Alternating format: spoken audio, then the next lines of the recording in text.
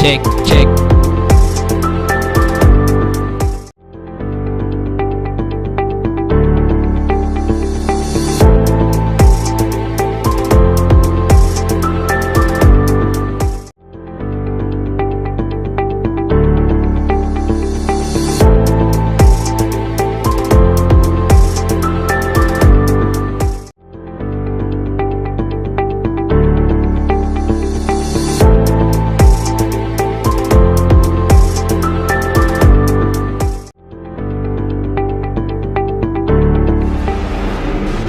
All our viewers to catch the live action of the 143rd Battle of the Blues played between Royal College Colombo and St. Thomas's College Mount Lavinia. We are live here at the SSC to bring you the latest coverage of the match, and I'm joined here from the goal side of the Blues battle, Ravita Pereira. Thank you, and I'm joined by my Thomian counterpart, Nevan Serasundara. We're expecting a really good game of cricket, a really intense game of cricket in the next 3 days. And the news from the centre is that we have put the toss, and the Royal College have won the toss in this encounter, and they have decided to have a bowl first. I think it is a really good option to actually have a bowl first, seeing all the weather conditions and the pitch of today's match at the SSC. So, Nevan, what do you think about the toss and about the pitch and today's proceedings? Well, I think it was a given that whichever side that really won the toss would have chosen to field first. Given the early morning drizzle we saw a couple of times today. Actually, the match has gotten significantly delayed because there was slight drizzles that were coming in. Umpires did not take any risks whatsoever and just said, bring the covers on, we'll delay the match for a couple of minutes. So I think it was a given that whichever side really won the toss should have chosen to field first. Of course, the added moisture would help the fast bowlers in trying to get that swinging in towards the left-hander or the right-hander. But furthermore, I think the biggest gift that moisture brings is the fact that it will significantly slow down the outfield. So the amount of runs that the fielding seal will concede will be significantly lowered by the added moisture in the outfield. So I think it was a brilliant decision by the Royal College captain Gishan Balasuri to choose to field first, and it will be a heck of a difficult job for the Thomians to really go against the swinging of Dan Podivala and all these other Royalist bowlers who will try to exploit the extra moisture on the surface. So going into this, we've seen that Royal College does have a significantly good pace attack, and they have tremendous options both in terms of fast bowling and medium pace bowling, but also have significant weapons in terms of the spin attack. Can you give us a little bit more details as to what Royal has and what they're expecting, and what are the key assets that they have in order to exploit the pitch on the SSC surface?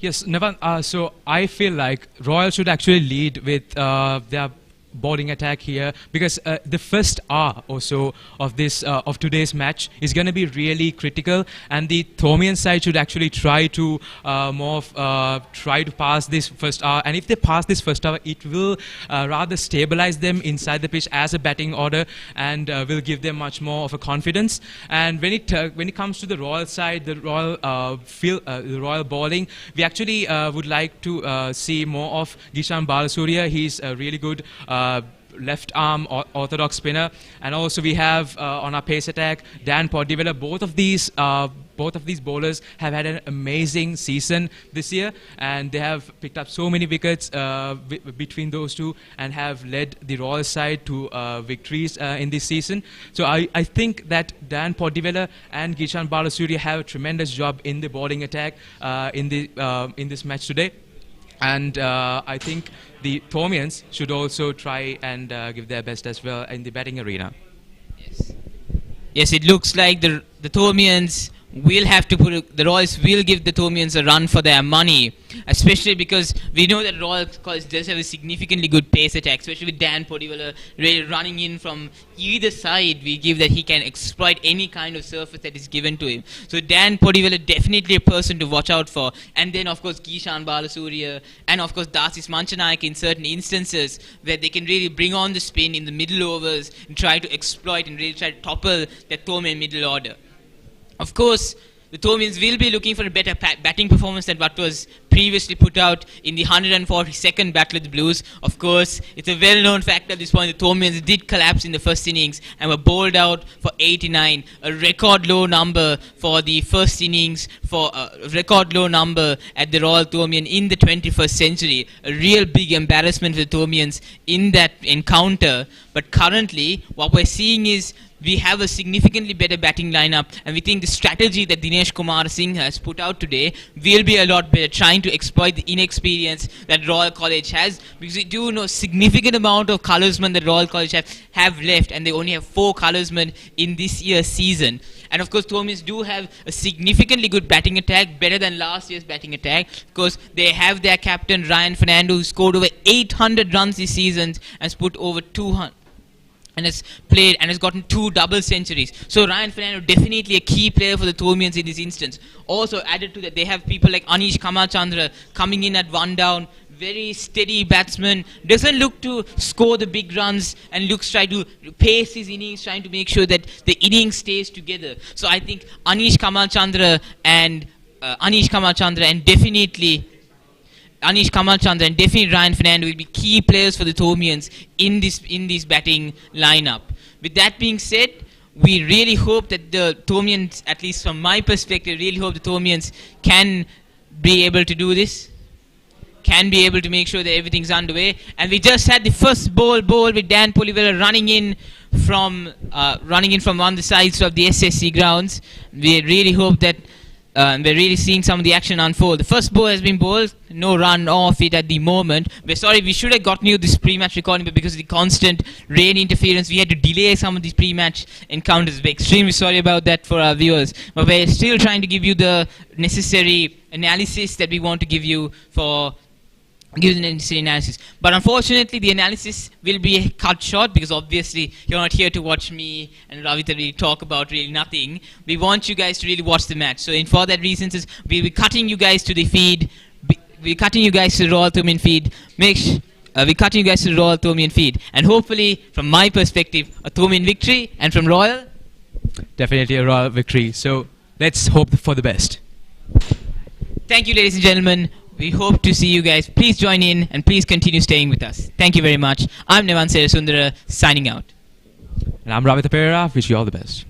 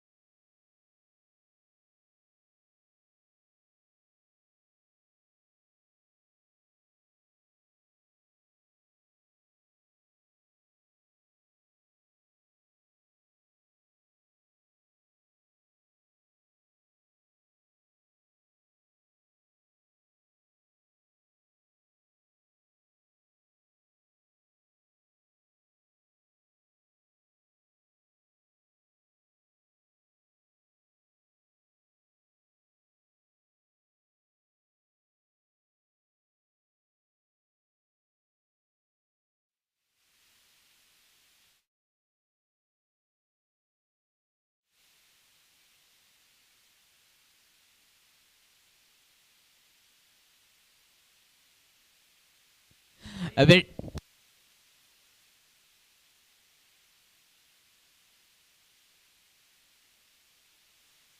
very good morning, ladies and gentlemen, to this edition of the 143rd Battle of the Blues played between St. Thomas's College, Mount Lavinia and Royal College, Colombo. We've just concluded the toss and of course we've gotten a few balls in for the first over. The news from the dugout and news from the pitch rather is that Royal College won the toss and elected to bowl first, looking to exploit the early morning moisture. We saw a little bit of moisture on in the beginning of the day, and of course because of that we saw a significant delay in play starting. But Royal College, the match is underway and we currently see Dan Polivela charging in for the tennis court end, looking to try to get Senadi Bulankulama, who's currently on strike. Bulankulama has had a decent season, hasn't really been able to get to significant runs, but rather has been able to be somewhat consistent. Low 30s, low 40s, trying to make sure that St. Thomas' opening order tries to get some initial runs on the board. And we see the conclusion of the first over. At the end of the first over, St. Thomas's run for no loss. I'm joined here by my co-commentator for the session, Ravita Pereira. Good morning, Ravita.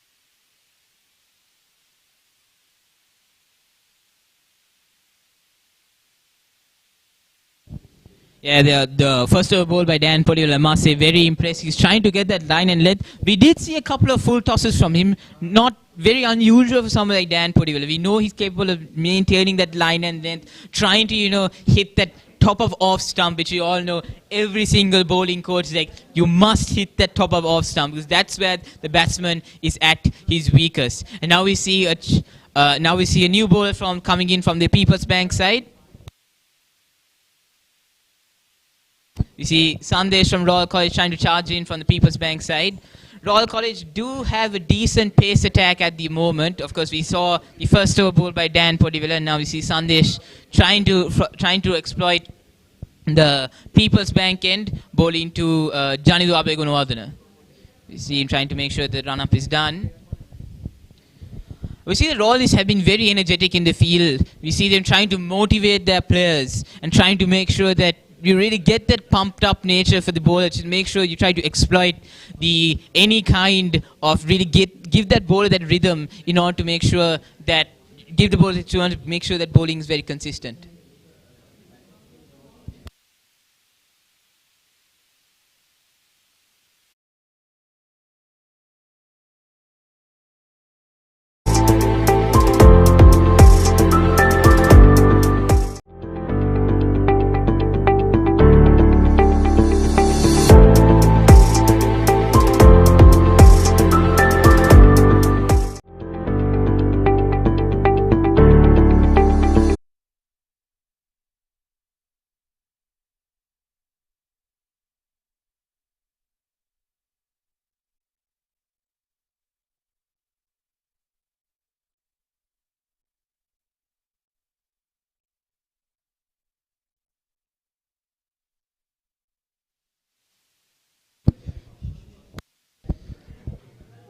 We're back with the coverage of the 143rd Battle of the Blues. We apologize for any technical difficulties that occurred. We worked extremely hard. The MURC Live people of Royal College, as well as the ICT side, have been working extremely hard in order to get the connection done. And as we see, a wide ball, a really poor delivery, has just passed Nitin Panapitia, the Royal College wicketkeeper, and gone down to boundary for 4. Very poor bowling, very something we haven't seen by the Royal bowlers. They've usually been trying to keep that line and length, making sure that the Thomians were on the back foot, but loose deliveries like that really show that no matter what you do, that one loose delivery can be a sign of relief for all batters who go out there and bat, especially in a situation like this where both Abegunawardena and Bulankulama are freshers to the Royal-Thomian. So all that expectation, all that anticipation of playing the Royal-Thomian, and you get a juicy ball like that, that sign of relief is going to be tremendous to the increase in their confidence in playing the game. So a really poor delivery by Sandesh, but we hopefully tries to get back. But the Royal Sandesh, other than Dan Podivella, Sandesh hasn't been able to pick up the line and length that Dan Podivella was able to do. We saw Dan Podivella trying to aim it in. So when we bowled into Abegunawardena, he was trying to aim somewhere around middle and leg, middle and off stump. Whereas we see that Sandesh, on the other hand, has been bowling a bit all over the place. I think he's not getting that line and length correctly, and that is doing tremendous work to the scorecard for Thomians and allow Bulankulama to really build his confidence up. Wouldn't you agree, Ravita?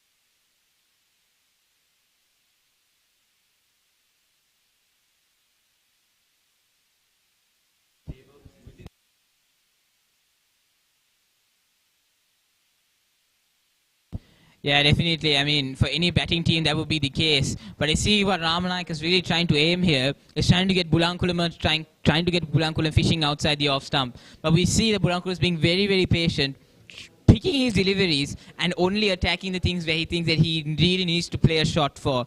That's good opening batting from Bulankulama, but we see whether that could be something that could be done progressively throughout his innings. Bulankulama is the more experienced campaigner out of the two. Bulankulama has scored the most runs compared to Abhay Gunawardena. But this pair has worked together before. There isn't a new pair that is completely batting together afresh. Rather, they have certain experience and we see them constantly communicating with each other. Each ball, the non-striker talks to the striker, encouraging them as to what kind of shot was played. And we see in the case where it was a poor shot or shot that may have gotten them out, we see the criticism between each other. And now we see Podivila charging in from the Vidyamouth end. Yes. It seems as if both bowlers are trying to encourage a similar strategy. We see Podivila having a bit of variation, trying to get the ball towards trying to get the ball to swing outside, trying to get the left-handed Abhay Gunawardena fishing outside the off stump, as well as we see him trying to have that variation to try to pitch it up towards leg and get the catch in between. You see a short mid-wicket in. So this is a very interesting play that we're seeing from Kishan Balasuriya, but currently it's not working. But however, he has been able to stem the flow of runs, but this is something that we see. Now, Royal has bowled 4.1 overs, and they've restricted S.Thomas to 7 runs. But, that's nicked down to the leg side. Hopefully get a couple. Yes. And Abhay Gunawardena takes those 2 runs. That increases run score to 3.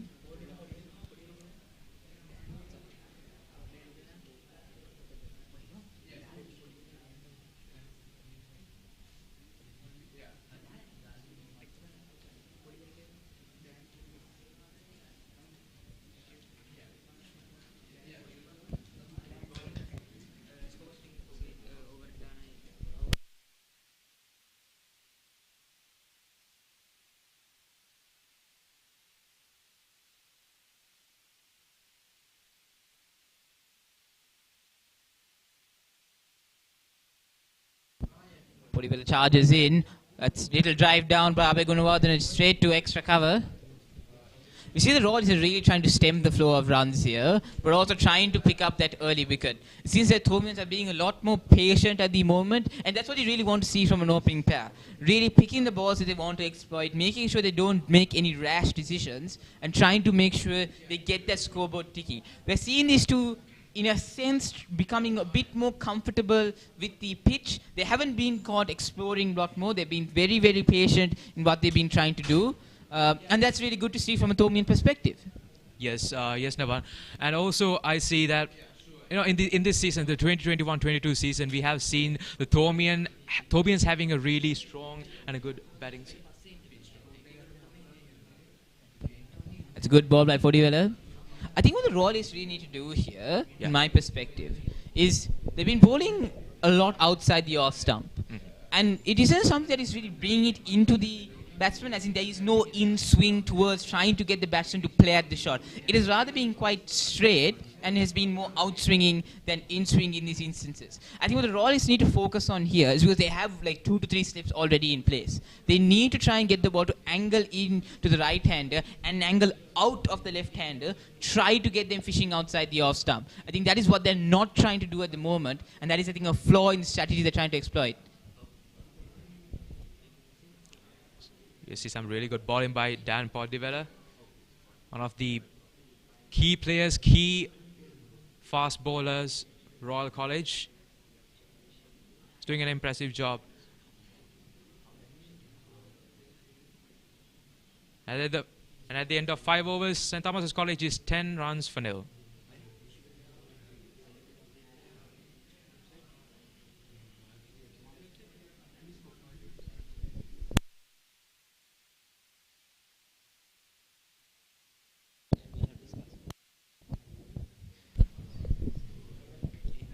Some lovely images there of Royal College Colombo. Really a proud institution in this great nation of Sri Lanka, and also just happens to be the country school that produced Sri Lanka's latest president. So we're seeing a lot of things, a lot of great things at Royal College. One truly wonderful institution to be in Colombo. I think you can talk more about them than I could, because of course I come from the enemy, don't I? Yes, sure, Nevan. And obviously, Royal College has produced so many cricketers, so many really renowned personalities, and we are seeing all these players, all that is actually coming from Royal College, and we have seen some really good.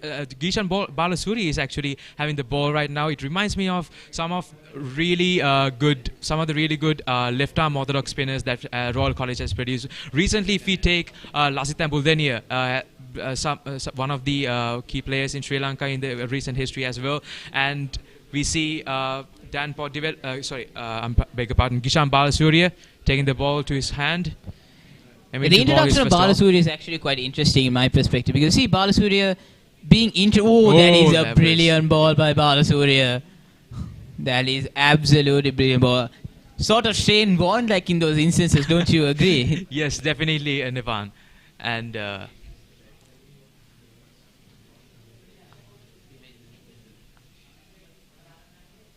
Gishan Balasuriya.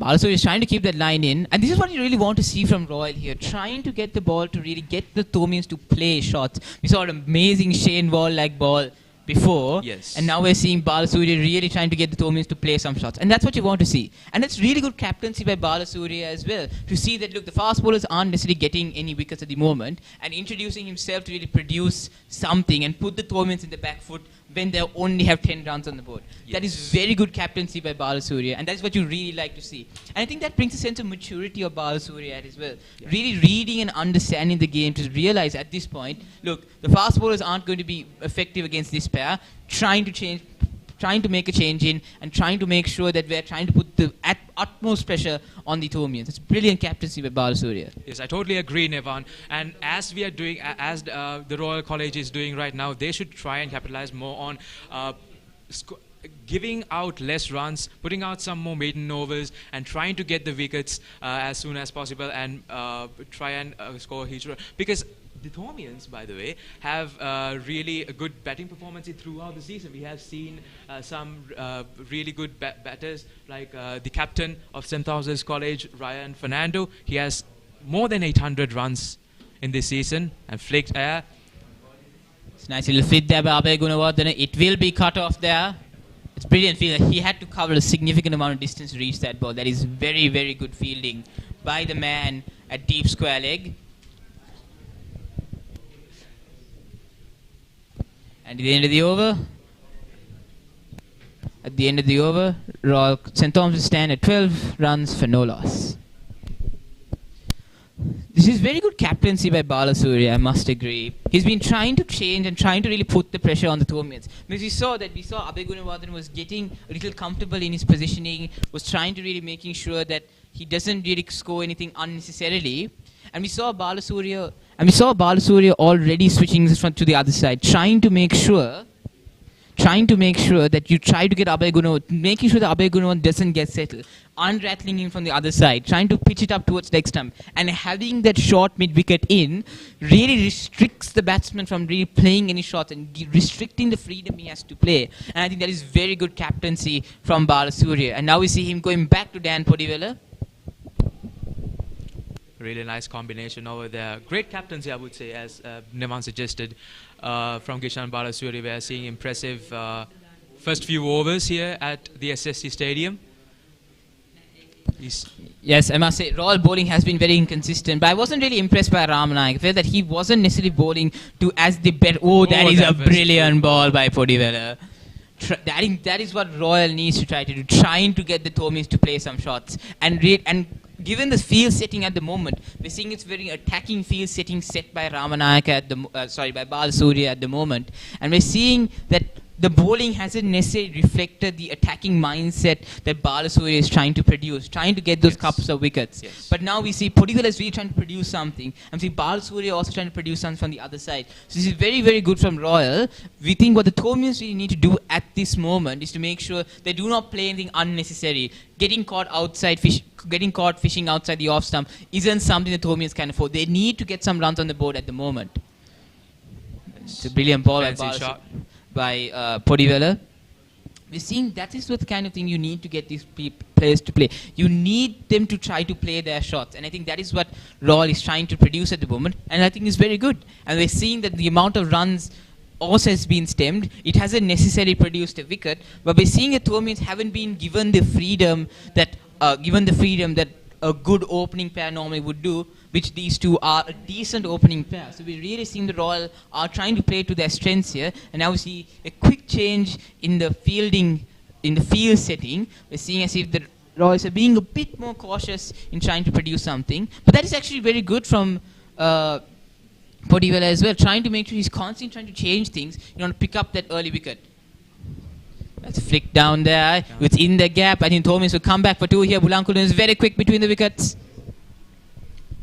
It's hard to produce runs in this wicket right now because of the wet outfield, and it's very much restricting the runs that Thomians are trying to play. So I would say if Thomians are trying to play any strategy here, they would actually have to try and play less, be really cautious with whatever the shot that they're going to play, because I think that Kishan Balasuriya and the fellow Royalists are actually trying to build up they're actually giving so much of pressure, building so much of pressure on this Thomian side, and we have had just 14 runs within these 7 or so overs, and that is what the Royal College team needs to build up the pressure, and that has been excellently done by Dan Podivela, Kishan Balasuriya and the bowlers and the fielders. That's a leg down by Bulankulam.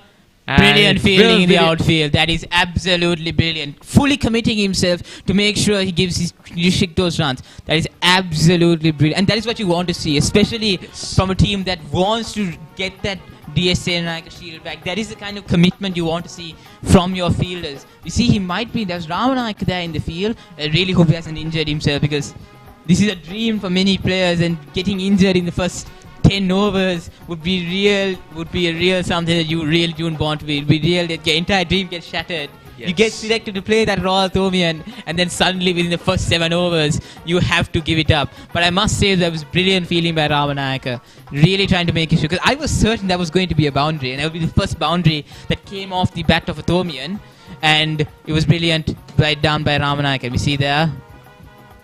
Yes, I have to agree, Nevan, because playing the Royal-Thomian is no easy deal, and it's something huge for a Royalist or a Thomian, right? And it's something that every cricketer would like to experience. And being the Royal-Thomian Battle of the Blues being the second longest consecutive cricketing game in the entire world, we actually see this is something prestigious between two prestigious organizations in Sri Lanka, and we have to admit that the Royal-Thomian has produced so many great cricketers to Sri Lanka. And also we see Dan Podivela right now. Oh, that is a nice brilliant ball. I would say from all the bowlers, I've seen the most impressive bowling from Podivela. Yes. And at the end of the 7th over, St. Thomas is a 16 for no loss.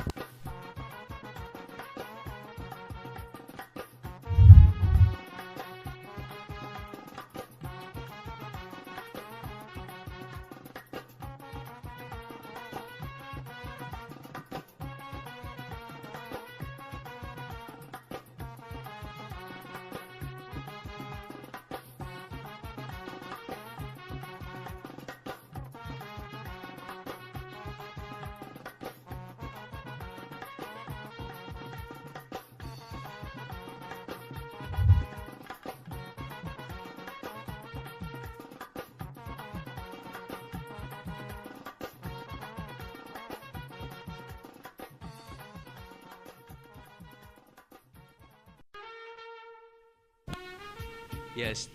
Even though it's not the March match. Balasuria continuing from the People's Bank end.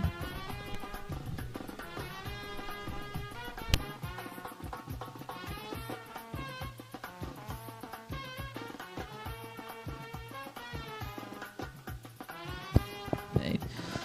Abhay Gunawardene has been in a bit of good touch here. He has been the one who's hasn't really given those half chances. We've seen Burankulama almost get out in several instances, trying to, fishing outside the off stump. But Abhay Gunawardene is being a lot more composed here, trying to make sure that he does not do anything rash at the moment. Going after the juicy ball may end up costing his wicket. So we see him being a lot more composed, a lot more reserved, picking his balls, making sure he only goes after those scoring shots, scoring balls. We see that Abhay Gunawardene is the far better player in this instance. Burankulama is still trying to, it's a bit rough around the edges, but I think that Burankulama will try to get back into this game.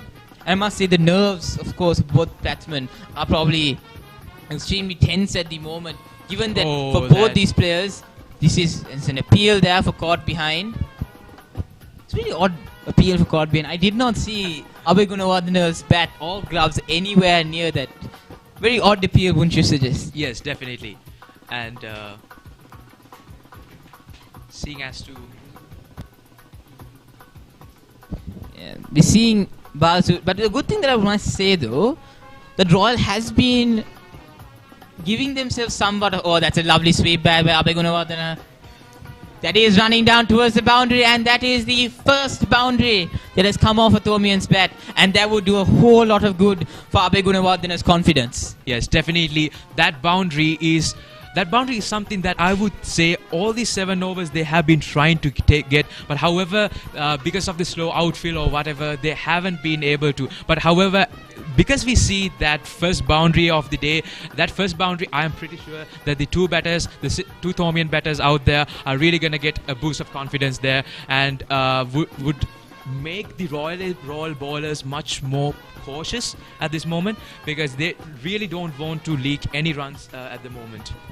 Yeah, I mean, definitely what you really don't want, especially considering you won the toss, and then you have a field that is very much suited to fielding. The one thing you don't want to do is give loose deliveries to the opposing side, building that opening partnership, really allowing St. Thomas to get a decent score before lunch, maybe around 100. That is a chance. That was a chance there.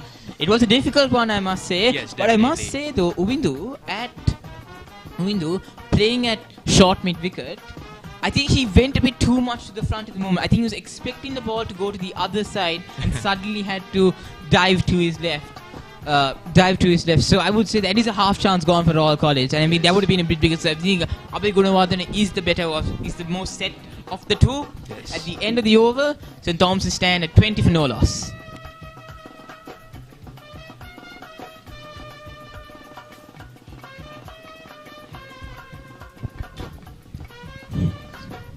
Seeing some cloud cover here.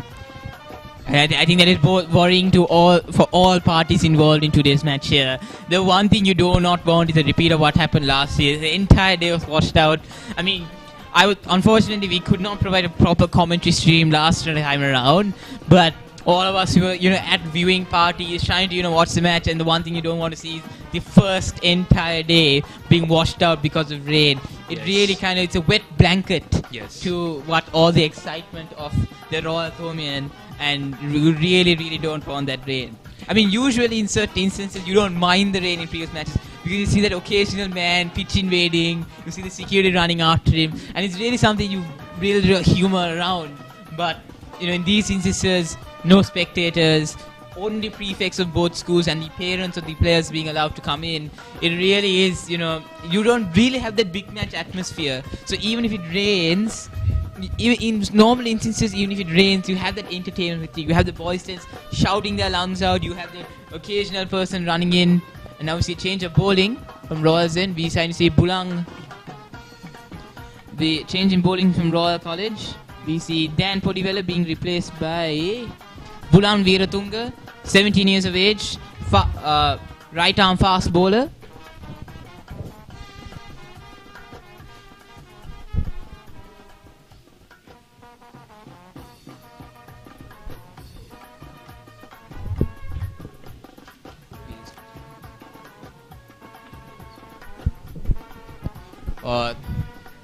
Veeratunga is really trying to get Bulang. So if you look at it, unfortunately we do not have the graphics or the technical capacity of these large international institutions. We cannot show this to you. But what the data suggests here, that Bulang hasn't necessarily middled the bat. If you look at all the shots that he's been playing, it's always at the edge of the bat.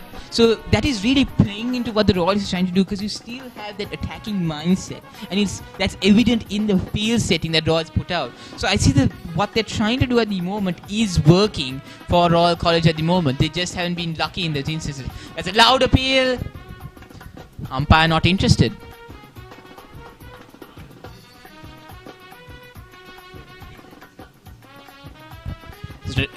We see the Royals have been quite vocal in the field. We've seen them constantly trying to encourage each other, trying to make sure that something is done. Even in the previous over, where we saw Abhay Gunawardena or rather Bharat Suri being set for 4, we saw Panapitia going straight up and saying that, look, we need to change the line, we need to do something different. And that actually ended up in creating that wicket-taking opportunity. Yes. Unfortunately wasn't taken by Royal College. But we see that currently it is very good to see. Oh, that was another great delivery. Great delivery. I think, as you said, Nevan, that support that you give each other in the field is really vital, because that pressure, being vocal inside the field actually not only builds up the pressure for the opponent team, because those two batters are actually in some great pressure, even being on the pitch itself and trying to manage and get those runs flowing through, right? But however, getting the entire team, supporting the entire team by that, all that. Right. By all that is really vital when it comes to powering your way through an entire 3 days of a test match here at the Battle of the Blues encounter. And we have seen that from Royal College. That is another plus point for them. Yes, definitely. I mean, Royal College at the moment, I would say this is still at the moment. You can't say that one team is on top here. Yes, if Royal definitely. were to get a wicket, Royal College would definitely be on top at the moment. But if we see that Thomas may put up 50 runs on the board without losing the wicket, I think S.Thomas would be great on top. That's a wonderful forward defense there. You see the great balance by Bulang Kulama there. We saw his head under the ball, making sure that he doesn't really give up anything at all. And at the end of the 9th over, S.Thomas is standing at 20 for no loss. We will change in commentary. Nevan Sundara and Ravitha Pereira being replaced by Asif Amir and Kimhan Fernando.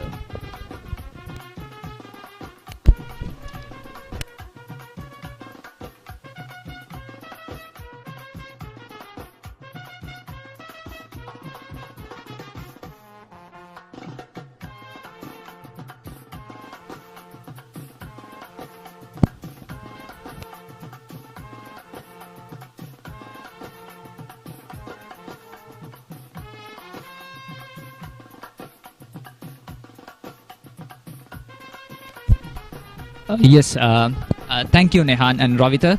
I'm Asif Amir with my partner Gimhan here from St. Thomas College. Here we are bringing you live the 143rd Battle of the Blue. So far around, the match has been begun, and with Royal College winning the toss and electing to bowl first. So far, St. Thomas College, a beautiful beginning, I would have to say personally, because looking at these batsmen, the way they play, the way they are patient to the bowling attack of Royal College is really impressive.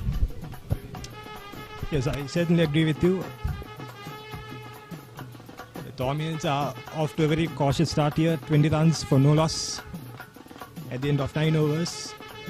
Personally, I think this is what a batting team should have in a 3-day, 2-innings match. I mean, to have a very good a ticking scoreboard, a very good beginning, and of course not doing rash things that would break down those early wickets. I mean, breaking down those early wickets means that the next batsman comes up with the pressure of having the team back in the running track. So I think being the open batsman, they are doing a marvelous job. Meanwhile, talking about the bowlers, Royal College, several opportunities with a very good bowling attack. Once again, a very good ball by Gishan Balasurya.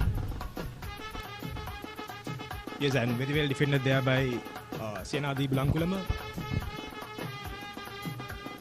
And yes, I certainly agree with you, Asif. I think it's very important that you do not lose wickets, especially in the first over, and try and build a partnership early on in the game so that you can set the platform, and even if you lose a wicket, then the next batsman coming in will not feel the pressure that much.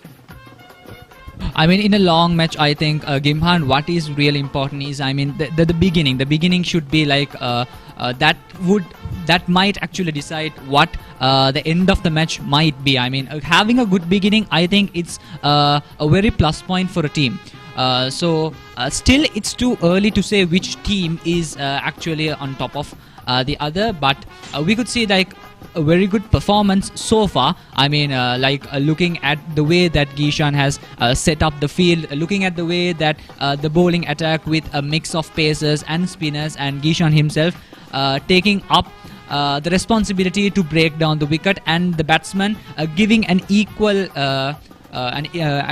effort in order to keep the scoreboard ticking.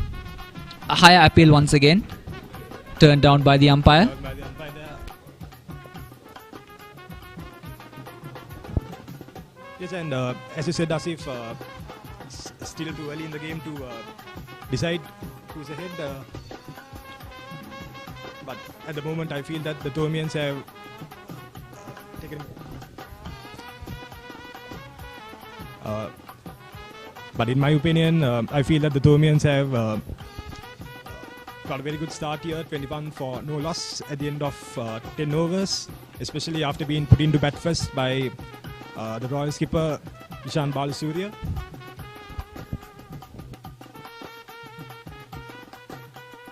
We could see some beautiful pictures of St. Thomas College. A very prestigious history, I'm sure.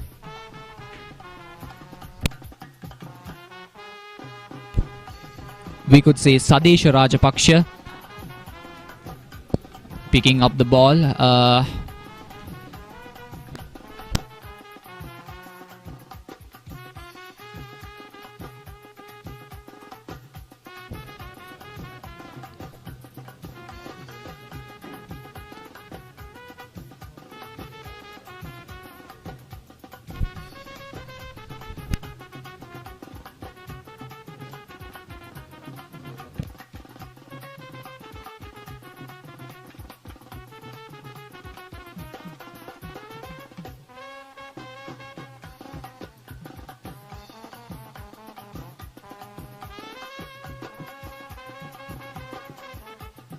Once again, a very good performance by Sadisha.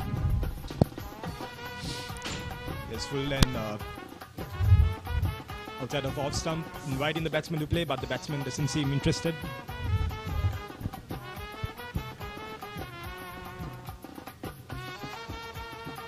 I mean, once again, the batsman judging the ball by the position of how it lands and how it might affect. I think that is something what an open batsman should do, especially in a long-term match with the 2 innings, of course. The way they play actually shows how much experience that they have in cricket, and especially as my previous commentators said like it is not easy to play in the Battle of the Blue. So don't you think Gimhan, being a player in the Battle of the Blue and having that much amount of experience, I think that would that would fuel up their career in cricket.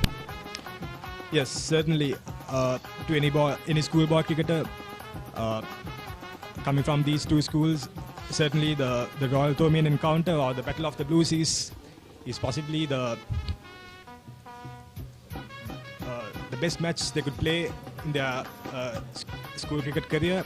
And some of these players we might see some of these players a few years later being part of the national side as well, and this will certainly be one of the highlights of their career wherever they play, and whatever the heights they reach, certainly being part of the Battle of the Blues will be a highlight of their career. So at the end of 11 overs, the scoreboard indicates it's 21 for no loss.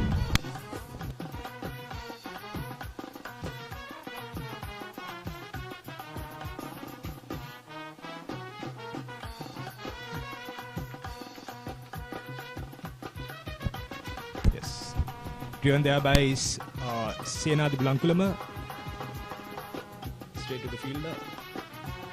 We could see the Royal bowling attack, as well as the fielders are being quite vocal, and Gishan Balasuriya to the attack. Once again, a very good performance by Balasuriya, and the batsman also playing it on the defense, not doing any rash movements that might cost his wicket.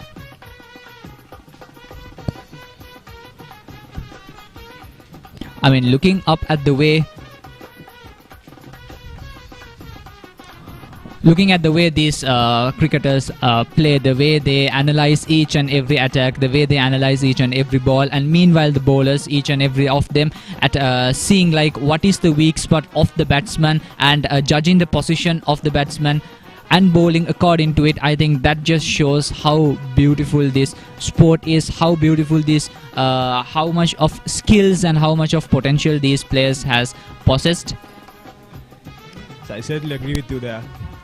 And I'm really impressed by Senadi's approach here. He's 6 of 30 odd deliveries, while Janundu is also 11 of 32 deliveries. For the batsmen being very cautious here, not trying to give away their wicket.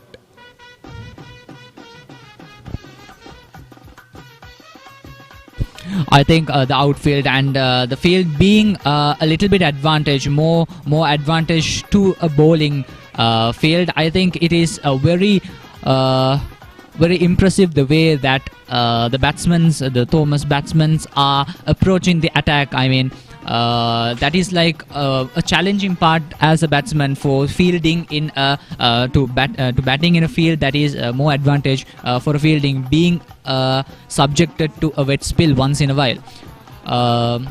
So what do you think about it, Gimhan?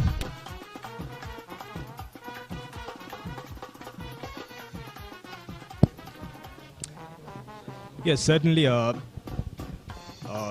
Today in Colombo we have very overcast conditions here. Certainly very helpful to the fast bowlers.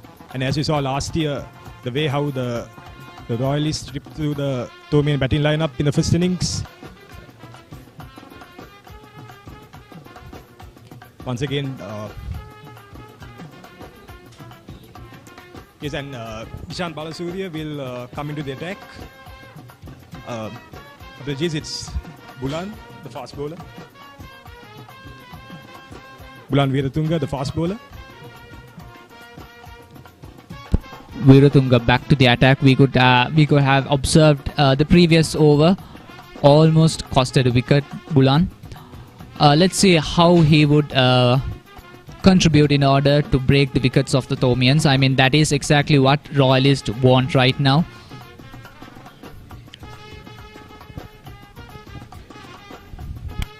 Yes, the bowler charges in, but the umpire signals it's a dead ball. So he will have to start his run up again.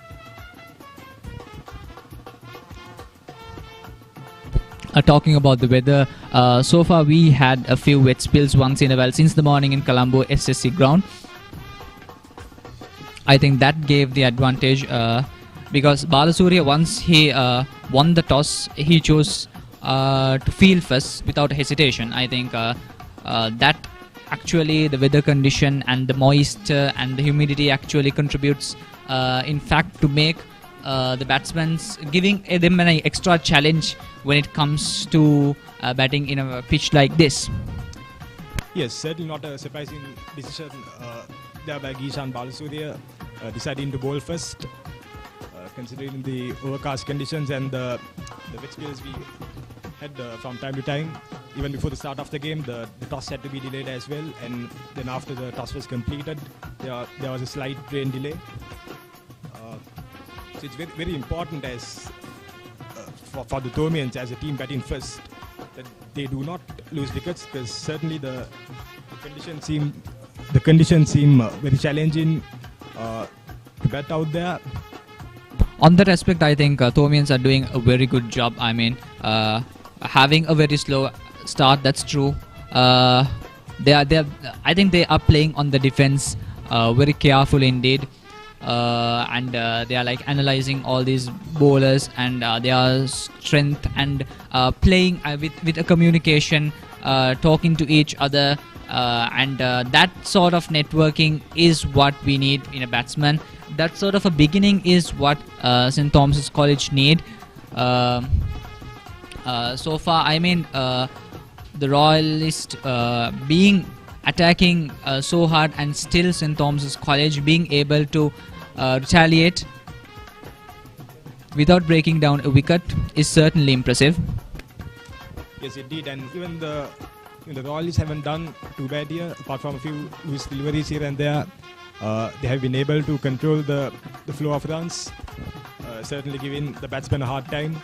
But obviously, they would want to have a wicket early on in the game, try and find the first breakthrough, so that hopefully they will be able to get a few more wickets before the lunch break.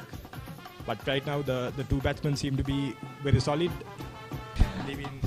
especially leaving balls outside of off stump, and being very patient, not being tempted to go for the big scoring shots. I mean, that kind of makes them, I think, comfortable in the field. The way they play it, we could see like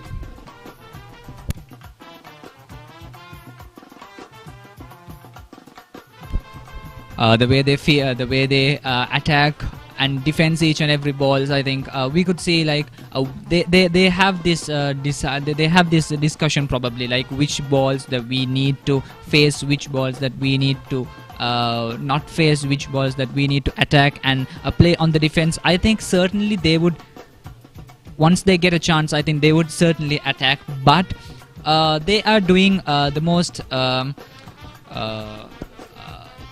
intelligent way of batting here. Yes, certainly, especially like considering what happened last year, where the Thomians were put into bat first, and they obviously had a very tough outing. The Royal fast bowlers through the Thomian batting lineup, and certainly after being put into bat first, the Thomian batsmen would have wanted to avoid such a situation this year, especially considering the fact that we haven't lost that many overs, and in fact there was a delay in the start, but unlike last year, there is a lot of time left in the game, so obviously the Thomians would be hoping to put up a big score.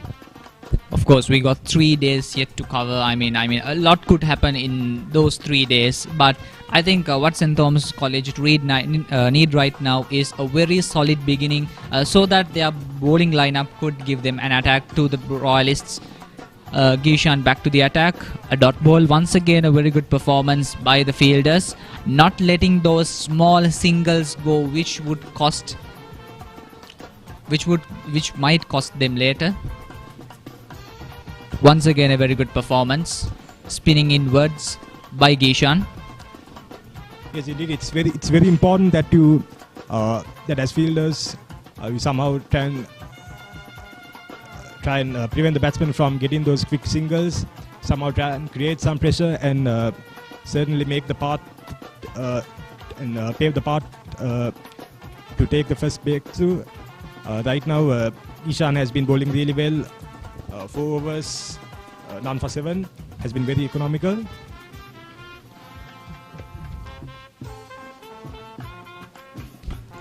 Once again, a very good delivery.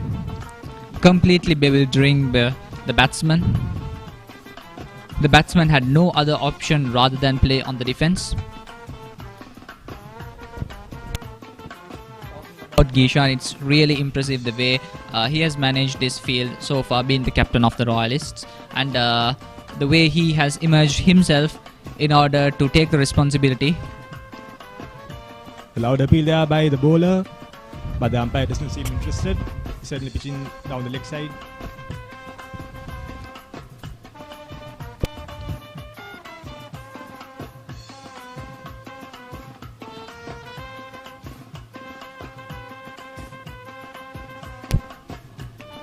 A bit fuller on this occasion, But still just a dot ball out of it. So I think that's a very good performance by Gishan. end of the over, it's 23 for none. Talking about the big match fever this year, I think a lot of schools has played big match with or without their spectators. I mean, talking about the 143rd Battle of the Blue. This time, I think it is not exactly having the vibe that we used to have in the previous years for many reasons. Talking about them, it's all these years we had the COVID virus, and of course on this year the crisis has emerged, the economical crisis, the fuel crisis, and then the political crisis. So all of these things has backfired in such a way that the 143rd big match of Royal and St. Thomas's College, we are supposed to play it without the spectators. I mean, for as a cricketer, I think that is something that would not fuel your spirit. I mean, when you have thousands of cheering boys to your side, I think that is something that would give you an edge. I mean, even though you can't, I mean, you are not feeling like doing it, I think that might fuel whatever you do it, bowling maybe, fielding maybe, maybe batting. I mean, that sort of a cheer would certainly take you up to a different level. But this year, controversially, we don't have that, which I think is an extra challenge for these cricketers. Don't you think so? Yes, I certainly agree with you there. The support from the crowd is something that we've been lacking for the past 2 years. Last year, due to COVID, the match was played behind closed doors, and this time it again. Originally, it was planned to invite only the senior students of both the schools, but then unfortunately last moment they had to change it and decide to play the match behind closed doors. And yes, as you said, you know, when you go out there, certainly playing a big match isn't an easy deal. The nerves will get on you, so having that support from the crowd, especially the Tora Para and the Royal Para from both the sides, it will certainly make you feel better. And obviously sometimes when you play out there, especially in this heat, it's sometimes it can get very tiring, and obviously you might tend to lose your focus. But when you get that support from the crowd, the papare music all around, and it's never a dull moment when spectators are there. But unfortunately this time as well, only the prefects are able to the prefects and the parents of the players are able to attend the match and support the two teams. So hopefully next year the situation in the country will return to some sort of normalcy, and we'll be able to have spectators like before, and certainly enjoy the real atmosphere of a big match. Yeah, talking about the big match atmosphere, I think with all these wet spells, even it is even more depressing to watch a match. I mean, it rains once in a while. I think it won't make a big difference being without spectators watching a match. I mean, it would certainly make a big difference. But once again, a very good performance by the bowler. Just missing the outside edge there. Ulan Veeratunga We certainly be a bit disappointed that he couldn't find the outside edge.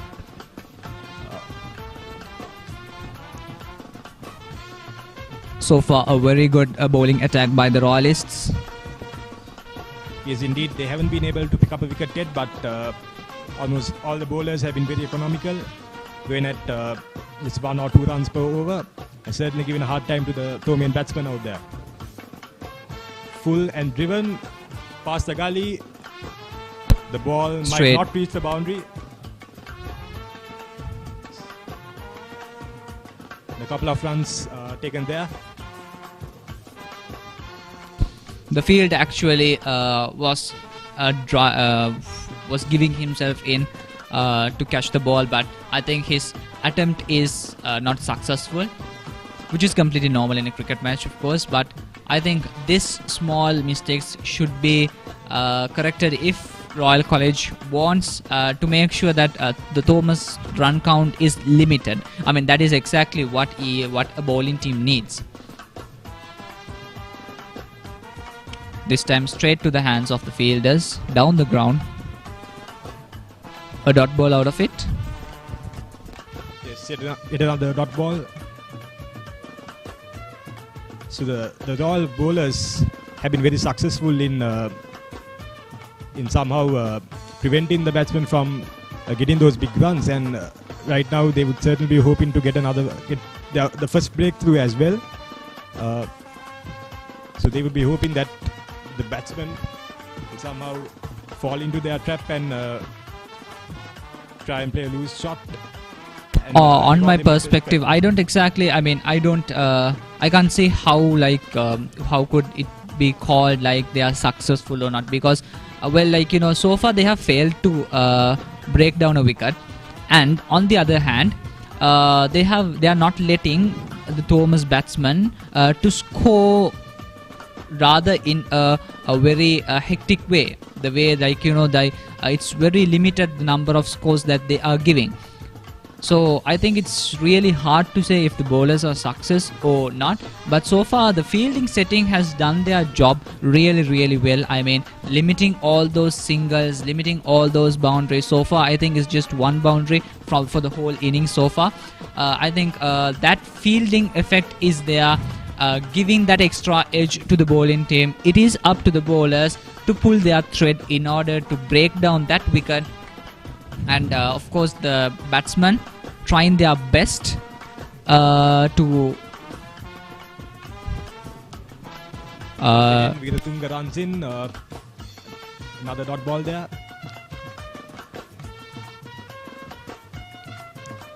At the end of the over, the score remains at 25 for none.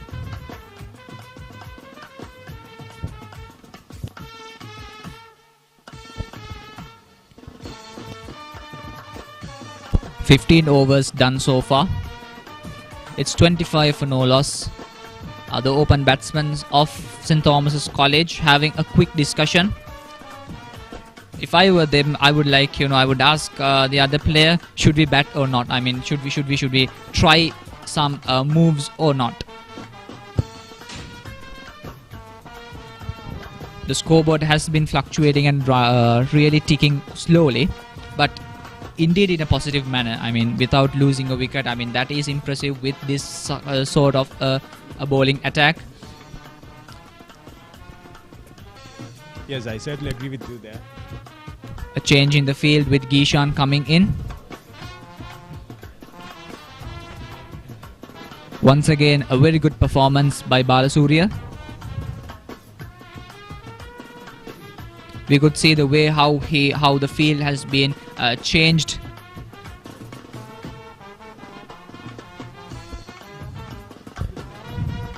Once again, a very good performance by Balasuriya. Of course, the batsman playing it in defense. Better safe than sorry.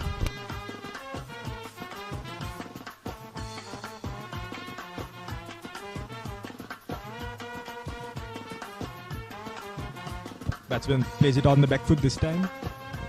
Another dot ball.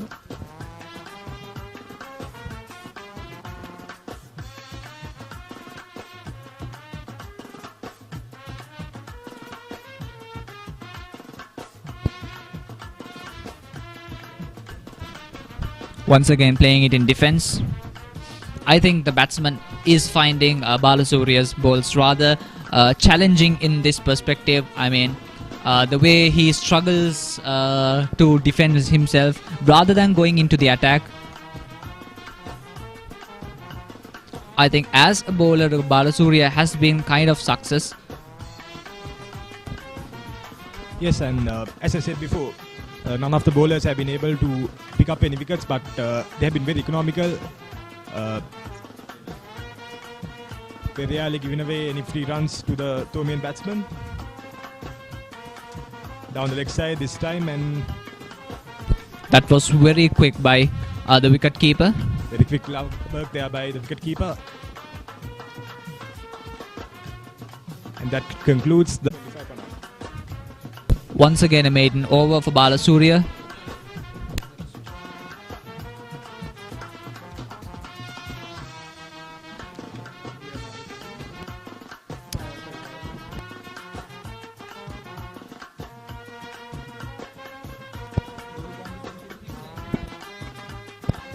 Right, there will be a change in the commentary box. Sivan Vijay Singh will come in.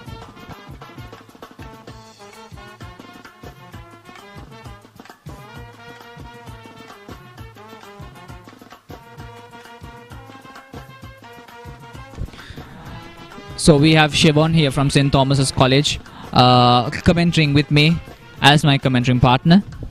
Good morning, Sivan.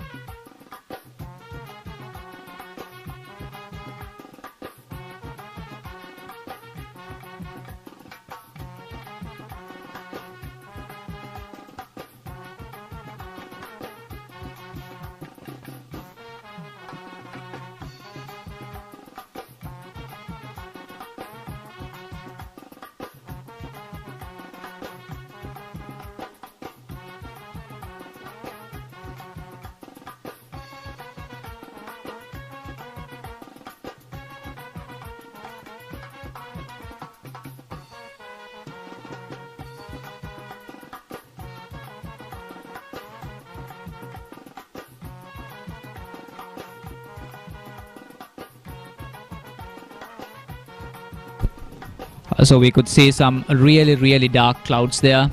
I think since the morning it's really been a wet spill. That actually has given Balasuria the impression to have the decision to bowl first.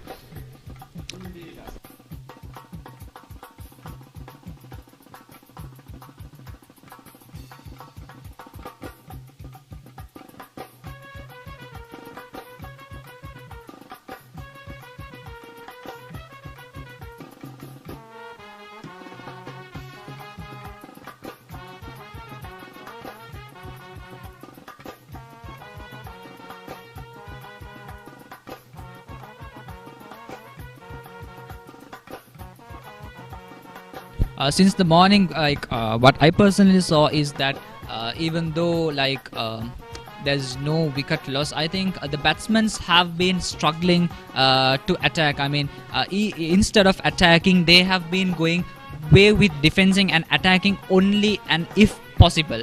I think that sort of a struggle is being pulled out. Once again, a quick single, and here the ball goes down the ground. Probably a boundary. Yes, it's a 4 runs. The second boundary.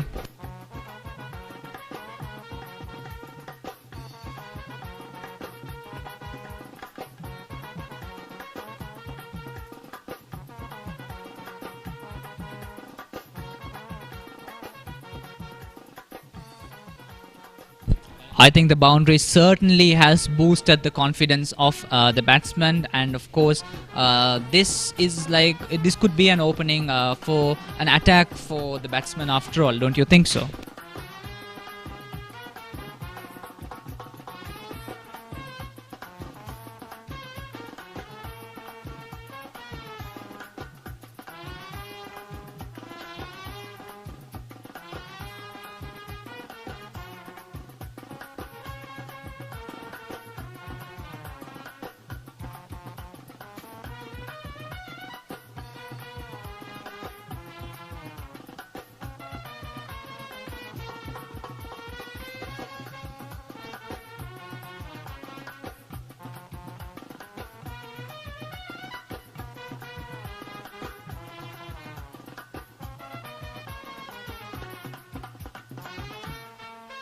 A change in the field setting has been observed.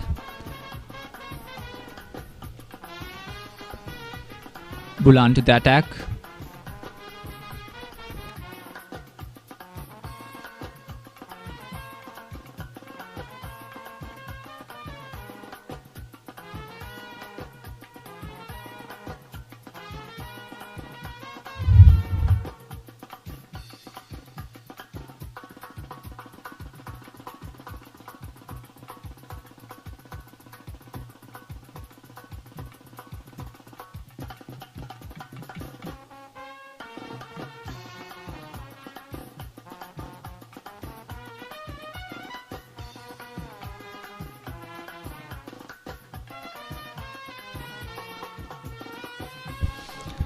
We could see some beautiful pictures of St. Thomas's College. A beautiful piece of architecture, very impressive. And of course, institute which has produced many great personalities, including cricket. So far, it has been able to establish one of the longest big match history with Royal College in the country. Sadisha Rajapaksha back to the attack. We could observe that the field setting has been changed. Once again, a very good performance by Sadisha Rajapaksha. The ball swinging out.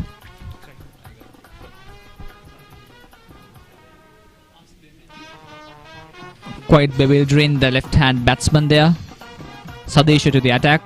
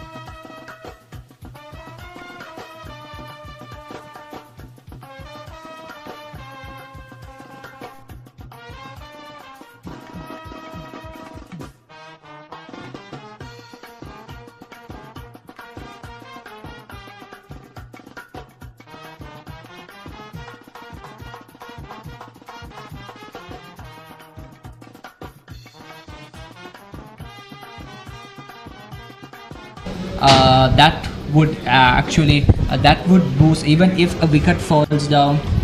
If there is a solid inning, I think the next oncoming batsman would perform quite well without a pressure. But if St. Thomas's College open batsman fails to give that opening, I think that might affect them after all. I agree with you, Asif. But given that the run rate is slightly below 2 runs, it's pretty evident that the Thomians are following a very defensive approach to the game, which is good because this is 3-day cricket, somewhat like Test cricket, and Janidu and Bulankulama are not going after the runs. They don't want to score quick runs. They're not being hasty. And we've not seen the batsmen giving any half chances to the bowlers, and that is very good. But I feel that Kishan Balasuriya would need to attack. He needs to be a bit more aggressive with his field setting. We saw Sadisha Rajapaksha turning the ball away from Janidu Gunawardhan, who has scored majority of the runs for St. Thomas's. But there was only one slip fielder.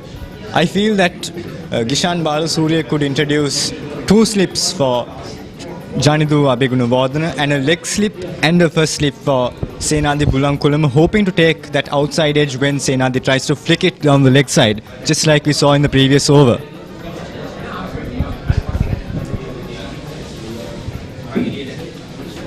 The Royal Seamers have been very consistent this morning.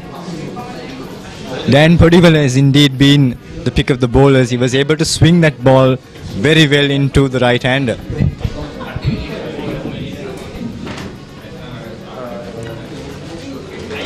Glided down to fine leg. A good shot from Senadi Bulankulma brings Janidu Abewardena back to the strike.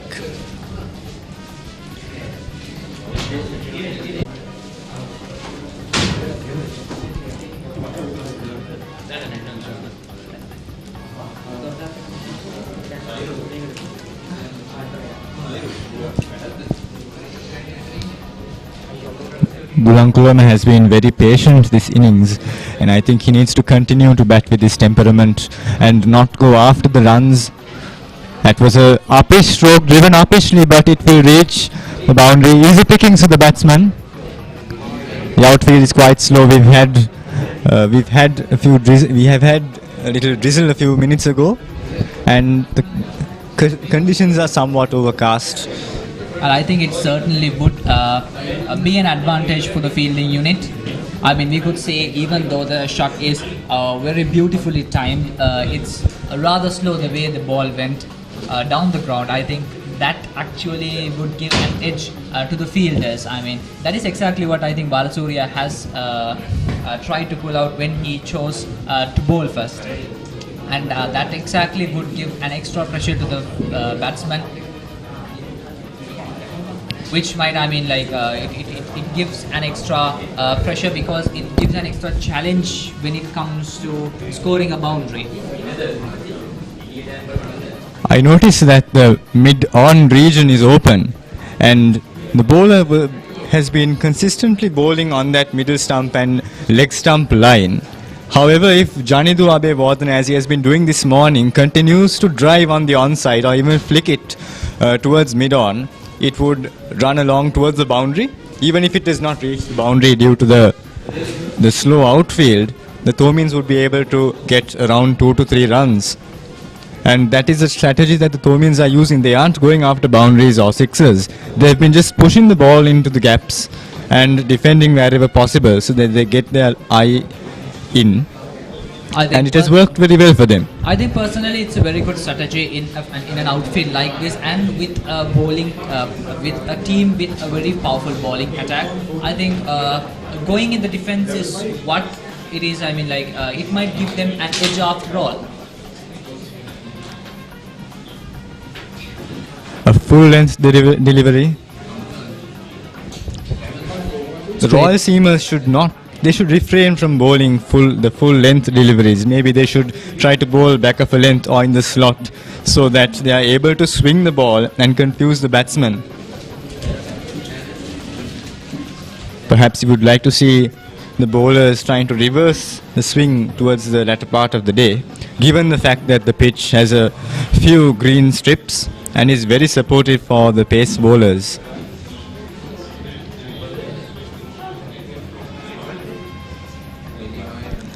So far, the Royal College pace attack has been so far success with a few loose deliveries, of course, and that would mark an end to another over. Well, that was a decent over, Asif, but I still feel that Gishan Balasuriya needs to attack much more than what he's doing right now. As I pointed out, still the mid-on region is kept open, and Janidu Abewardena in particular is very comfortable with flicking the ball right through the leg side. Yes, on my perspective, I personally believe that Gishan might have a plan after all. I mean, like being choosing to bowl first. I think being an experienced captain, I think he would have a plan after all. I mean, analyzing all these attacks, how these batsmen face each and every ball. I mean, how they defend it. I think Gishan might have a plan after all, and let's see how the Royal College will come face all these things in the next few overs. It's good to see a leg slip brought into play, and Sadisha Rajapaksa is bowling that line that could definitely take the outside edge of Bulankulama's bat. That was an interesting delivery, but I believe that missed the outside edge. But that's exactly what Royal will want. That's what Sadisha Rajapaksa should be looking for. He should continue to bowl that length and that line and try to force Bulankulama to flick the ball. Because if he bowls slightly full, Bulankulama cannot leave that ball. He's forced to play And if he does not read the spin correctly, he is sure to get the outside edge and send it straight to leg slip.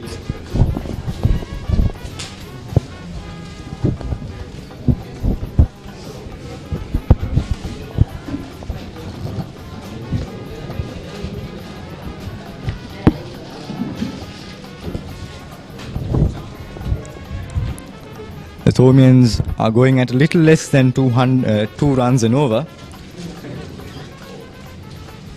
Looks like Janidu wants to be a little bit aggressive. Between the fielders still. Not fast enough, I guess.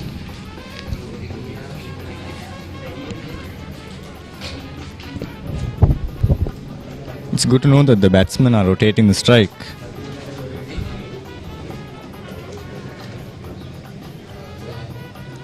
Once A again, very good playing delivery. defense. From the way Senadi Bulankulama's bat was positioned, we could see that he did not expect it to spin from outside the off stump to around the middle stump line. Played off the back foot.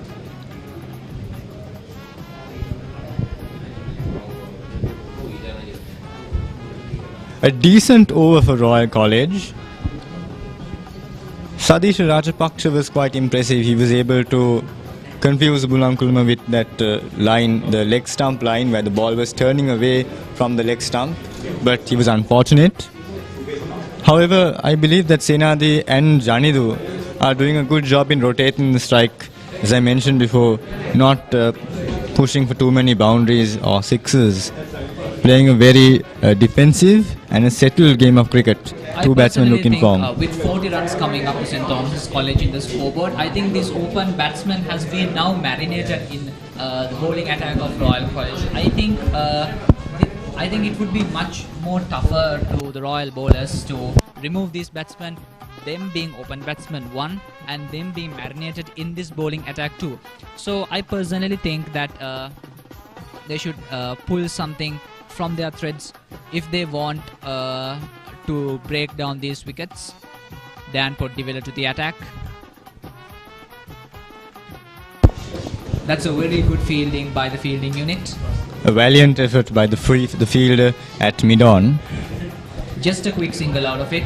The batsman being really quick between the wickets. In the recent past, we've noticed that running between wickets is a very vital aspect in the game of cricket, especially in the shorter format of the game, that is T20 cricket and one-day international cricket, that's 50-over cricket. And we've seen that style of running, that the sprinting between wickets when the ball is just tapped to the catching fielders. We've seen that type of running between wickets introduced into Test cricket, and that has come in very useful, especially when batsmen would like to follow a very defensive approach and not go after the big shots and big runs. Dan Pottivilla has been in good form throughout the season. Especially being a key cricketer, a key bowler, I think, in the Royal College bowling lineup. Dan Pottivilla has done a very good performance, very exceptional performance in the first 11 season, breaking down numerous wickets with numerous teams, giving an edge to the Royalists. I'd like to see Dan Pottivilla being consistent with that line and length. Janidu was in two minds whether to play that or not, but indeed he should have left that ball. Janidu does not need to go after the balls that are placed wide of the off stump, because after all, Dan Pottivilla is probably the best seam bowler Royal College has, and he's been able to swing the ball a lot this morning, and he's been the pick of the bowlers, and the Thomians have somewhat struggled to face him this morning.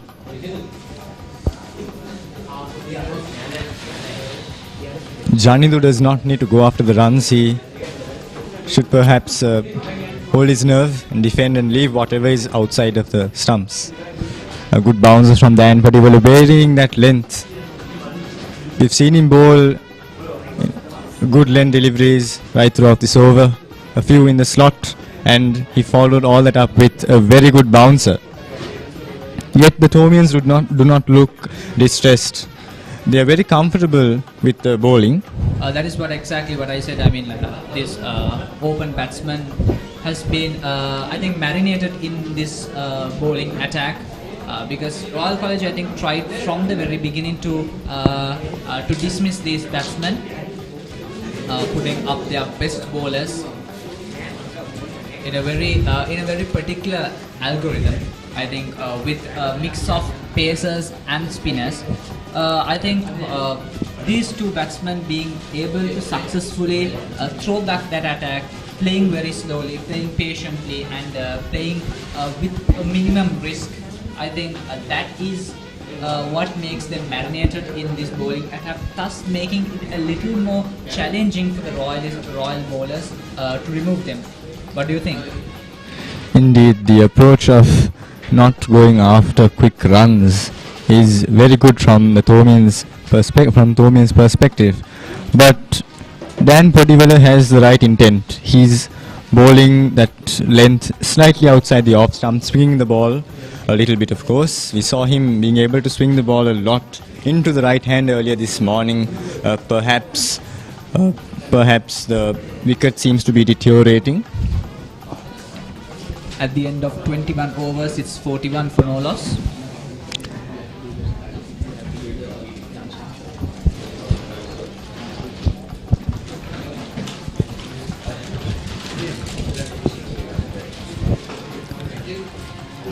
I would like to see Dasis Manchanayaka coming to bowl once again, the young right-arm off-spinner. He showed some promise a few years back when he played his first big match back in 2020.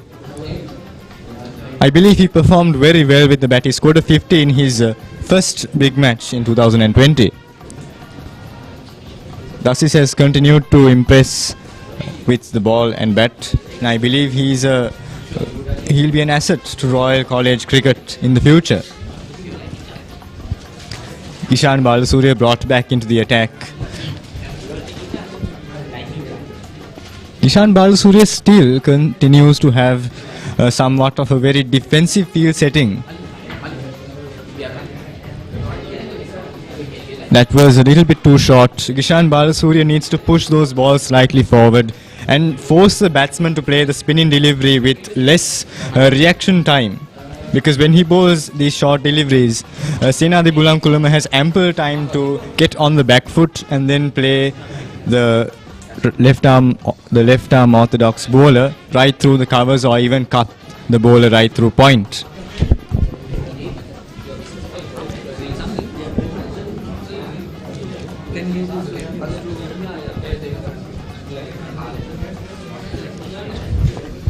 Introduce one of them.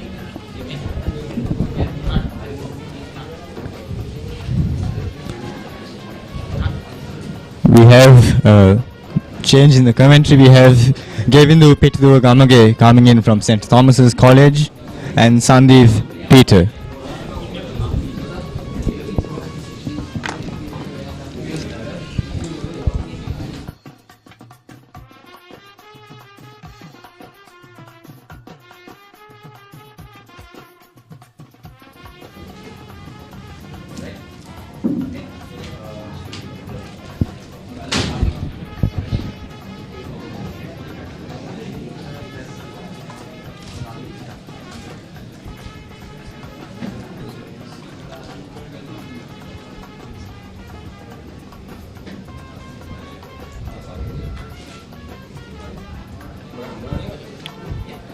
We had a slow start in the beginning of today with a bit of weather problems. The match was significantly postponed, but it seems that that little spur of bad weather will now not affect the match at all. Yes, Sandeep, we do see a few dark clouds around the corner. But we do expect to have a bit of play until around 1 o'clock today, till the lunch break. So Ishan Balasuriya continues. Some wonderful fielding and bowling from the Royal side.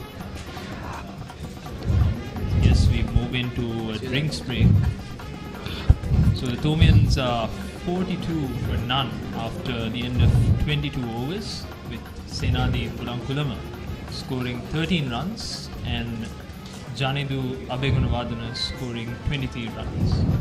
The Thomians have definitely been playing a very defensive game of cricket, which for the early game is not is very favorable for the Thomians. The performance last year was somewhat disappointing on the Thomian side, so I'm sure that all Thomian fans out there are very happy with the performance of our two opening batsmen. Yes, with Senadi Bulankulama on one end defending the ball very well, and he's seeing the ball very well throughout the morning, and he's been the ball, as they say, and he's been defending the ball very well throughout the morning, and I feel that he's getting into good form and will continue with his innings, and hopefully will score a big one this time.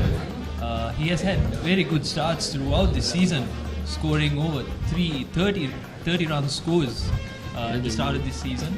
So we could expect Bulankulama to get into some form, and yes, there was an appeal there, but unfortunately turned down by the umpire. Just going down the leg side, Bulankulama tried to glance it down to find leg. This is a high stakes game. They still haven't gotten a wicket yet. I'm sure the Royal side is a bit nervous because the pair, Janindu and Senadi, seem to be a very strong pair. There have been numerous instances where the Thomian side got a little nervous, but That's a short one from Dan Podivella. it's all Fine leg in place, so he's trying to give Senadi no room and try to get him off the back foot. it's wonderful game of cricket so far. The fact that the batsmen they are deciding which shots to play and which not to. They have to weigh the risks out in their head. Since this is the early start of the game, they don't want to take too many risks. Not go for those big shots, and have been playing a very defensive game. And that seems to be playing out very well for the Thomian side. But they do need to get up some runs and increase the Thomian morale.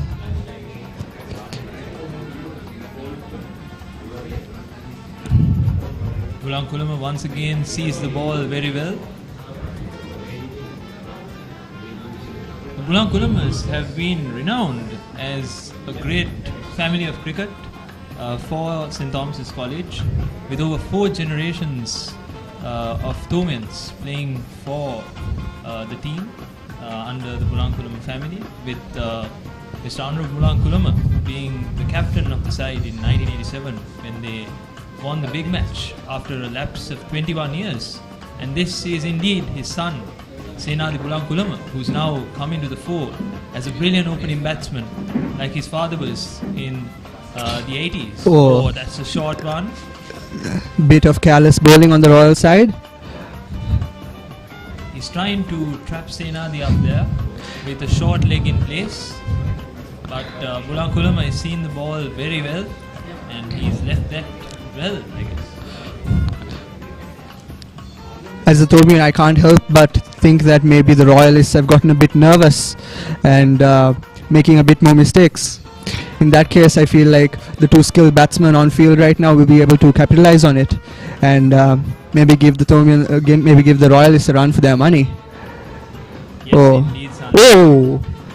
I'm sorry, right there was a miscatch. It's not clear at this moment whether he actually hit the bat, but we do know that the ball was missed, so all is well for the Thomian side. Yes, Bulankulama seeing the ball very well once again.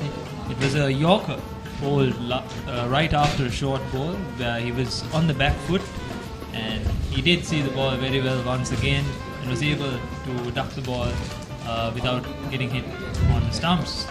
So Bulankulama is showing a good lot of character as a batsman, and we hope to see him growing from strength to strength in the coming overs. Oh, that's Oh, a wide delivery. can't help but notice that the Royal bowling has significantly declined from the first few overs.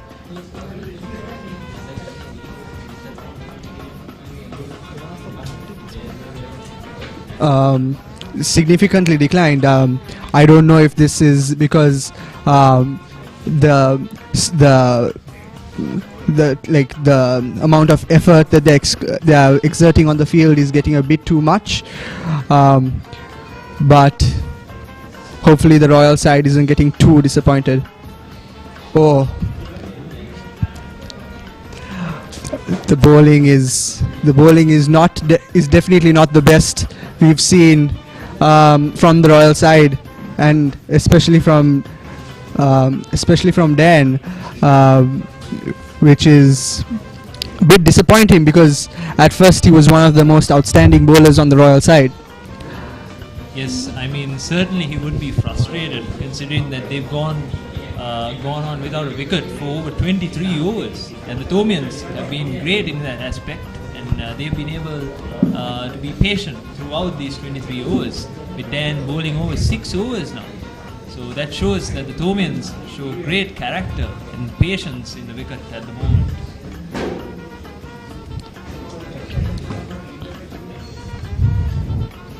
Yes, as we see a few glimpses of the great institution at Mount Lavinia, S.Thomas College. Chapel Gardens. Yes, indeed, Sandeep. And Gishan Balasuriya is back, this time to Janidu Abegun Vardhana. He's having a bit of an attacking field set with a silly point and a short mid wicket. He's got some turn indeed, but Janidu has left that ball very well. Yeah, it's all about choosing which balls that you go for and which ones you don't. And in that sense, the Thomians are doing brilliantly, so as they are choosing very well and taking only those low risk plays. And we can see that even the Royalist side have drawn in their fielders to accommodate for the defensive play of Thomians. Yes. Oh. Gishan Balasuriya is trying his best to stick to his good length. He has been one of the leading wicket takers for the Royalists throughout this season. He hasn't been able to get into a proper line and length today. Some wonderful defensive play there by the Thomian cricketers. But as you can see, I feel like the eventual pressure from the nearby fielders will eventually get to the cricketers, and it's all a mental battle from there, and we have to see which team comes out on top. Oh. Compared to the previous Royal-Thomian encounters, this year we don't really have any spectators other than the prefects and the parents of the team. So the support of the spectators is indeed something that the players are missing at the moment. However, they are combating this pressure situation very well. I mean, the Thomians have been able to stay in there for over 24 overs. That is indeed brilliant from this pair. And they've shown class throughout this season and were able to give good starts to Thomians throughout this season.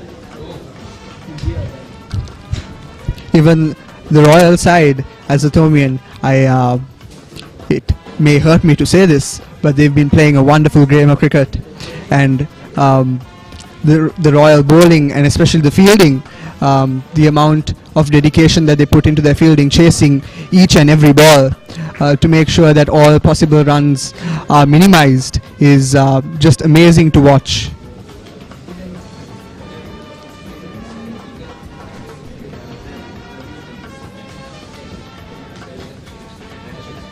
You'd like to see a bowler like Sadisha Rajpaksha coming back into the attack at this very moment, considering the great amount of turn he received during his first spell. I mean, he could be an option for the Royalist captain at the moment. But then Podivala continues. he's been bowling a good line and length throughout this morning, but he hasn't been able to settle down to a proper line, and then during his second spell bowling, unfortunately. It seems it's all a matter of time, with the Royal bowlers trying to wear down the Thomian batters, and we have to see which one falls first. Kulama sees it through very well. I mean, he's not been taking a lot of risks this morning. We saw a brilliant cover drive just a few overs back, and that was brilliant. That was not a risk. He did go for the shot, and when it's not, he has always left it, and he's always been there for the Thomians throughout this morning. Oh, what a brilliant shot Once there. again, a brilliant shot. That was too full from Dan Pudiwala. Being chased. Oh, and it's a 4. Brilliant, brilliant.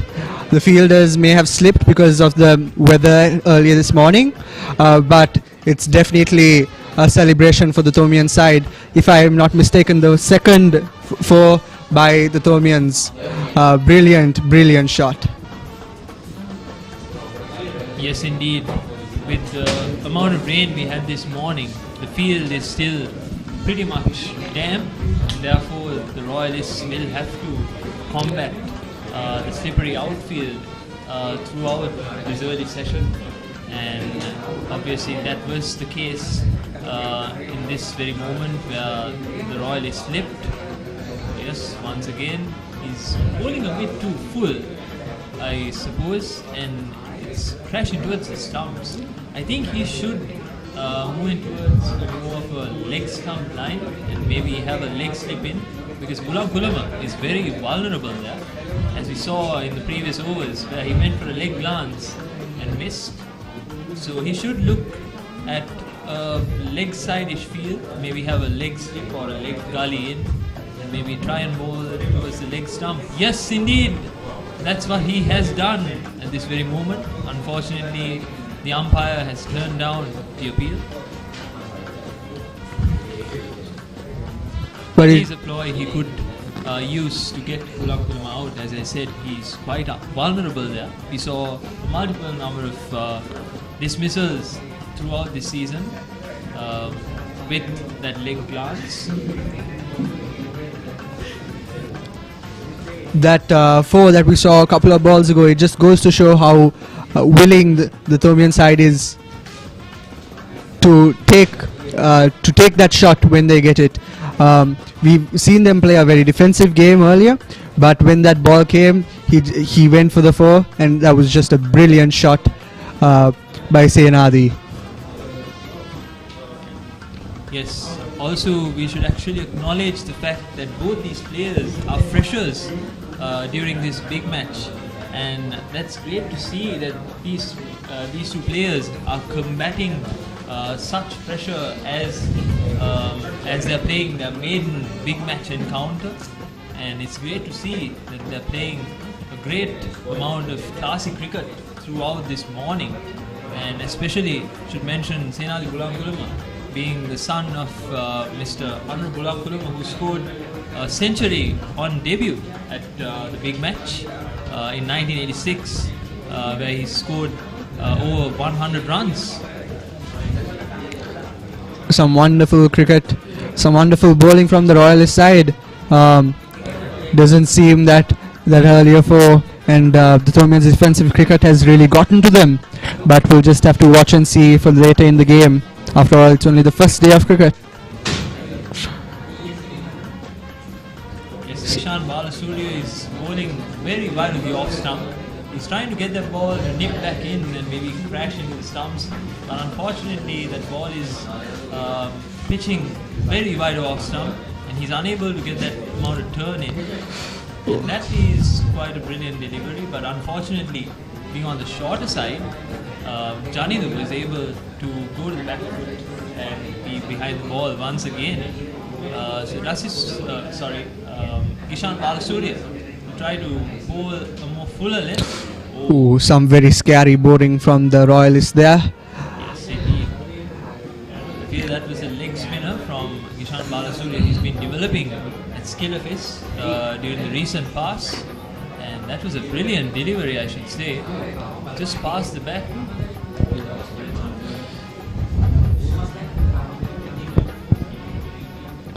Ooh, a very nice shot, very nice drive by Janindu, sorry. These players have a very good understanding between them. As Janindu was struggling a bit during the previous ball, he was able to knock it down for a single and give back the strike to Senad Gulakulama, who has been very good with his defensive batting against Ishan Balasuriya.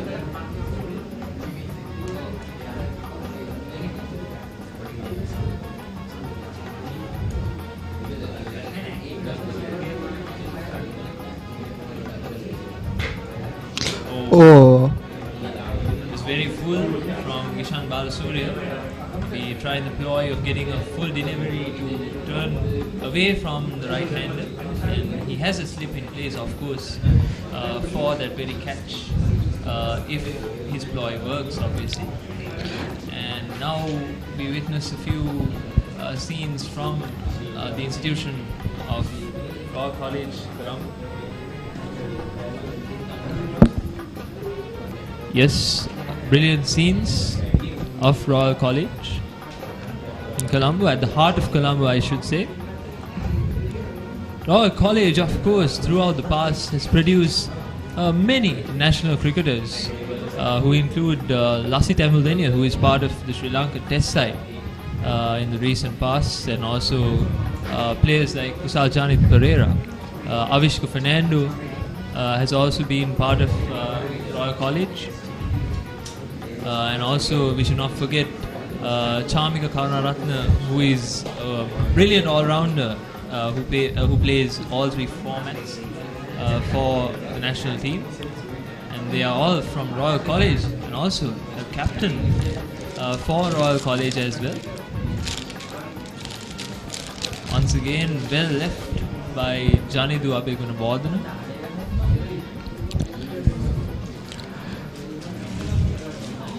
On the Royal side, I think the pressure is mounting.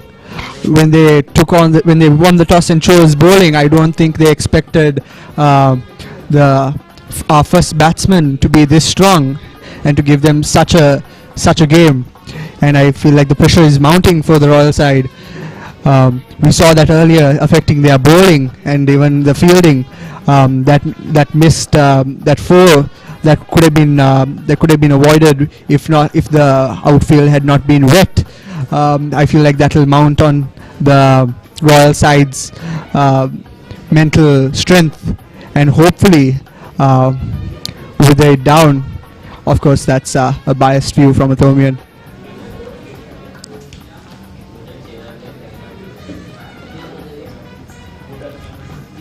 Yes, indeed. At the SSC, of course, the first 2 hours of play is very crucial for the batsman, as the ball is very swinging, and also due to the very gloomy conditions, it is not suitable for batting. However, the Thomians have been able to combat this challenge, and they have... That was off the pad.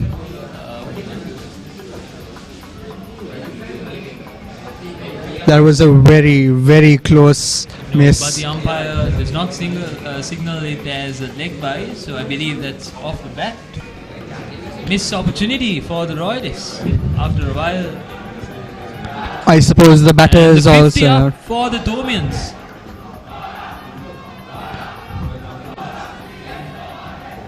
Brilliant. In 26 overs, the Thomians have been brilliant throughout this morning session. I should say, Senadi Bulakulama and Janidu Abegunabodhana have been great with their batting, and they've been able to combat the challenge posted by the opening bowlers of Royalists, and from there on they've been able to combat the spin challenge as well from the captain Kishan Balasuriya, as well as spinners like Dasis Manchinayaka and Sadish Rajpaksha. I feel that the Thomians have the upper hand at this very moment, even though this perspective is actually coming from a Thomian. Yeah. That's heading down the leg side, unfortunately. The umpire shares the same view.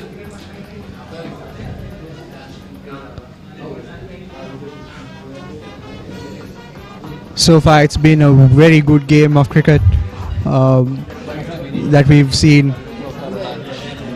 Yes, as we see a few glimpses of the Chapel of Transfiguration in St. Thomas's College, Mount Lavinia, along with the quadrangle and the beautiful surrounding at St. Thomas's College. It is a brilliant view indeed for anyone who visits this great institution. And for us Thomians who have been visiting college for over 10 years, it's been a wonderful institution and a wonderful environment for education and our extracurricular activities as well. As we see a new bowler introduced, a leg spinner. Wonderful drive by Senadi. This is Ramiro Pereira, I believe. Yes, he's a leg spinner indeed. He's a good ploy introduced by Gishan Balasurya, considering that he has not had a lot of success from that end. He's a 15-year-old bowler, very young age, playing his first big match indeed. So he's a fresher, of course. There is some amount of pressure added to that as well. So he's not sticking to a consistent line at the moment. However, that length is quite good considering that Pulampulam has not faced a leg spinner this morning as yet. Maybe the Royalists are hoping that a bit of variation will put the Thomians off their game and possibly give them their first wicket of the day. Yeah, the Royalists are employing many methods to actually get the Thomians out. Unfortunately, most of them are not really paying off for them, unfortunately. Let's see whether this bowling change will bring about some fortune for the Royalists. As Janidu faces his first delivery against Ramiro Pereira. Let's see how Janidu faces of this new bowler. I think the defensive style of both the Thomian cricketers suit the current field very well, because it seems that no matter what the Royalist bowlers throw at them, they're able to counter it very effectively. That was well flighted, but unfortunately turned into a full toss as he tried to bowl it too full to the batsman. I feel that the field should come in more and try to be more attacking at this moment, considering that it's a new bowler as well. And you should give the bowler a more confident feel. And as we could have seen, maybe a short leg or even a silly point introduced for Ramiro Pereira. Now we see Dasis Machanayaka back into the attack. He's been bowling very well. He's been batting well as well throughout the season. So let's see whether he's got the golden arm today to pick up the first wicket for the Royalists. The Royalists are definitely want this first wicket very badly, because I feel like it'll set the pace for the rest of the game and for the rest of the 3 days. But so far, I feel like the Thomian side is dominating in that sense. They haven't been playing too aggressively, but definitely a very good game of cricket. Dasis Machanayaka is, of course, trying his level best to get Janidu to come into the front foot. Unfortunately, Janidu is not falling into that trap at this very moment. He's having two slips to grab that catch, I guess, out the outside edge. But unfortunately, Janidu is seeing the ball well and he's left it through. Oh, that came off the edge. he fell into that trap, but unfortunately for the Royalists, they were unable to grab that opportunity as well.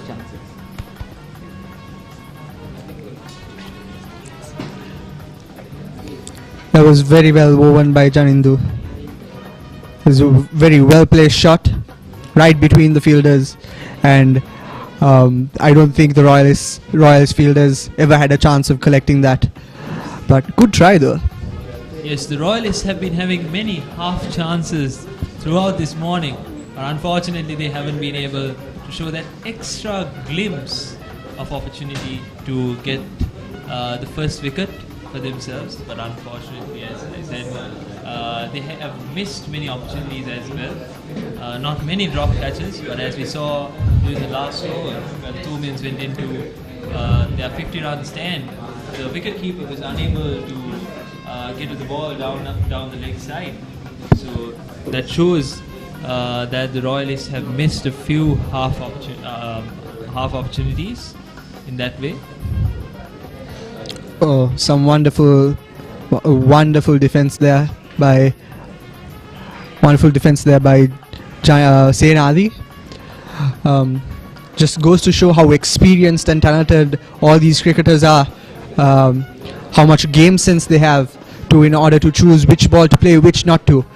And it seems that we will be going into an interval for lunch break.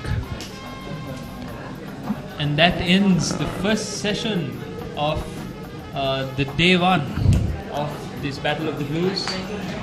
Yeah. And the Thomians remain Dominant. throughout this session with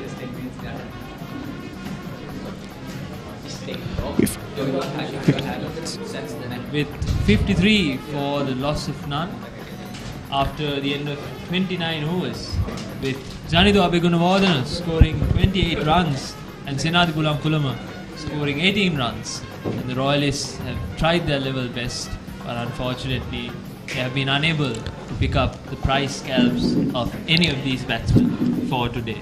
It might be a quiet time in the changing room of the Royalist team.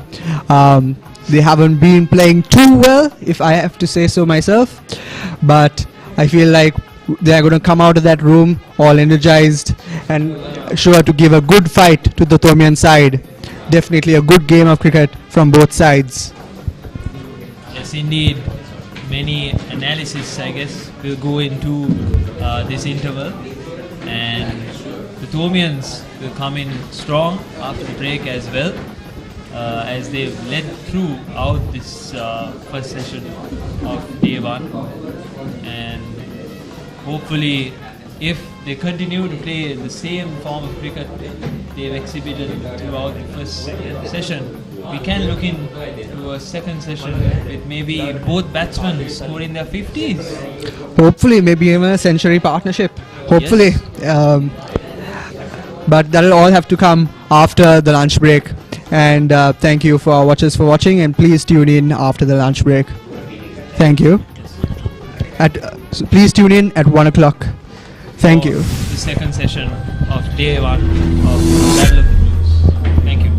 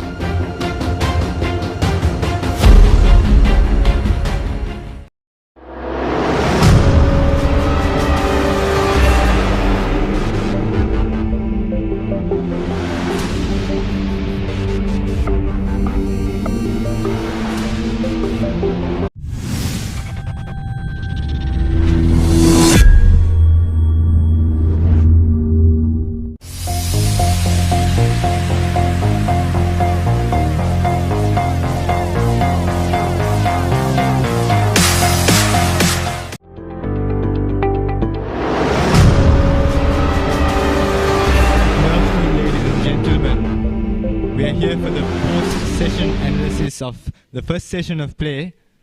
St. Thomas's College is 53 runs for no loss at a run rate of 1.87. Senadi Bulankulama 18 runs not out, and Janidu Abegunavardhana on 28.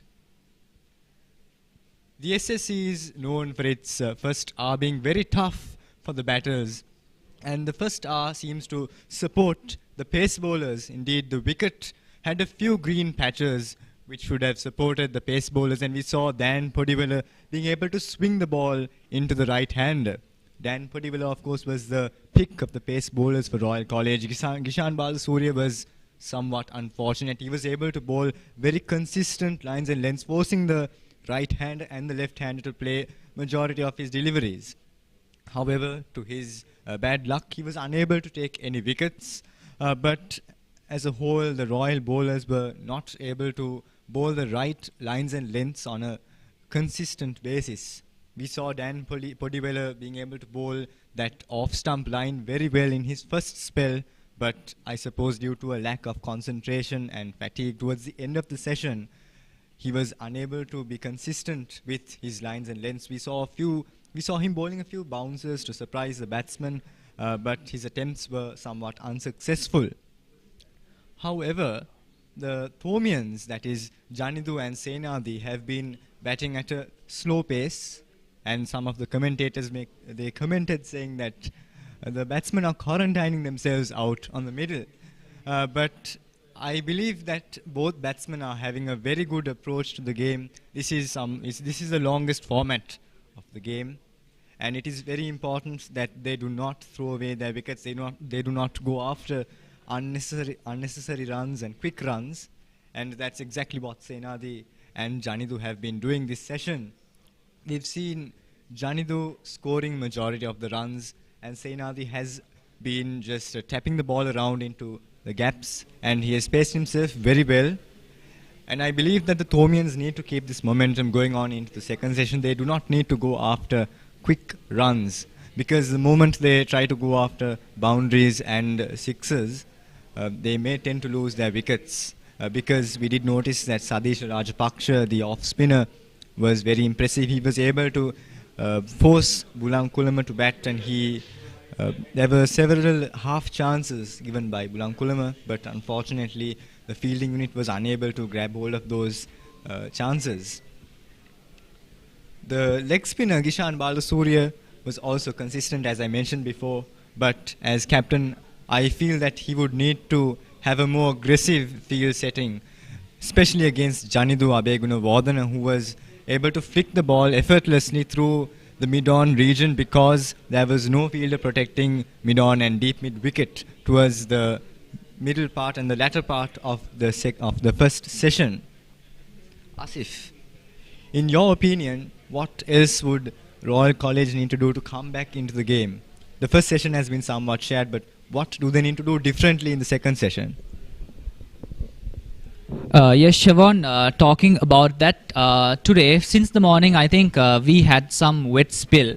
Since the morning, talking about this wet spill, it's once in a while, it's not a heavy rain, and it's not particularly a constant rain. I mean, with this small wet spell coming once in a while, I think that the outfield has some sort of moist that actually gives an edge to the bowlers and the fielders. I mean, when Royal College won the toss, I think Gishan Balasuriya had chosen the most intelligent decision to bowl first.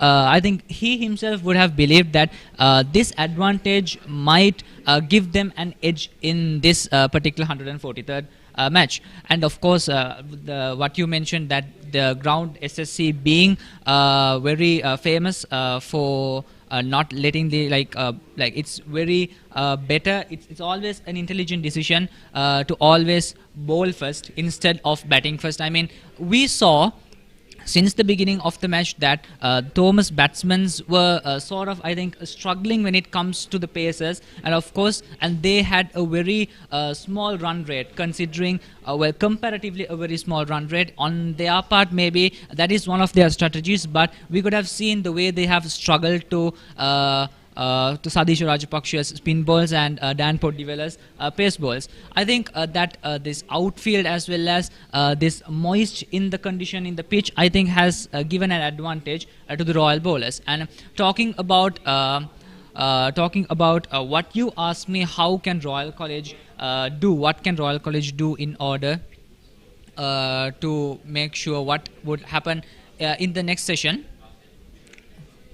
Royal College, of course, like we saw in the first session, how Royal College had won a few loose balls, of course, but on the whole thing, I think they have been able to minimize the run count of St. Thomas's College. I mean, giving just 201 runs, and a major of the runs being a maiden, and it's just about a 53 run count for St. Thomas's College. Even though they have failed to break down the wickets, I think they have put a very good pressure since the very beginning of the match. I think that has given them an edge, and they all should be able with hopefully they might be able to break down the next few wickets probably in the next session.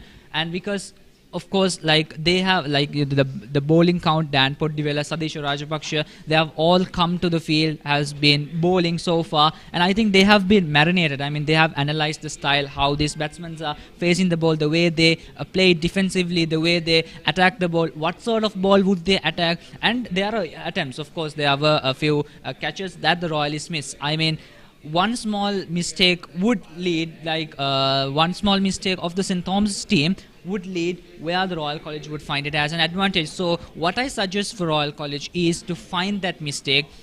Of course, the fielding setting was awesome on the first innings, of course, on the first session, because we saw how much of a struggle that St. Thomas College was put in order to score the run count. So the fielding setting was awesome. The thing is, they should be able, hopefully, to get the wicket by finding that small mistake. So in return, Siobhan, I must ask you, what do you feel about St. Thomas's College's slow beginning? What do you think about the run count? The run rate, the Thomian run rate is 1.87, just a little bit less than 2 runs and over.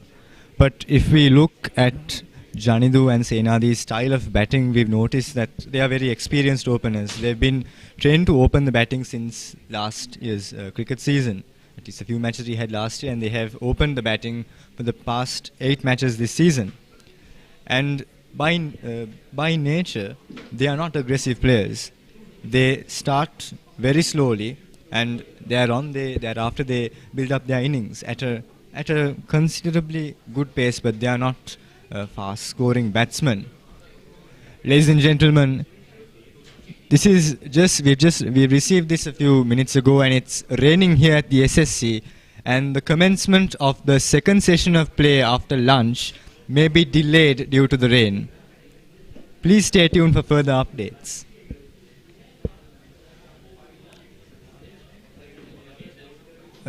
Asif, given that Ryan Fernando has been in very good form, he has scored 2 double centuries in the cricket season, his average is 80 plus.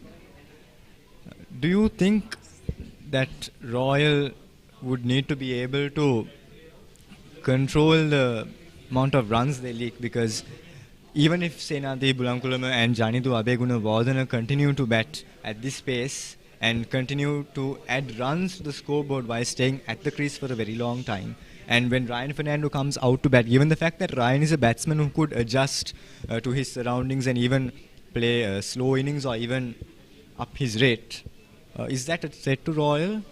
And what do you think Royal College could really do to make sure that they don't let St. Thomas's pass probably 180 or 200 run mark, to make sure that this will be a very tight game? What I personally think is Royal College would be very glad to have a challenging batsman like that to be in the opponent team. I guess with a situation like this, with all this weather condition and the pitch condition being in their advantage, I think Royal College would be glad to have a challenge like this.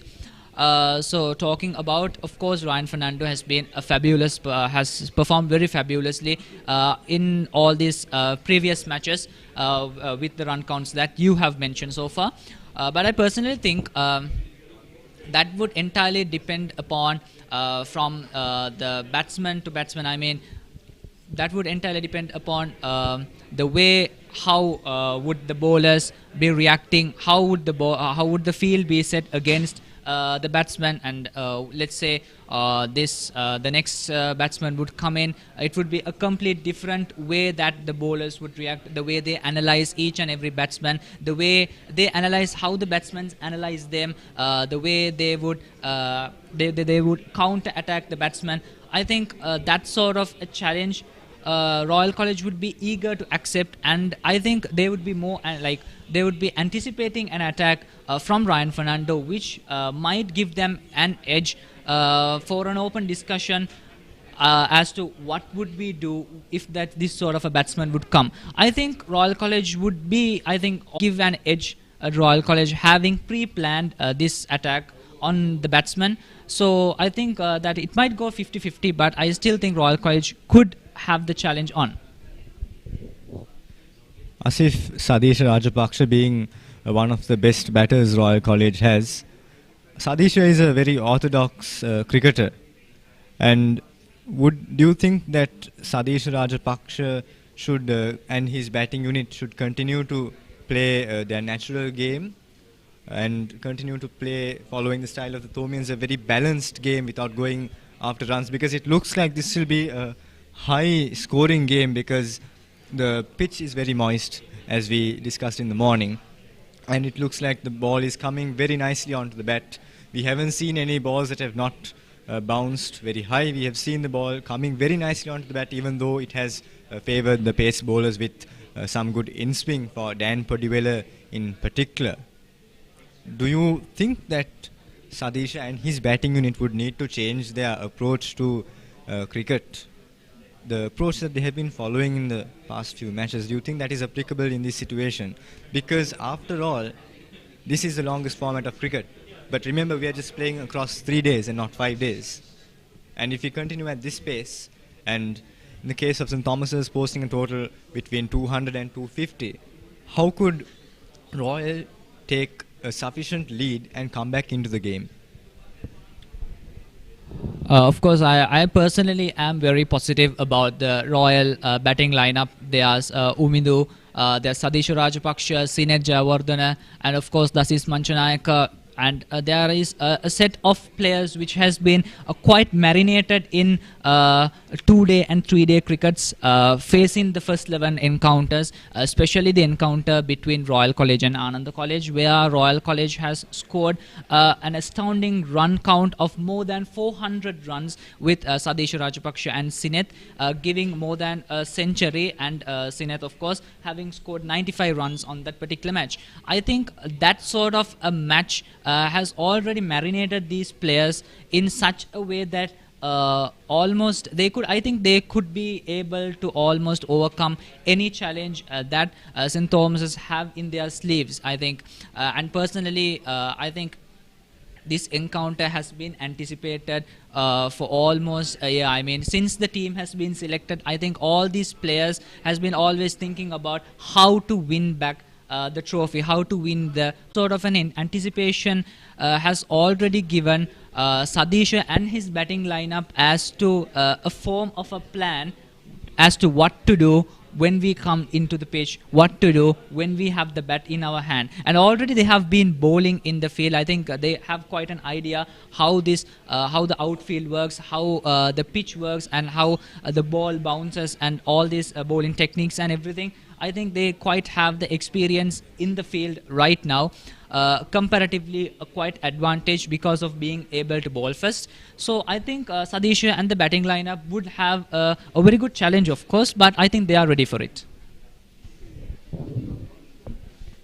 On the topic of a low run rate for the Thomians, we noticed that at the start of the innings, Senadi and Janidu were scoring at an even slower rate, specifically when we had two fast bowlers bowling from both ends, that's Dan and Sandesh. Sandesh was a bit expensive in his first spell, but yet the Thomians were struggling to get bat on ball, and our run rate was much lower than what it was. And maybe it's not a concern because by nature, as I mentioned before, Senadi and Janidu are not batters who would go for quick runs, but instead they would start off very slowly and build their innings. And I guess that is the way St. Thomas's could go forward. But from Royal's perspective, I think Gishan needs to introduce two pace bowlers from both ends. Probably Dan Purdyville, since he has been in good form, and we hope he could continue to bowl the right line and length, that off-stump length, or even the outswinger for the right-hander and the outswinger for the left-hander, just outside the off-stump, forcing both openers to play at it, hoping that they could get the outside edge and add pressure to St. Thomas's by getting a few quick wickets before during the first quarter of the second session. Of course, the spinners, Sadesh Rajapaksha and Gishan Balasuriya, needed the support of the fielders. We did not see Gishan Balasuriya having an aggressive field setting. I hope Gishan Balasuriya will continue to attack the batsmen and add pressure on them by maybe introducing two slips and a leg slip for the right-hander, because we did see Senadi Bullamkulama struggling to play the off-spinner's delivery pitched on off-stump, spinning away from the stumps. And we did see Janidu missing that leg spinner's ball that was turning in from maybe the fifth stump line all the way to the off-stump.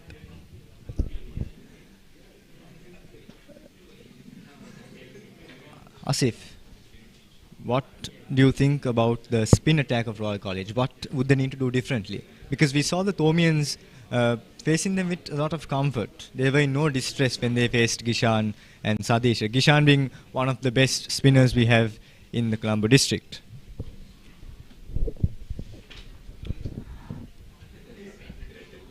Of course, talking about the spinning attack, Sadesh Rajapaksha and Gishan Balasuriya, and especially we have to say that in a moment of like Gishan's decision to come to the pitch himself instead of sending his other bowlers, Gishan himself came when he found out that it won't take a pacer to remove the wickets of the St. Thomas's team. I think as a captain, I think that's really, really awesome the way, and it's really impressive the way he came in. And talking about the spinning lineup, I think what really happened in the match. It's the batsmen had a sort of a comfort when they are facing the ball, of course. But really, the run count as for the batsmen, it's still at a very controlled level for the Royal bowlers. So what I guess is these two batsmen now has been already been subjected to a number of spin balls, has been already know what sort of an anticipation to have. So I think the spinners would have much more better advantage when a new player come in. If a spinner could break a wicket and a new man comes in, I think the spinners could do even a better job bowling to them, because it's quite not what the new bowlers should have time to practice, of course, and that is the ball would come completely unorthodox. I mean, it would come completely not in an expected way that the new batsman would face. So basically, these two batsmen who are right now, I think it might be a little bit difficult to remove them, to dismiss them, because them being in the wicket for 15 overs has given some sort of experience with the Royal bowlers. But I guess they could do a much better job once the first few wickets have been dismissed.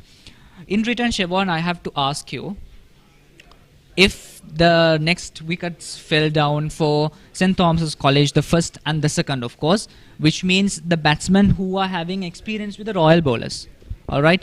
So if they have been dismissed, so basically the new batsmen that come has some sort of a challenge. I mean, almost the open batsman already had a struggle to play with the Royal bowling attack. So the new batsman would have that challenge. What do you think the batsman should do? Play like these two played, or else go for the attack?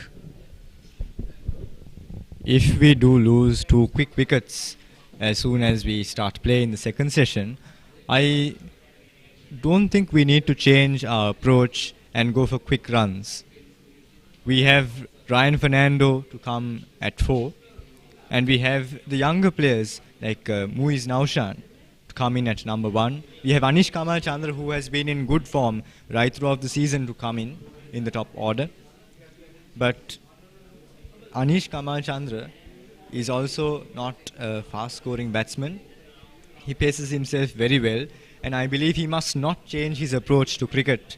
He must continue to play a well-balanced game of cricket where he does not push for unnecessary runs, and he should not try to go after the bowling, but he must try to defend, get his eye in, settle down at the crease, observe how the wicket is behaving, because the covers have just come off and the wicket looks a bit damp. We could see a few puddles on the picture, the wickets adjoining the wicket that is used for today's game, and the pitch would in that case behave slightly differently. And in that case, if by chance we do lose quick wickets, the new batsman would have to continue playing a defensive game, pushing for singles and playing into the gaps without chasing after boundaries and sixes. Because if we look at our middle order, we have Mahit Perera, who has been in good form, and he's an experienced colorsman. He played last year's big match, and he played a key role in saving the match for the Thomians alongside Yasiru Rodrigo. And Mahit Perera is a balanced batsman. He could bat at a slow pace, and also he could go after the bowling at the same time, and he has been in good form right throughout the season. So I believe he may be a threat to the Royalists. But from our conversation about the spin attack of the Royalists, I gather that the spinners need to try and bowl a few variations to the openers right at the start of the session, and to attack the new batsmen so that they could get wickets and restrict the Thomians to maybe less than 200 runs. The covers have come off. We would like to see some live action. The second session was supposed to commence at 12:40. It may be delayed by a couple of minutes as the ground staff is trying to remove the moisture from the pitch. The umpires are at the pitch, and we hope that we could see some live action as soon as possible. Ladies and gentlemen, that brings us to the end of this post-session analysis, and we hope to see a good and a very competitive game of cricket, which is not one-sided, and we hope to see both the Thomians and the Royalists battle hard for the much coveted D.S. Senanayaka Memorial Shield. We hope Royal could bounce back and get back into the driver's seat, but from the Thomians' perspective, I would like to see the opening pair continue and to ensure that the shield remains at home. On personally, me speaking behalf of all the Royalists, I think it has been, since the shield went away from home, it has always been our chant to bring it back home. So I think with that wish from both schools to bring it back home, we will be concluding this, and we will see you again in the next post session. Thank you.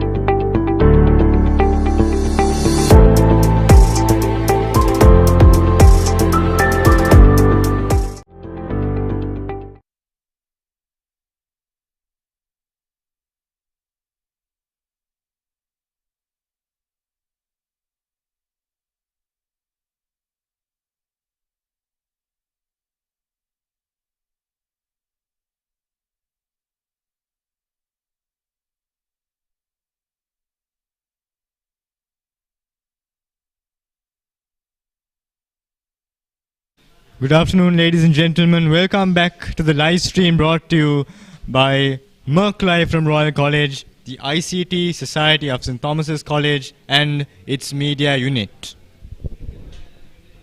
The Thomians were in the driving seat at the end of the first session. Senadi Bulankulama and Janidu Abe Gunawardana playing some well-balanced cricket, not going after quick runs, but playing into the gaps and analyzing the bowling and playing very well. We have Ramiru, a right-arm leg spinner, coming into the attack. It's nice to see some right-arm wrist spin. We've seen only the orthodox bowlers, that's the right-arm off spinners, and the one left-arm orthodox bowler bowling to the opening pair. This might be somewhat of a challenge, especially for the left-hander, because he's turning the ball a lot towards his off stump.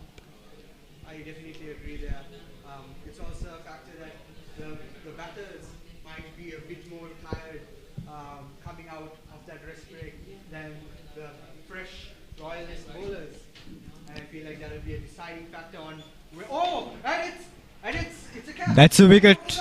Janidu Abegunawardana did not read that delivery very well. Was bowled much slower, and he plays it straight back to the bowler. That was mistimed, and that's the end of a solid opening partnership, Peter. It was definitely a very strong partnership, and it will be definitely sad to see them go. But it was definitely something that the Royalists needed. It was definitely something that they were definitely yearning for, and they definitely talked about it in the locker room before they came in. The Thomians lost a wicket, exactly what they did not want at the start of the second session. A lack of concentration from the batter.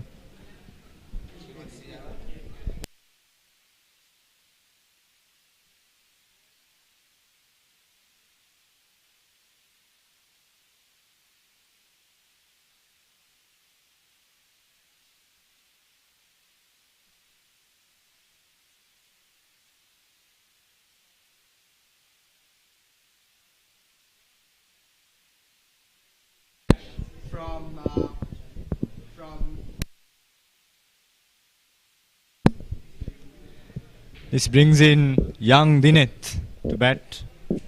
Dineth has been in some form right throughout the season, and we'd like to see him contribute well with the bat. Of course, we wouldn't want to see the Thomians change their approach to the way they take on the bowling at Royal College. They were very settled in the first session. They were not going after quick runs like we've been discussing right throughout today's play. Yeah, it will be very interesting as well to see how this new pair of batters blend with each other, because we know that there was a very strong pair between the previous opening batsmen, and whether this pair will now step up to the plate, because I'm sure the Thomian side did not expect to lose a wicket that fast. It seems that the Royal spirits are very high. A lot of smiles and a lot of like high fives going around. It's a very strong Royal side right now. It seems that another left-hander playing, Ramiru, who is able to turn the ball a significant amount. Dineth Gunawardana has played 4 matches, 5 innings. He scored 80 runs, and he has a strike rate of 40. It seems that the Thomians are still playing their defensive cricket in order to get that pace in.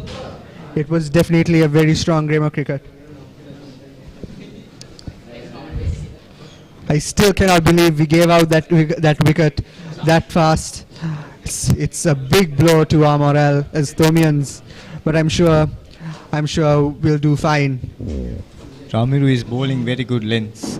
Of course, the ball that he bowled to Janidu was a short delivery, and we would expect the batsman to be able to time his shot very well, because that was a very slow delivery. It was a significant change of pace, but it was short also, and that gives time to the batsman to get on the back foot and work the ball right through the mid-off region, or even pull it through mid-wicket, like what he desired to do, but was unable to do it because he mistimed that shot.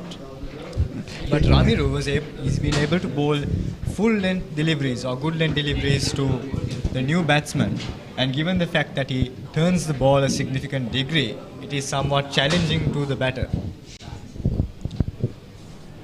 Ladies and gentlemen, we go into a commentary change. We have Asif from the school down Reed Avenue, and from the school by the sea we have Ganan. Alright, we're back in action. Right after lunch, a quick wicket gives Royal the upper hand after a resistant St. Thomas first inning on day 1, session 1. They played very well.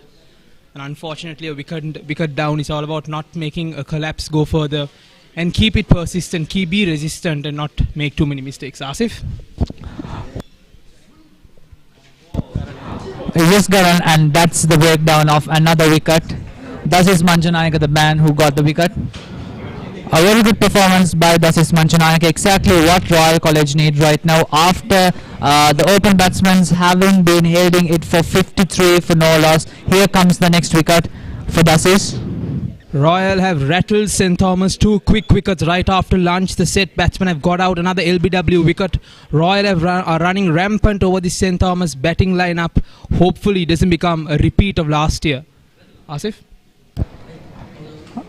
Yes, Ganan, I think this is what exactly Royal has been wanting since the beginning of the match. They have tried to pull all sorts of thread and all sorts of things up their sleeve that they had to bring down the St. Thomas's inning to an end, or at least to have the breakdown of a few wickets. But St. Thomas College's open batsmen had held it really awesome in such a way that until the lunch break there was not even a wicket, and after the lunch break we could see that Royal College has done some exceptionally well performance in the bowling, of course. And here comes the next man in strike.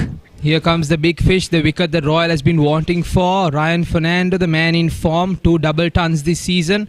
The St. Thomas kingpin, you could say, he's coming on to bat. And of course the captain of the team. Yes, of course the captain of the team, leading the team this year and also being a great role model in the batting lineup. 2 new batsmen in the crease. Royal up front right now, right after lunch. They've got back into the game. The coaches have given them clear instructions. Get the wicket, break them down.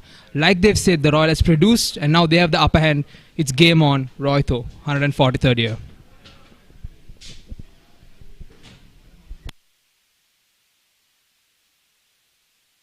Some beautiful shots of the quadrangle and the Chapel of Transfiguration in Mount Lavinia.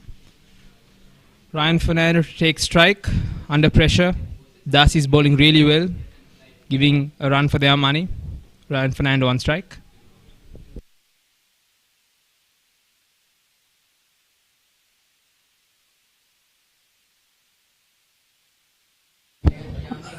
Dasis Manjanayaka to the attack.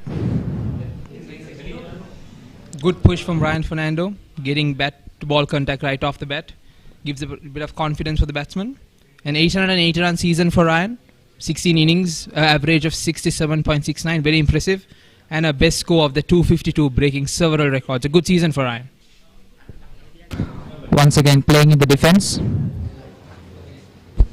I'm pretty sure Royal has a proper system or a trap for Ryan to get him out. He's a big fish. He's the wicket that they all wanted to get. He's right up there with 2 new batsmen on the crease. So much pressure on St. Thomas. Will Ryan rattle or will he prevail? That is the big question. A beautiful shot through covers. Ryan, there he goes to get the 4 off the mark. What a start. Man in form. You can see it from Ryan. There he is. A perfectly timed boundary, if you ask me. He's showing his class. You can just see the confidence pour out of Ryan through all those shots, the timing, the perfection, through the gaps. Ryan is putting the pressure right back on Royal, even though 2 wickets down right after the lunch break. It's game on time. Ryan on strike.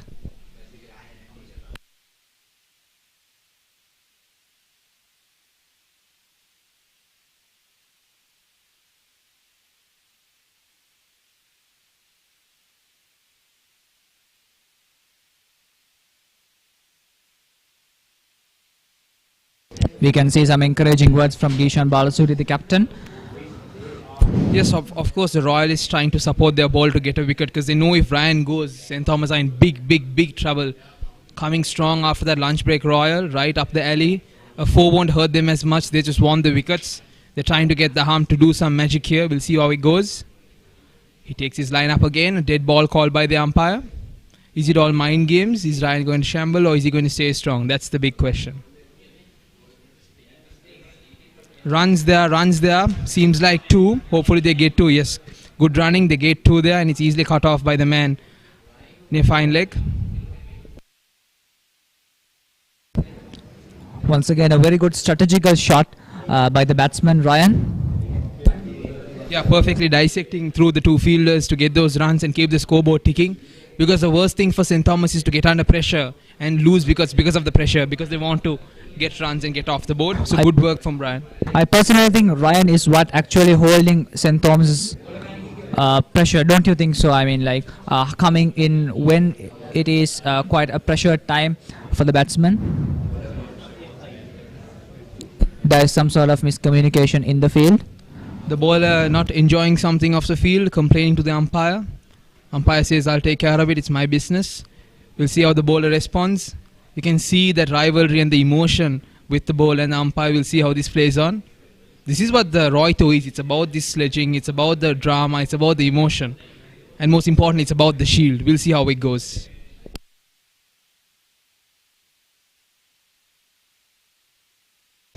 Once again, a very good performance by Dasis Manchanayaka, breaking down another wicket and just a boundary out of it. I think overall it's a very good over. Yeah, it's a good over, wicket taking over. We'll see how times proceed now. St. Thomas have to consolidate, not make too many mistakes and try to build on from now, because they were 53 for 0 runs and now 59 for 2 wickets. That's a really good work from Royal, coming right after lunch and making sure that they dominate the game and control how the day moves on. So session 2 up to now, Royal up top, but we also always know Ryan's there, the main man, and of course Dinith is also there supporting him. It's going to be very interesting next 5 to 6 overs. Is St. Thomas going to continue the tactic of playing very defensive, unnecessary, not making unnecessary mistakes and to play simple cricket with more defense, or are they going to go at Royal and say, you know what, bring the game on, it's time to play some hardcore cricket?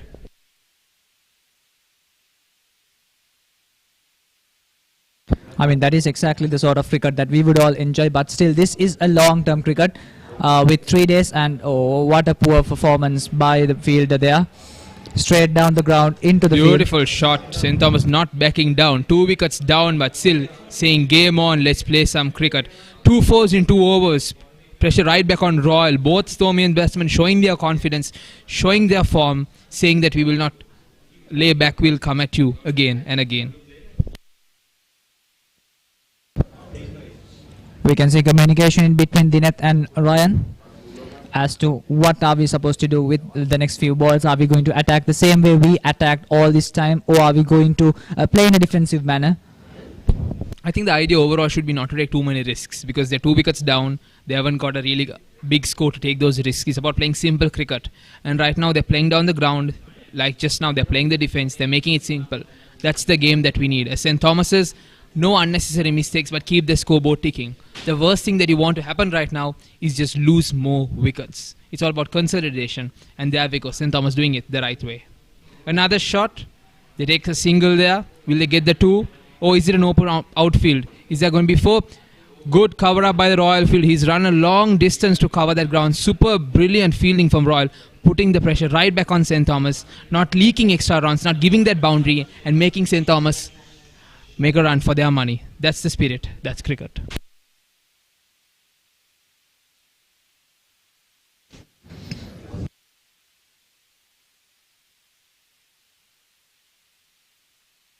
It's quite impressive to see the teamwork between 2 teams. The teamwork being very impressive, the way they actually communicate, the way they actually talk to each other, the way they play as a team, as a single system, with a single mind, the way they play it, the way they react to each other. It's actually really, really impressive, of course. We have Ramiru right back in, the wicket taker, who took the first wicket. Ryan plays another shot, straight to the fielder there. Just a single. Kishan Balasuriya having strategically placed all the fielders in order to make sure that all those boundaries are covered and all those small run counts are being actually limited, as in order to make sure that the run count of the ticking of the scoreboard is in a controlled pace. The St. Thomas run rate has increased. They were under 2 runs per over before lunch. Now they are 66 for 31 overs. They've upped their run rate, even though 2 wickets down. That's very encouraging to see. But still, the wickets are the big issue. I would like to remember or tell you all that St. Thomas has the DSN and Anaka shield, and a draw is enough for them to retain the shield. Therefore, Royal has to play aggressive cricket. They need to get those wickets, because letting St. Thomas bat it out will not be the option if they want the shield back at Red Avenue. Asif? Once again, a very good performance. I think that would mark the end of another over. Yes, Nathan coming and speaking to his bowler, telling him what lines to bowl, because I think he believed that leg stump ball which Ryan easily flicked for a single is not what they want. They do not want Ryan to get comfortable, because they know he's the biggest threat that St. Thomas's have. The openers got off to a decent start, putting 20 runs each, but now they know the big fish is on the pitch and they need to get him out before he gets going. He's got 2 double tons, and that's a good achievement, a very good achievement for under 19, under 20 player. And they need to get the wicket of Ryan. If not, it'll be big danger for the Royal side.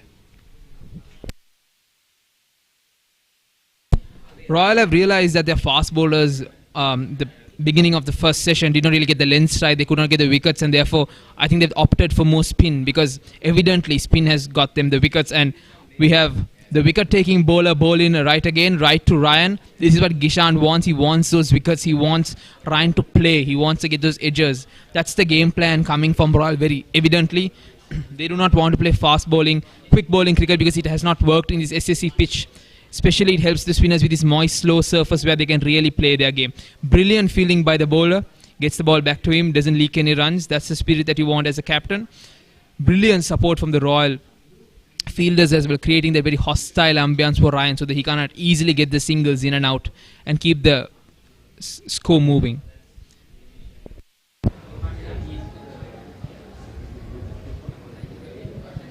I think playing an attacking style is sort of what Ryan actually want to play, and the Royal bowlers and the fielders are making sure that Ryan is not getting what he wants, thus trying to have a mind game of confidence. I mean, when it comes to sport, it's all about how you're motivated, how your confidence is, how much of a thing that you can pull, and how much you believe in yourself. I think that mind game is always there, and the Royal bowlers are trying to play the mind game with Ryan, making sure that he does not have the run count that everyone is anticipating him to have, and thus making sure that this Ryan Fernando is not being a threat to them. Thus is Panchanayaka once again into the attack with high hopes. Flicked, what a shot through the leg side. Will he get 4 there? No. They run to a good running between the wickets. They easily get a comfortable 2 runs. The scoreboard is ticking. Royal needs wickets. It's an interesting game, a game to be won. Let's see what happens. Comparative to the first session before the lunch, I think this has got into some level of interest. I mean, in the first session, it was neither boundaries, neither wickets. I mean, it's kind of rather boring with no cheer. Well, of course, the spectators are not allowed. That's a different story. But still, in the first session, comparative to it, I think in the second session, with more boundaries and with more wickets, I think this has gone into a level of more intense. What do you think? The excitement of the game has increased significantly right after lunch. 2 quick wickets, Ryan playing those boundaries, both batsmen still being aggressive. Even though they're new to the crease, they get those runs, they keep the scoreboard ticking. This is more interesting and intense cricket. The morning was more of defensive, very slow-paced cricket, but the spinners have brought it right in, and it's an interesting, thrilling game to watch. Tune in, is going to get better. What a shot that is, a single will be taken, will they get the 2? Does not ticking the runs board. That's what Ryan and Dineth want right now. Exactly, and that is exactly what St. Thomas's College need right now, with making sure that the scoreboard is ticking no matter what the cost is, making sure those wickets are not going into a risking shot, and making sure to have the scoreboard ticking. Yes, they are. The new over comes into play.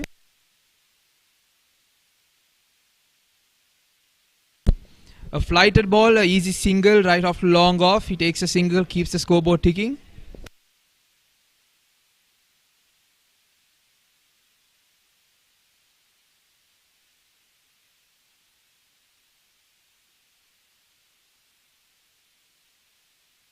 Ishan making some field changes. He wants a wicket. He wants Ryan out. That's the plan.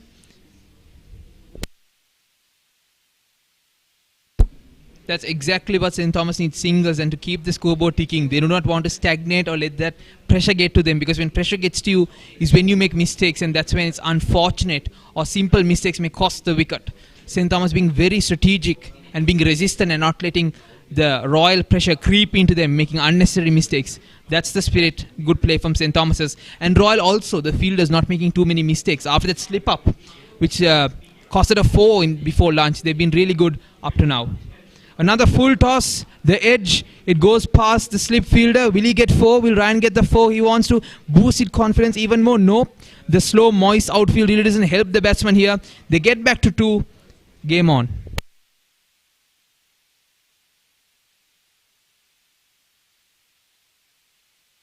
That was a really good chase by Dasis Panchanayaka after all, making sure the run count is limited to 2 or 3, not letting the boundary go, of course. Gishan is operating for the spinners after lunch to keep it tight and keep it simple, I suppose. After the fast bowler is not really doing the job right up the top, he's gone to his Ramiru and Dasis to keep the game. Another shot from Ryan. Does he find the gap there? Is it a 4? Nope. Brilliant fielding by the Royal fielder not to let a 4 even this time. The Royal fielding has been outstanding right after lunch. They've been on top. No mistakes, blocking all the boundaries. Even though Ryan has been oozing with confidence and is easily finding the gaps. Royal doing brilliant work and not letting him get away easy and making him run hard for those doubles and triples and not giving that easy 4.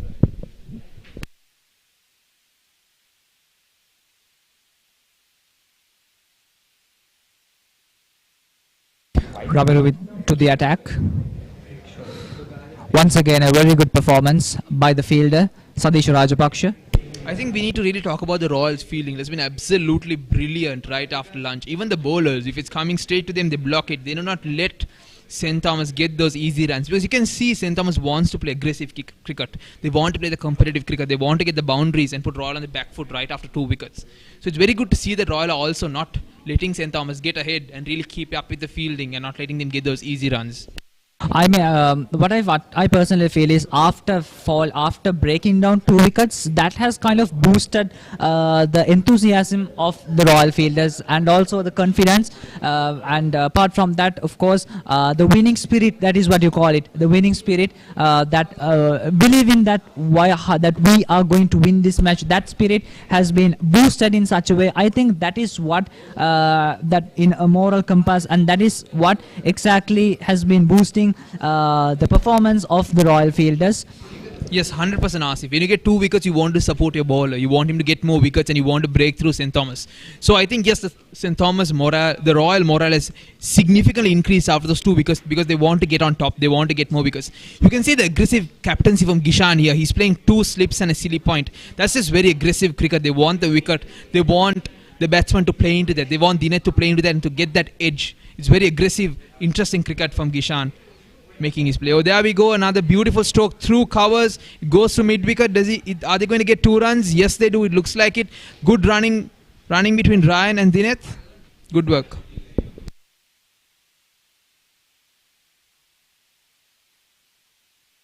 As the scoreboard indicates, it's 76 for 2 loss.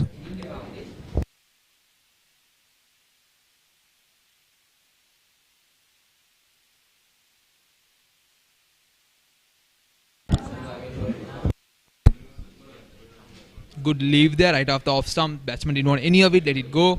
An intelligent move by the batsman, I would have to say. Yes, he does not want to play unnecessary shots, keeping it simple, keeping it tight. Losing wickets is the worst thing for St. Thomas right now. And it looks like both of the batsmen are kind of settling in. Oh, what a ball from Dasis, right through, running through the batsman. He got totally fooled. Brilliant bowling by Royal. They're keeping the pressure. The Thomian batsmen are really trying to get comfortable, to find the line, to see how the pitch works, to get settled, but Royal is making the job much, much harder. Once again, a very good ball by Dasis Manchanayaka. Even though there's no crowds, there's no typical papare bands, and it's not very loud as the big match is used to, I think still the teams and the supporters, the prefects, are creating that atmosphere of supporting their teams and making sure that their voices are heard. Even though this year, unlike every year, where we have so many tents, so much music, DJs, loud papare bands in every tent, even though we don't we do not have that level of atmosphere. I still think there's high intensity in the pitch between both teams, but they both want to win badly.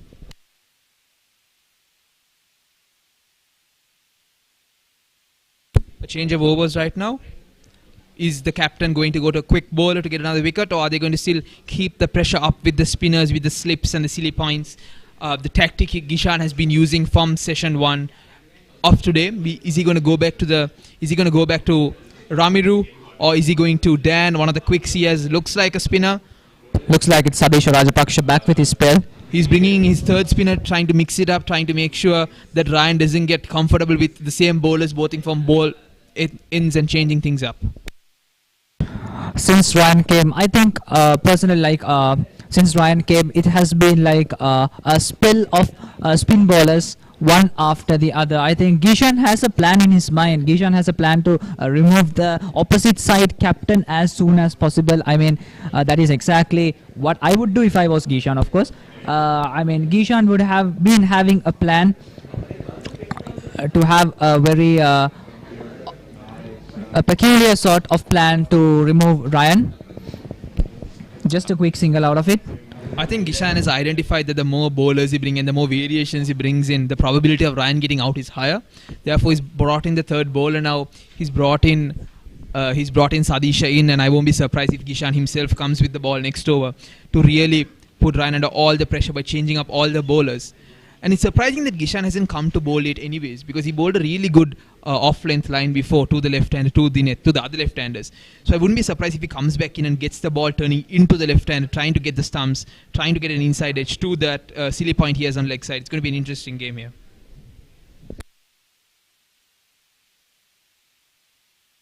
Once again a dot ball.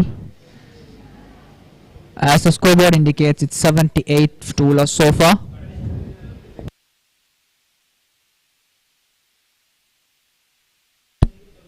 Ooh, that one off the edge, like I told you, the inside edge that goes to leg side, that's exactly what the Royalists want. They want that inside edge to come up the slips alley or the silly points alley to get that wicket, to get Dinet out and to bring a new batsman in. Both batsmen passing the 10 run mark, so they're kind of comfortable, understanding the pitch, understanding the speed of the ball moving. Another little flick, single I suppose. Yes, the keeper comes and cuts it off, a single. Ryan back on strike.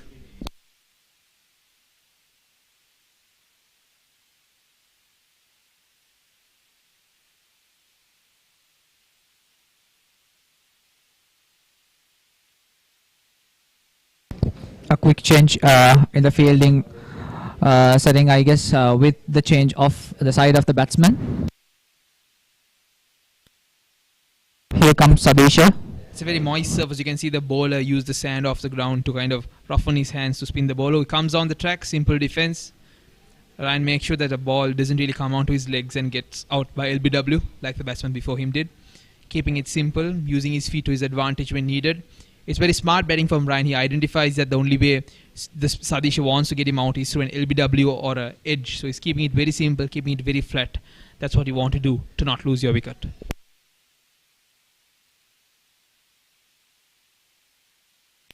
Another over passes by. It's Royal spinning between the wickets, changing their spinners and not going to the quick bowlers, because I'm assuming because this bowlers didn't do anything significant today morning, and also the pitch also not really helping them with the moist, with the slowness where spinners really thrive. I think Gishan has taken the right call with coming with spinners, and I hope that he also comes into the attack next. Beautiful scenes of Red Avenue Royal College. Asif? Yes, of course, it's been quite a while, and it's 84 2 loss so far. A very good performance so far by the two man in the crease. We could see a very sensational, a really beautiful wave of Royal College there. Beautiful architecture, colouring. Of course, the quadrangle being visible. The school also being very close to the SSC grounds. It's easy walkable distance, and we are back on track, back to the game. It looks like it's a very aggressive field set from Gishan. You can't see many linemen on the outside boundary line. He wants to, like I said, he's onto the attack. I called it that he's going to come into play. He wants to take that wicket. He wants to especially get Dinet out, turning it back into him, getting that wicket. It's Dinet. It's a higher appeal this time. To a higher appeal. An appeal for LBW. Umpire says no. It's very convincing. The wicket keeper, the slips, everyone was completely convinced that that was gone. But no, says the umpire. Dinesh survives another day. He has to survive this over now with a lot of fielders closing in on him. Gishan really doesn't want him. He either wants Dinesh to go all in and play over the top of the 30-yard circle or play down the line. Good pressure from Gishan right here. That's the danger length. Dinesh leaving that ball almost sitting off stump. It's going to be a very intense 1 versus 1 between Dinesh and Gishan. Is Gishan going to get the breakthrough? Is he going to put Royal on top like they've always been on session 2 of day 1? Or is Dinesh going to survive this over? Or is he going to get a single? Oh, that almost going to silly point. Almost going, it's dissected between silly point and that slip fielder. Dinesh survives to see another ball. We'll see what happens. Gishan being right on top of business. That's what Royal wants right now. Pressure has been building up on Dinesh, I guess. Once again, a higher appeal. That Again turned down by the umpire. Umpire says no. Gishan very, very enthusiastic. He can see the wicket. He can see Dinesh getting fooled by one of these balls. It's going to be very interesting. With all this higher appeal, I think Gishan has been able to build up some sort of a pressure on Dinesh. The way Dinesh is not on the attack, is playing in defense, leaving the ball, or either getting a chance, but the bowlers are always having a higher appeal, and that sort of a pressure is what actually Gishan wants right now. Even if Gishan doesn't get the wicket through LBW or bowled, I think the real game is by putting the pressure with 3 slip fielders, a silly point. Oh, at the non-striker, is he out? Run out. He's run out. It's going to be an interesting call. We shall see. Both teams are on their feet. Is it going to be tragedy for S.Thomas? That's the question. We shall see. Is Ryan out or not? Is the big fish gone, or can he survive to see another day? I personally think that it's a really an unnecessary run right there. I mean, this is sort of a mistake that a high-class player would do. This is sort of a mistake that might cost a turning point of a team. So far, the umpires has given up the decision to the third umpire. Let's see how things would go. I don't think that single was necessary at all. Like Asif said, it was simple cricket. He could have just played that ball on. Unnecessary. There goes the wicket. Dinesh goes out. Unnecessary play. Gishan coming in, getting that wicket. Direct hit from the field, if I'm not mistaken. Brilliant fielding from Royal right from the get-go. Dinesh walks out. They were getting comfortable. S.Thomas was trying to build in, but an unnecessary wicket. It was completely unnecessary. It took a risky single, especially when you're 2 wickets down on day 1. Dinesh goes, a shame it is. Asif? And of course, it's the third wicket down. A mistake by S.Thomas College, which has costed a wicket of a fabulous cricketer, and that in case has been turned out in the advantage of Royal College, and a very good performance by the Royal College fielding. It's really awesome the way they have played, the way they have had the run out. I think this has built an extra pressure on S.Thomas College, and let's see how S.Thomas College faces the pressure. And I think Royal College right now is in a comfortable position in the field, hopefully looking for the best. Who is a fresher coming into bat? Number 5. It's a high pressure position. He's going to bat with the captain in form. Is the captain going to increase his confidence? Is a new guy in, not very experienced, unlike our captain who's just got double tons and is flowing with confidence. Especially with Gishan bowling right into him. He's under super pressure. We're going to see if Muiz has the composure, if he's persistent, if he's resistant to make sure and keep it simple and not to make too many mistakes. Muiz cannot lose his wicket. 4 down at 80 runs is not great for S.Thomas at all. It looks very much to Royal's advantage up to now. Sadesh Rajapaksa again with the ball to bring out the spin spell.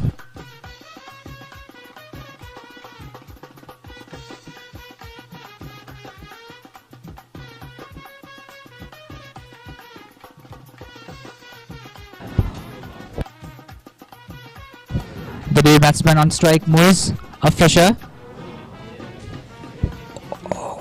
hoping to bring S.Thomas College back in track.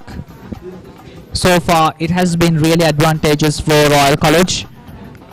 Muiz now shown 3 matches and 4 innings, a run of 15 runs. Yes, new batsman in. They're going to get another wicket. It's going to be very interesting. We'll see what will happen.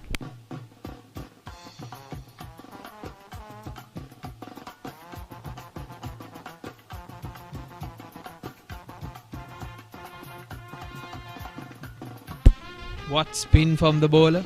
Sadisha. Right into the attack. They brought all the fielders right around Muiz to increase the pressure. I think Royal College really wants Muiz to get out before he gets in the form. I mean, before he marinate in this bowling attack. Being a freshman, of course, with all this experience, I think experience is what actually builds a batsman. Experience is what builds a cricketer into the level that he is. Ryan being a man of experience and Muiz being a freshman, I think that is what Royal College might want right now, to remove the wicket so that it might have an effect on Ryan. And of course they have so far done really well building up breaking down all the build-up partnership. The first partnership really successful for St. Thomas College, having 53 for no loss, and of course, and after the lunch break, Royal College managed to backpedal them. Royal College managed to break them that partnership, which I personally think that a partnership is really vital when it comes to a long-term match. Royal College being able to break that partnership is some sort of an advantage for the Royalists in order to bring that run count into a limit. What do you think? You're absolutely spot on there, right? Wickets is key, especially in test matches when there's 2 innings. If you can get them out for a low score, easily chase that down and put St. Thomas's under pressure. And now Royal are completely on advantage. 3 wickets in a succession of like 5 to 6 overs. Royal can't be asking for anything better. But the important thing is to keep up this pressure, to keep Muiz on strike, to bowl those hard lengths so he doesn't really get away with easy singles. It's about putting that pressure. Royal are doing it very well, and if they continue the same pressure for about 2 to 3 overs without any boundaries or unnecessary singles or mistakes, I think they can easily expect another wicket to fall soon as well.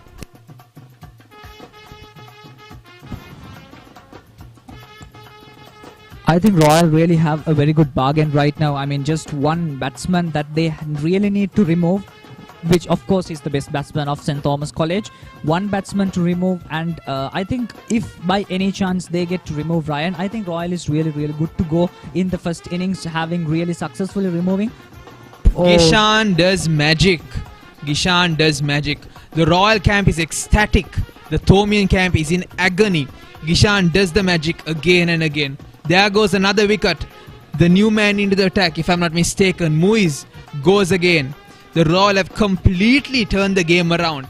At lunch break, we thought advantage St. Thomas's, no wicket.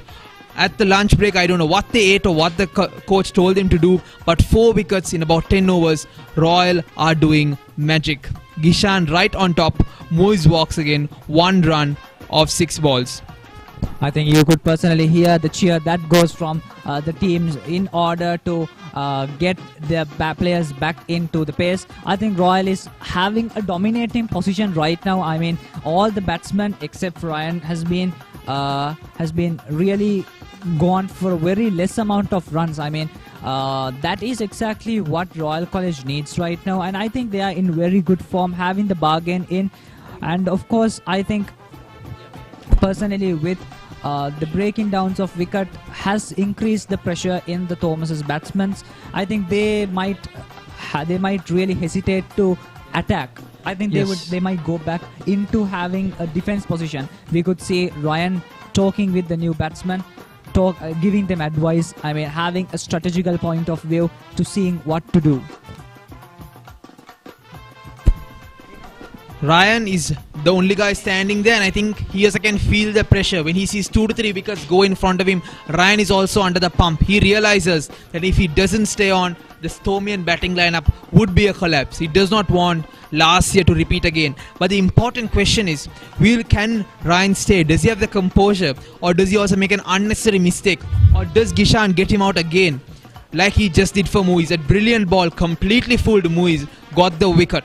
That's exactly what Royal want. Like I called it, Royal are right on top. There are 4 wickets, 81 for 4. Not very impressive from St. Thomas. And if 1 or 2 wickets go, it's the death end. It's the bowlers. Nothing much to expect. Royal are right back on top. Gishan's back into the attack. First ball, simple defense. You can see Gishan doesn't want to stop taking because he wants to give the pressure. You can evidently see that through the two slip fielders and the silly point. He really wants to make sure that the batsmen don't feel comfortable, and when they go to drive the ball or play the defense, they get that edge off. Brilliant captaincy from Gishan. I think personally the field setting itself has already built up a pressure with all these wickets breaking down on the batting lineup, and all these batsmen who are on the first few batsmen have been breaking their partnership for a very low score, has sort of built up a pressure on the new batsman. I think this mindset is what actually helped playing the cricket. Once again, a very good performance by the fielders there. Yes, brilliant work from Royal. Even though there are 4 wickets up, they are not over excited, they are not overconfident, they're still staying focused, still realizing it's a full 2 days of cricket left, and the best way that they can finish today is by getting St. Thomas all out and going to bat and saying St. Thomas has game on, we want the shield back at Raid Avenue. Royal are back on track. We thought it might be Thomian dominance on day 1 after the openers got off to a great start, but Royal have really asked the question back and said, we are not out of this game, Royal is back on top. Captain bowling in, the left hand off spinner Gishan Balasuriya. Once again played in a very defensive position. A very good over by Gishan Balasuriya, a breakdown of wicket. And with that, 81 for 4, 39 overs.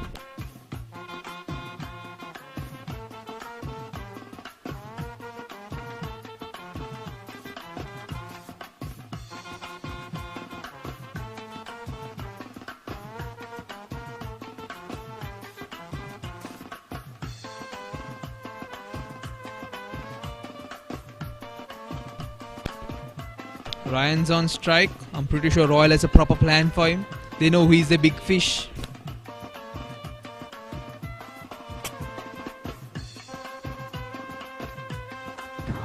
Ryan making sure that the pressure that Royal build on St. Thomas is not affecting him. I think Ryan has been in sort of pressures before. I think the way he handles the pressure, one can say what sort of an experienced player he is. The way he handles the pressure, the way he is anticipating the next attack. Sadish Rajapaksha. That's a full toss. I think a slip of a hand. Ryan gets an easy single and gets off strike. I don't think pressure is a big issue for Ryan. He has played the big innings before. He's played the double tons. But the real question is, can he handle the pressure of the Royal-Thomian? Can he handle the pressure of the history and the prestige of winning a Royal or having the shield at home means to him? As the captain, as the leader, he's proven thus far that he's capable of doing it. He's capable of staying long and playing the big inning. But can he do it at the bigger stage? That is the question. Senesh, new batsman in, has faced 5 balls, hasn't got off the mark yet. Sadisha bowling to him. We'll see how this goes. He's also a left-hander. The left-handers haven't had a great day today. Another simple defense right back to the bowler. Sadisha building that pressure. Senesh also trying to get comfortable, trying to get a single, but he can't find that gap. It's an interesting battle between these two right now.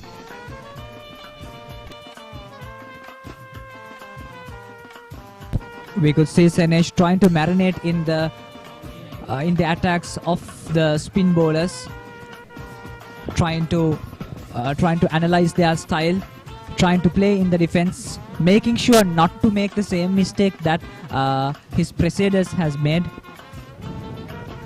I don't think there are any fielders outside the 30-yard circle as well. Gishan really identifying and realizing the fact that St. Thomas are not going to go over the 30-yard circle. They're not going to loft the ball for some aggressive play. They're going to keep it simple. Therefore, he's forcing the batsman to find the gaps, and he's also keeping a slip, keeping a silly point, making sure that the batsman makes a mistakes and trying to find an edge and therefore get a wicket. Simple defense by Senesh, keeping the no-nonsense cricket that St. Thomas has been playing from the beginning, making sure that the spinner works for the wicket and doesn't get an easy wicket.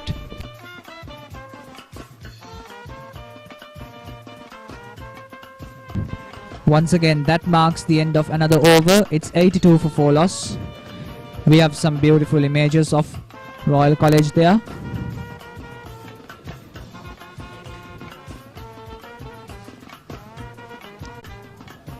It's really beautiful. It's Royal also well known for creating so many famous cricketers, especially now in the cricket sector of Sri Lanka. We have Chamika Karunaratne setting the short-term format on fire with his medium-fast bowling batting. We have Lasith Ambuldeniya, the typical test off-spinner. Kusal Janit Pereira, a few mentions. So Royal has been well known for creating so many well-known cricketers. and now, of course some of the cricketers in the future cricket Sri Lankan cricket team are playing in the big match today. yes, we have an under-19 player from Royal College also playing for them today. So it's a high-stake, very important match. Gishan to Ryan. This is the battle we want to see. Captain to captain. Is the wicket going to fall? Simple defense from Ryan. Gishan versus Ryan. The two captains battling it out. Gishan wants that wicket. Ryan wants to stay on. It's going to be a very intense battle. The fielders building pressure around Ryan, supporting their ball and making sure that Ryan makes simple mistake and capitalizing on that. That's a loose ball to the leg side. Simple flick by Ryan. No run there as well.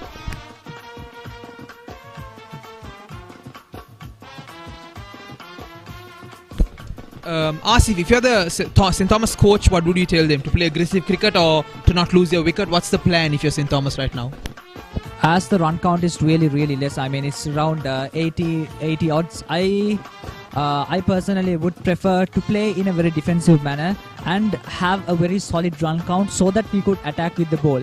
Once we have a solid run count around 200 or 150 to 200, then maybe we could start attacking, which where we would put the players where they are comfortable with the attack, and it is not a risk to lose the wicket because we already have a run count. So that is what I would have been advised if by any chance that I would be in this field.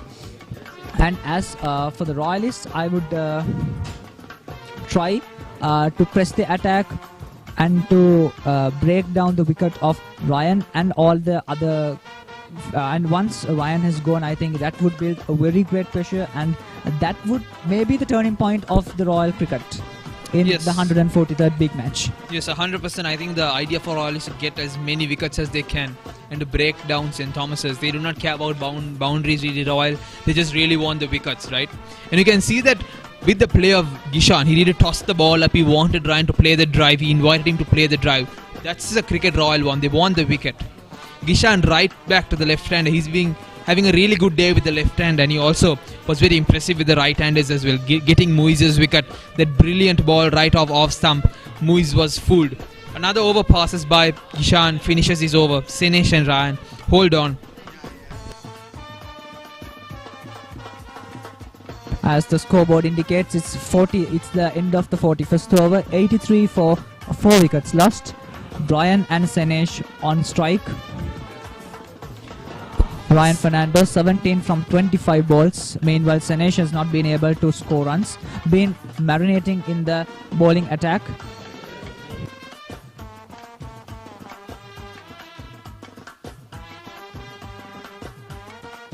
Prepare for the next over. Ryan on strike. The slip is still in place. The wicketkeeper adjusting.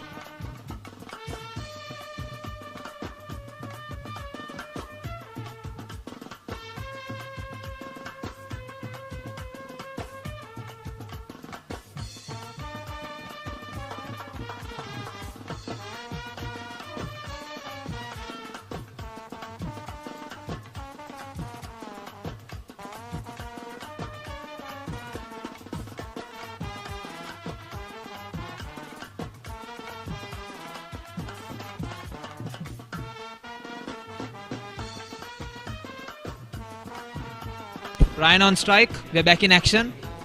A spinner. Here's Sadisha coming right back in. Oh, good ball on that uncomfortable length for a batsman. Right up the chest. A very hard length for him to easily score runs off of. It's a hot day as well. The weather is much better than it was in the morning. The humidity is much higher now. It's much hotter compared to morning where it rained and delayed play for a little while. Simple push to long on by Ryan. He gets a single there. Moves the strike back to Senesh, the new batsman who still hasn't got off the mark. Will Senesh get a single and get off the mark? That's the question we have. Sadisha to Senesh from now on.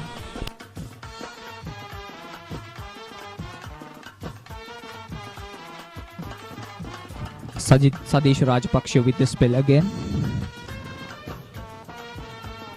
Senesh leaving the ball.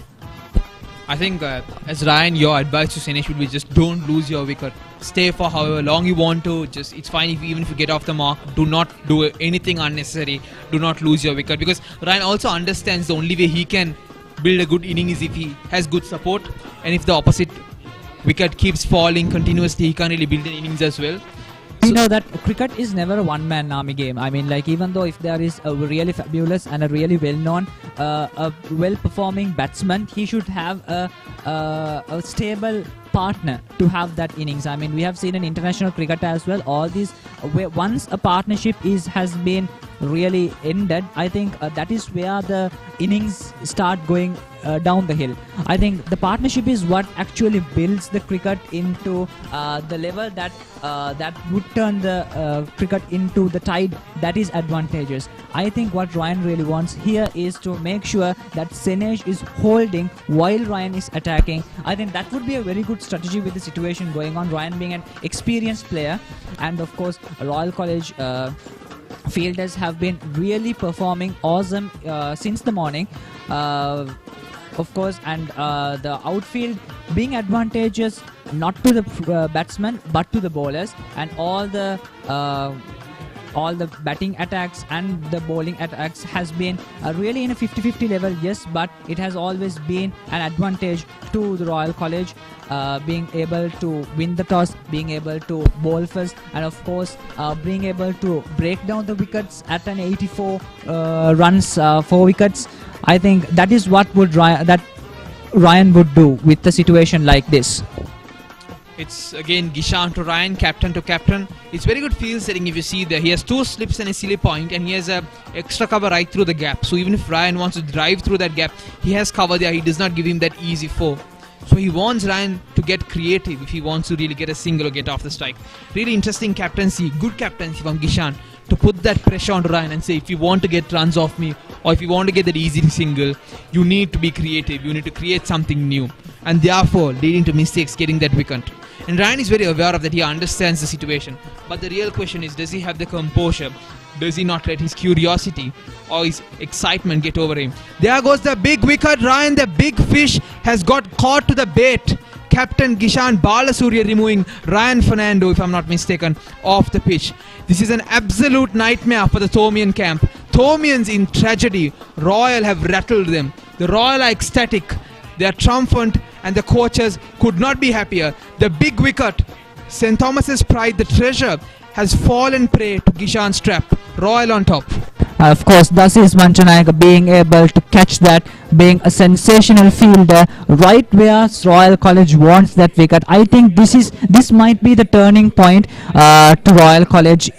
This might be the turning point Royal College. This might be the turning point where actually it might affect a complete history of 143 years. The best player of St. Thomas College going out for less than 20 runs.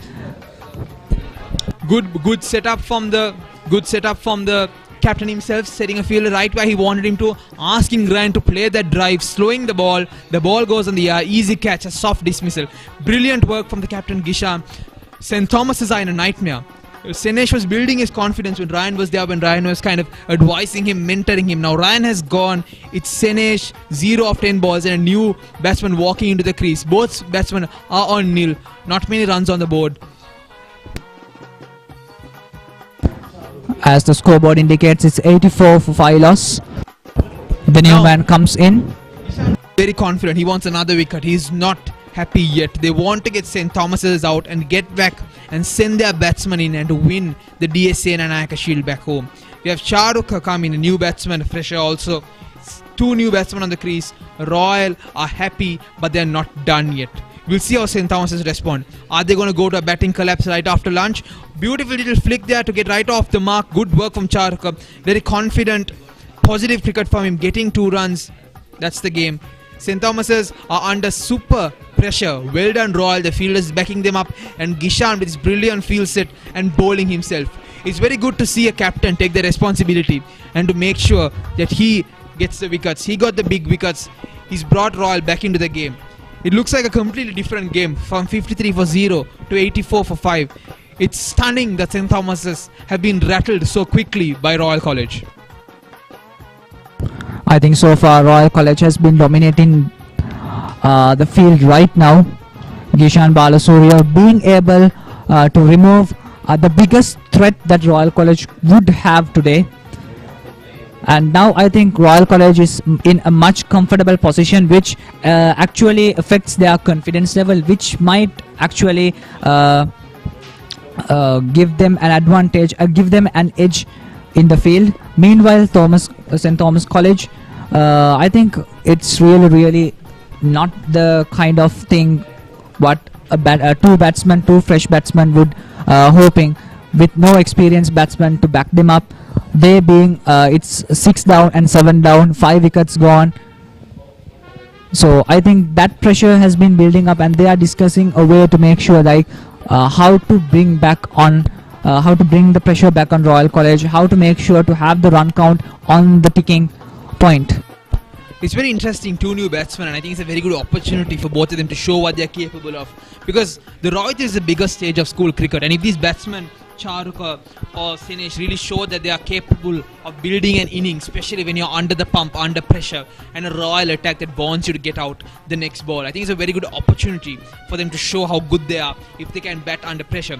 Because to become a really good cricketer, you need to have the capability to have that composure to bat under pressure and not lose your wicket. So it's going to be a very interesting idea. We have Sadish bowling into him. The captain, Gishan, just keeping the spinners coming in. And I'm pretty sure he'll come back in next over to get another wicket as well. Very good play from Royal. But the important thing for Royal is not to get complacent, not to get overconfident that they've got the 5 wickets. Yes, they've realized they got the big fish out. Ryan has gone. A beautiful shot there. Is he going to get awarded 4 for that? Yes, he has. Positive cricket from St. Thomas's, even under so much pressure. Sinesh finds that gap, he finds that 4. That's what they want. Good play from St. Thomas's, but Royal are on top. It has been really interesting. The form of cricket that the players, now that they are playing comparative to what I said before, comparative to how they played in the morning. I mean, with the weather condition being slightly advantage for a cricket pitch, of course, and it's been really nice the way both the teams play. I think St. Thomas's also have played a bit more forward now. They're scoring more runs than the morning where they were just defending more. And a result of that, I think, is also the wickets, right? When St. Thomas's really came out and started playing those shots, they lost 5 wickets. So it's really boiled down to a very interesting evening here today. In another 4 hours when today's game ends, it's interesting to see if St. Thomas's can hold on. Because I think they have only 2 or 3 legitimate batsmen after this. After that, it's going to be the bowlers who have the capability to bat, but the specialist batsmen have all gone, especially the big wicket Ryan. Another ambitious shot, but no run there. A very strategically placed fielders, making sure that those boundaries are well covered, and all those little runs that it really would matter and that would make a difference are being defended. Sadisha Rajapaksha back with the spell. He's bowling beautifully. He's really making sure that the batsman defends to his silly point or to get an edge to the silly point, because Royal have been very adamant in using that silly point and using that slip from the get-go. They didn't really get any wicket from that, but I think the pressure and the real support that those 2 fielders give to the bowler and limiting the options for the batsman to play an easy stroke to get that easy single is extremely less when you put those fielders close to him. That's very good work from Gishan. Even though he hasn't found major success with his slips or his silly points, he's continuing to keep them so that either players have to play a big lofted shot for their runs or have to go through.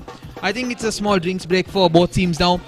Royal, I think the instruction from the Royal camp will be continue what you're doing really well, you're getting good wickets, keep up the pressure and bowl spinners, especially they'll say Gishan to keep on bowling and to get those wickets. What do you think that the St. Thomas camp would be saying to their batsmen? St. Thomas camp would probably say, most probably this would what they have been saying. I mean, you are in a condition that you cannot attack right now. You have to make sure that you have a very positive and solid run count to, if you are going to be all out, you have to have a better run count to attack back in the bowling unit. So make sure that you have that run count, make sure that you have that solid thing that would make it advantage, and if possible build up the pressure for the Royal College. Come back. You can come back. Come back. That would be what St. Thomas College would be telling their two batsmen.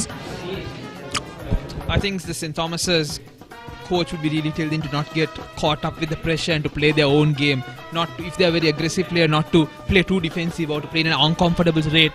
On the comparative, if you are a very defensive, slight-minded touch player, don't get too aggressive and do things that you do not want to.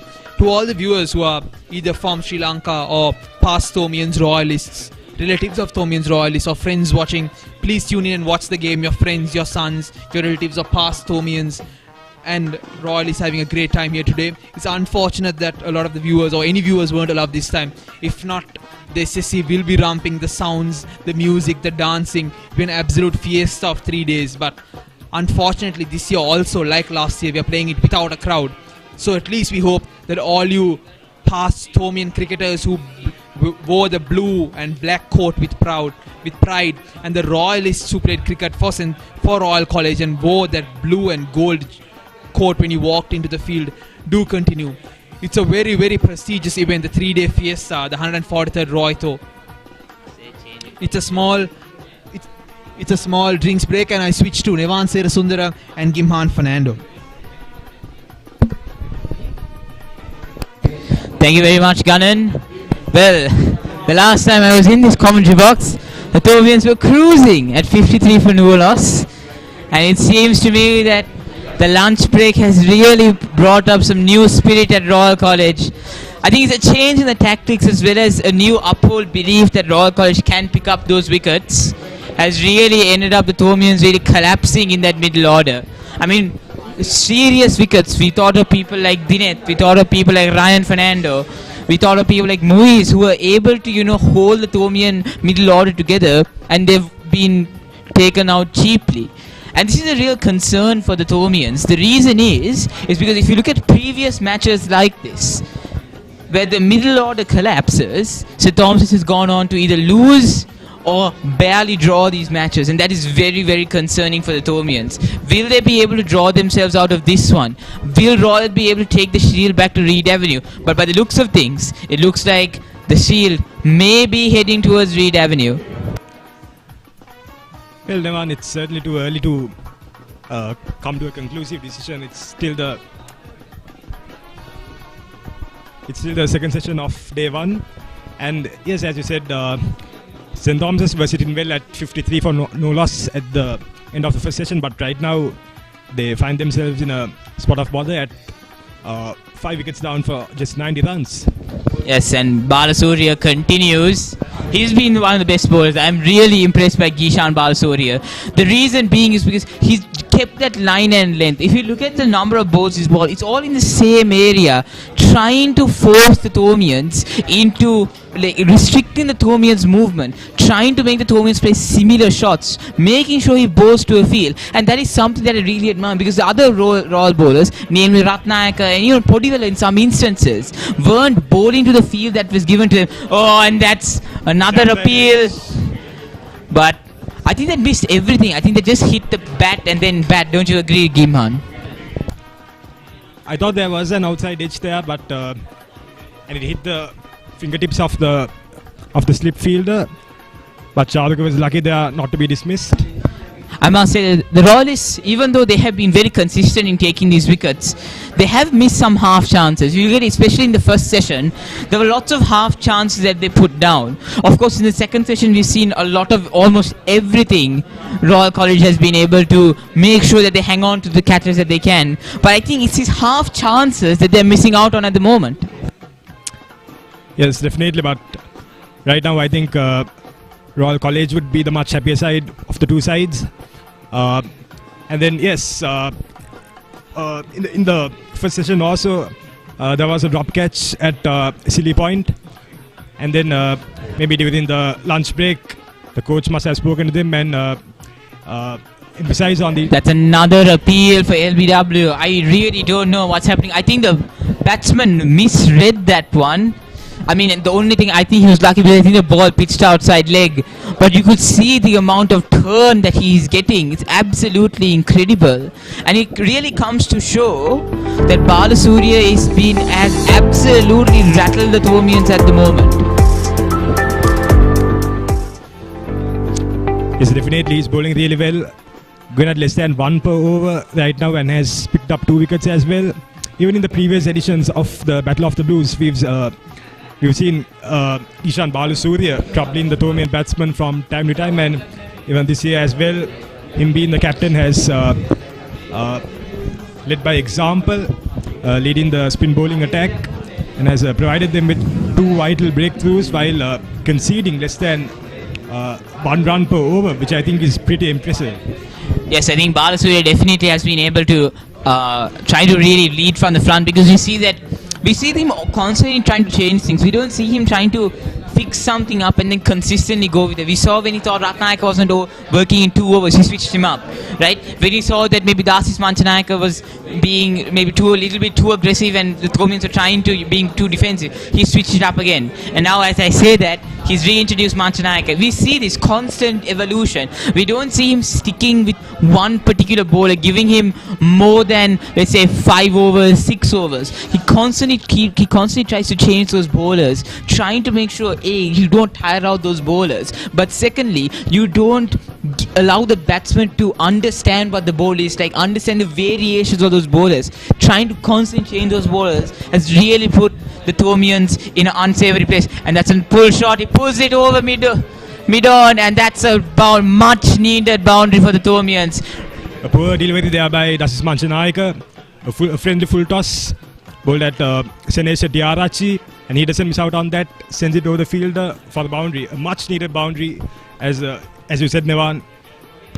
Yes, and that's the one thing the Royals shouldn't be doing at the moment. They've had so much pressure on the Thomians, right? We see that Senesh and Charukar being very, very defensive with their batting. The one thing you don't want to do is give them gifts. And those gifts come through things such as loose balls, they come through short balls, full balls, all those kinds of, rather full tossers, all those kinds of things that you could do to really give the Thomians like some kind of breathing room, and that is exactly what you don't want as Royal if you want to win the big match. Yes, certainly, and I think Royal should be looking at keep on attacking and somehow get those remaining 5 wickets and bundle out the Thomians as quickly as possible. And that was a very good ball by Manchanayaka. Vikram Hettiarati trying to sweep, but it just turned in. And this is what I really like about the Royal spinners. They have been trying to keep a consistent line and length, but also having that sense of variation to make sure the Thomians don't get too consistent. Now you see that again. You see them constantly pushing the Thomians onto the back foot. It shows that the Royals are really putting the pressure on the Thomians, and the Thomians don't really have that confidence to come onto that front foot. Yes, smart bowling there by Dasis Manchanayaka. That's the end of the over. The Thomians are 94 for 5. Yes, definitely. I think Manchanayaka has been key here. I think Manchanayaka hasn't been a key wicket taker for the Royals, but rather he's getting through those overs extremely fast, and that is what I think is really putting the pressure on Thomians. He's not conceding too many runs, but he is someone who's able to get that over it, and he has a wicket to show for it as well. I do not see Manchanayaka as one of those key bowlers for Royal College, but rather to get through the overs to make sure that you're able to put STC in a place of uncomfort where you really try to rattle them out. So not conceding runs, getting through those overs. I think that's the specific role that Dasis Manchanayaka plays. Yes, definitely.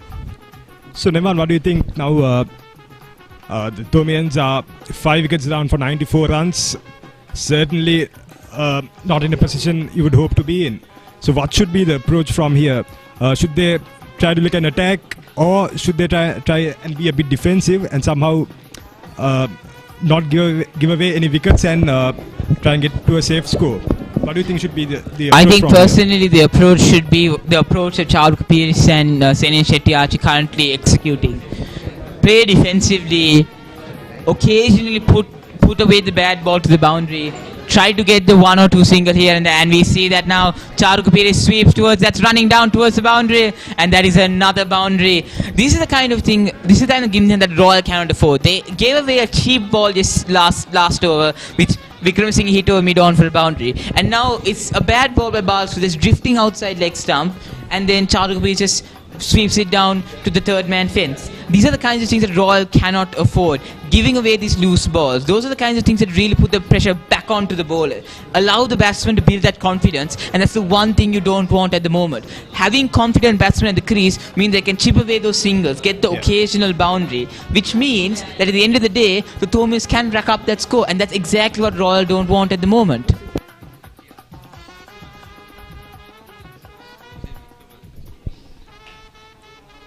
Another good ball by Balasuriya. The one thing I must say that Royalists have been extremely consistent about is that they've been constantly working with each other in the field. What I mean by that is they haven't necessarily gone quiet. They've constantly been very vocal in the field, motivating each other, making sure that they don't give a, making sure that even if it's a bad ball, the next ball is something better. And that's something key in this kind of 95% the mental game. If you're able to constantly keep your hopes up, you keep your motivation up, I think that is something that is key at this moment. Because what Royal want to do now is keep the pressure on STC. Making sure that pressure is so much that you're going to crack under that pressure. And I think that's what Royal fielders and the captain is trying to do. Yes, definitely. Once again, nicely blocked by Sunil Shetty there.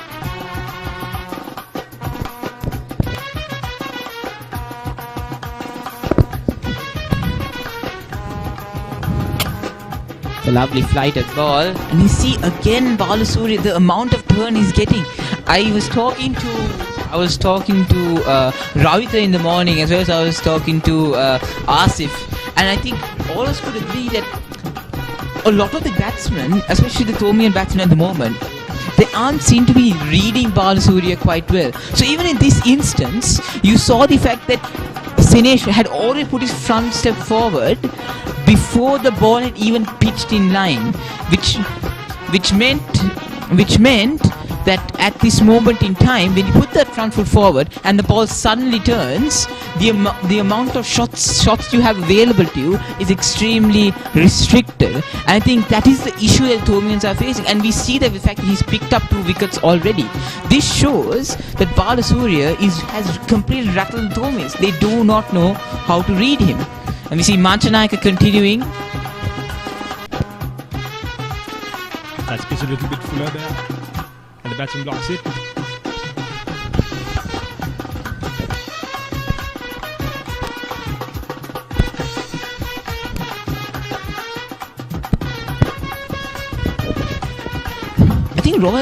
I think one consistent thing we've been seeing from Royal is a constant field change. I think that is key here, because like I said before, how the bowling has been constantly being changed, how the variation has constantly been changing from the Royal bowlers. Another thing that has been consistent is the fact that they've been constantly changing the field. I think what that shows is an evolution of the bowling tactics. So each batter, you try to change the tactic.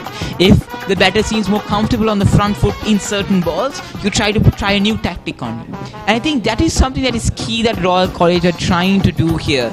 It didn't work for them in the first innings, because both batsmen Pulankulama and Abhay Gunawardene were quite defensive. But in these instances, in the second session, they've been quite successful, and that's cut away by Charu Kapil, running down towards the boundary, and that's cut off. Yes, that was pitched a bit short this time, and Charu doesn't miss out on cutting away that ball,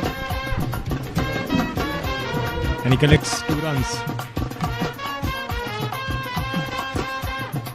I think and that's the 100 up for the Thomians. A much fought 400, I must say. Considering they started the second session at 53 for no loss. Within 49 runs, they've lost 5 wickets. That is a not good reflection on the Thomian batting lineup. Yes, definitely. After getting into that sort of a position where you have not lost any wickets for 53 runs, normally you would expect them to maybe increase the run rate and also the partnership. But instead, what happened was the very first ball, right after the lunch break, there was a wicket, and then I think the momentum easily shifted back to the Royalists. The end of the over, the score stands at 102 for 5. Now we are changing commentary. Nevan Selsundara replaced by Abdul Hakam.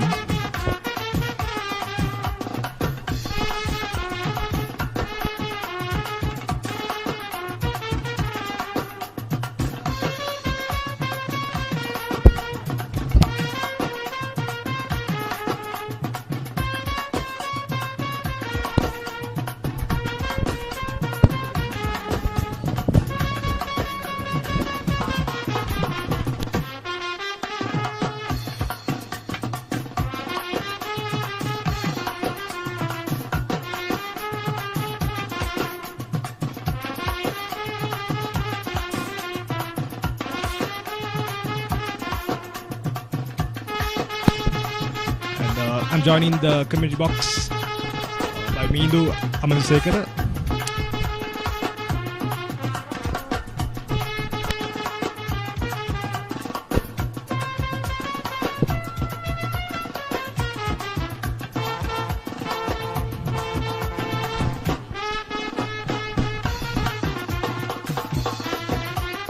Balasuriya into the attack.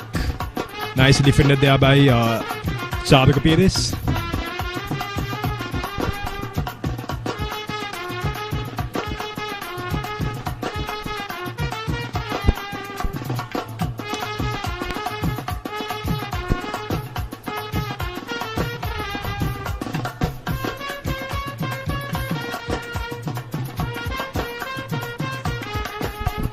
Yeah, so Minidu, as a royalist, what do you think about the second session? Royal College have been able to pick up 5 wickets. So, what do you think of that?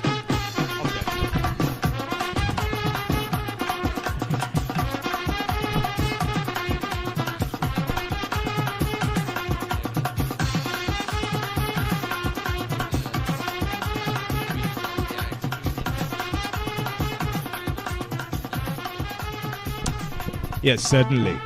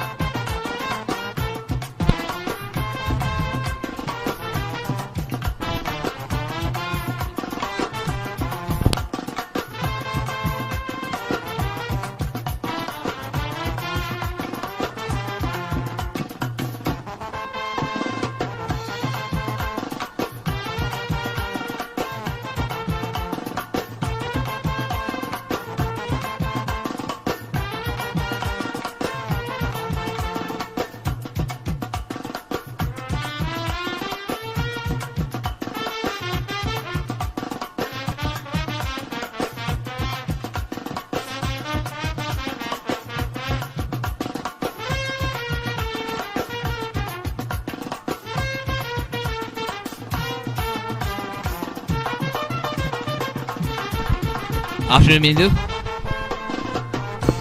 And the lovely scenes at St. Thomas's College.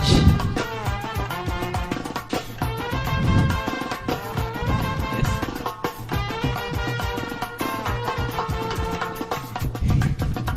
It's very nice to hear from a royalist. Well, I'm pretty sure there are some very interesting personalities from Royal College as well, as we see the Royal College prefects enjoying the Royal-Thomian. I mean, the cricketers, of course, the young cricketers, of course, out there, I must say the Royal-Thomian is something that everyone wants to play in. But for all the people who maybe not be interested that much in cricket, I think prefectship is something that they look forward to, and the prefectship at Big Match is something that I think everyone looks forward to when they are appointed prefect or when they dream of it. I remember, pretty sure for everyone here, like coming up from like grade 6, grade 7, even in lower school, grade 5, grade 4, those ayahs running around with their hats, trying to convince you or your parents to sell that souvenir. It really gives you that kind of impression that one day I also want to be in those grounds, waving those flags, having that impression. It's only if we could have that at the moment, but we settle for what we have.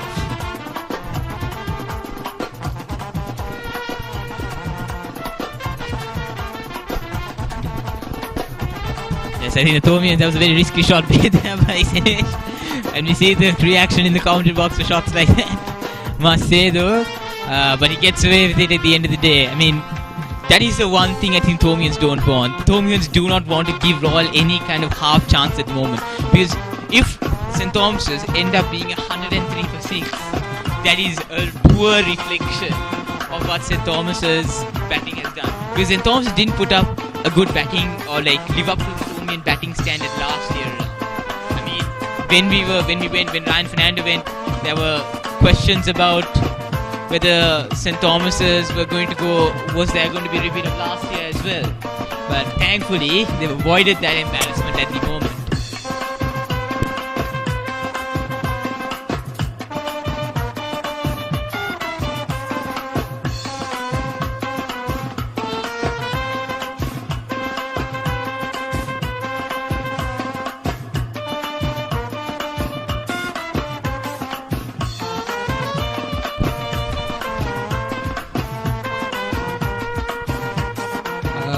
I think it's a combination of a lot of things. I think definitely it's the underestimation of the Royal College bowlers. But what happened was, I think the Royal College head coach, Soisa, I think changed the tactics a little bit more at the lunch break.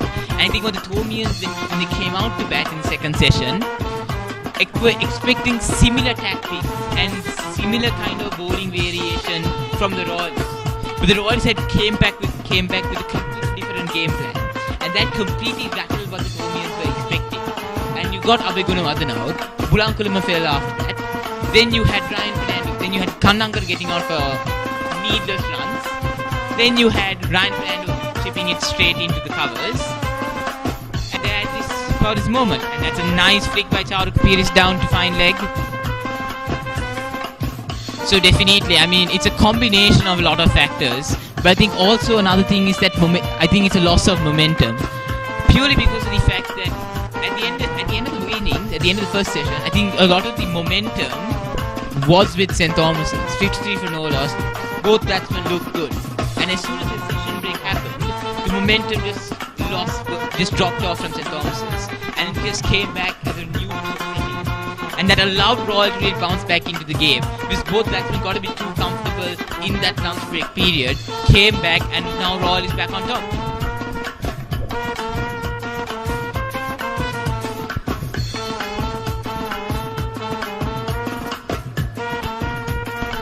The Thomian strategy.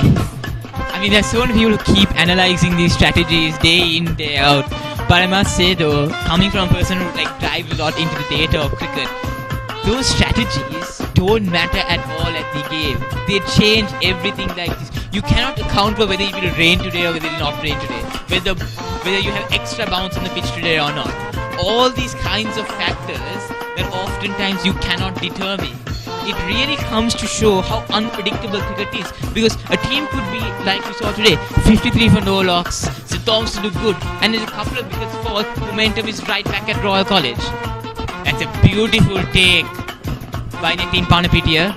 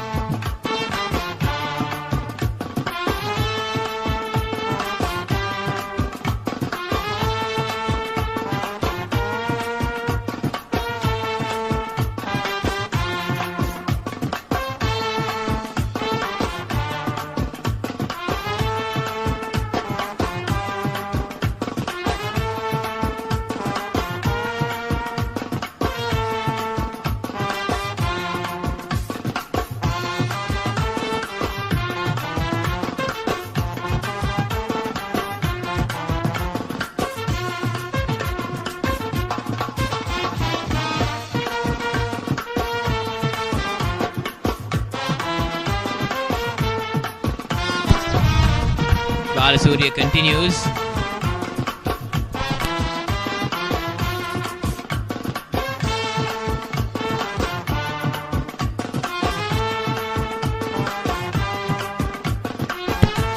Balasuriya is continuing to bowl. He's the one bowler who I must say has been very consistent. What I mean by that is he's been consistently bowling at St. Thomas, where you see on the other side, you see Rajpak's bowling, you see Podiwala bowling, you see Manthanaik bowling, and you also see in the hidden spells here and there, you see Ratnaik bowling as well. But I must say Balasuri has been very, very consistent. That's a poor shot. The Thomians are trying to get some rhythm back here. We're seeing one or two singles and over, an odd boundary here and there.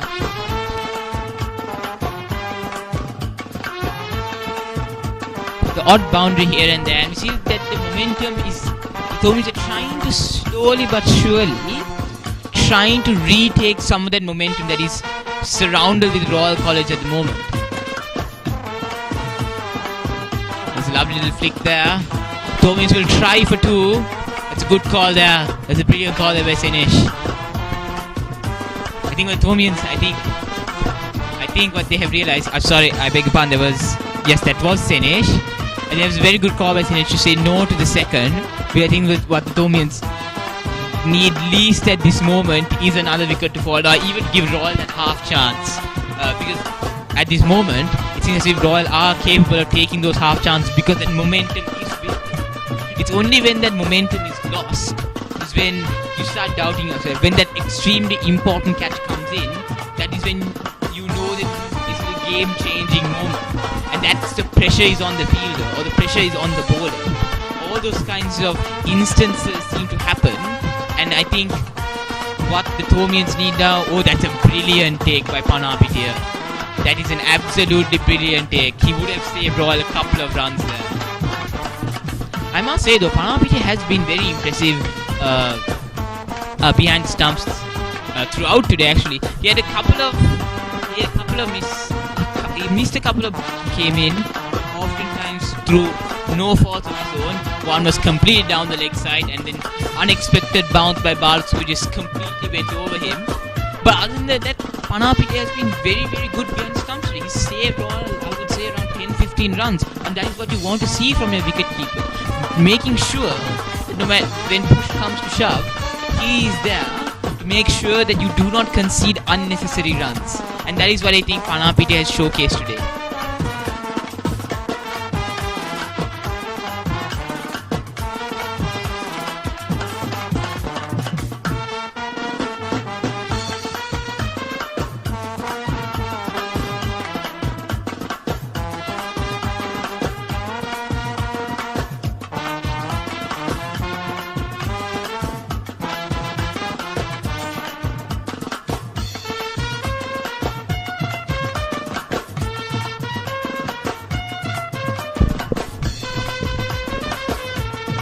Sinesh does seem a bit exhausted there at the moment. He's trying to lift his helmet there. We see that it's quite warmer out there now than it was before, and that's brilliantly driven and brilliantly fielded. That is an absolutely brilliant piece of fielding from the man at cover point. That was, yes, and that is Rajapaksa. And I must say, Minidu, the Royal College fieldsmen, especially the senior players, Balasuriya, Rajapaksa, and to an extent the Asis Manthanaik, have led from the front here, been very vocal in the field, making sure that you cut off Thomians from getting that one. You make sure your outfield fielding is absolutely brilliant. If a bowler bowls somewhat of a bad ball, we see them encouraging him to bowl a better ball next time. That sense of leadership has been completely shown to us here by the Royal College senior players, and that is I think the significant part to play when it comes to matches like this. Because when it comes to, because from what I've heard from players who played the Royal-Thomian, these are matches you can't necessarily prepare for. It isn't something like a 1-day game most of these teams play. It's a 3-day game. People shouting, people flying around everywhere. You can't prepare for something like this. And it's in those instances, those senior players are extremely important.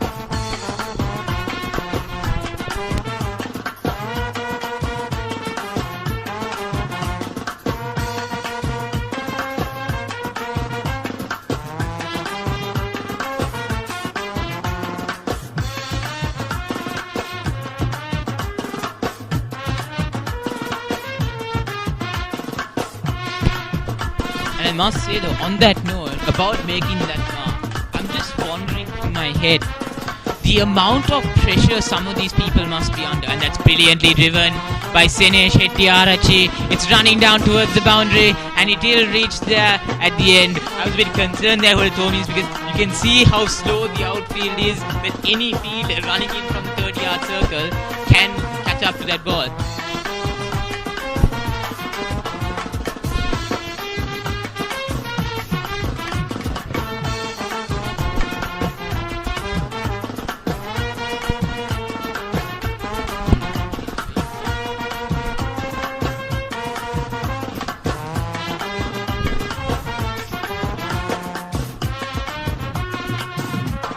I must say though, I was talking about this with a lot of the other people as well. I was talking about it with Kimhan and Asif and Ravita as well, about the encouragement that the Royal bowlers are getting. As soon as a bowl, let's say a low full toss or something on the sort, you see the senior players coming around saying, look, that's fine, make sure the ball, and that's flicked down to the boundary.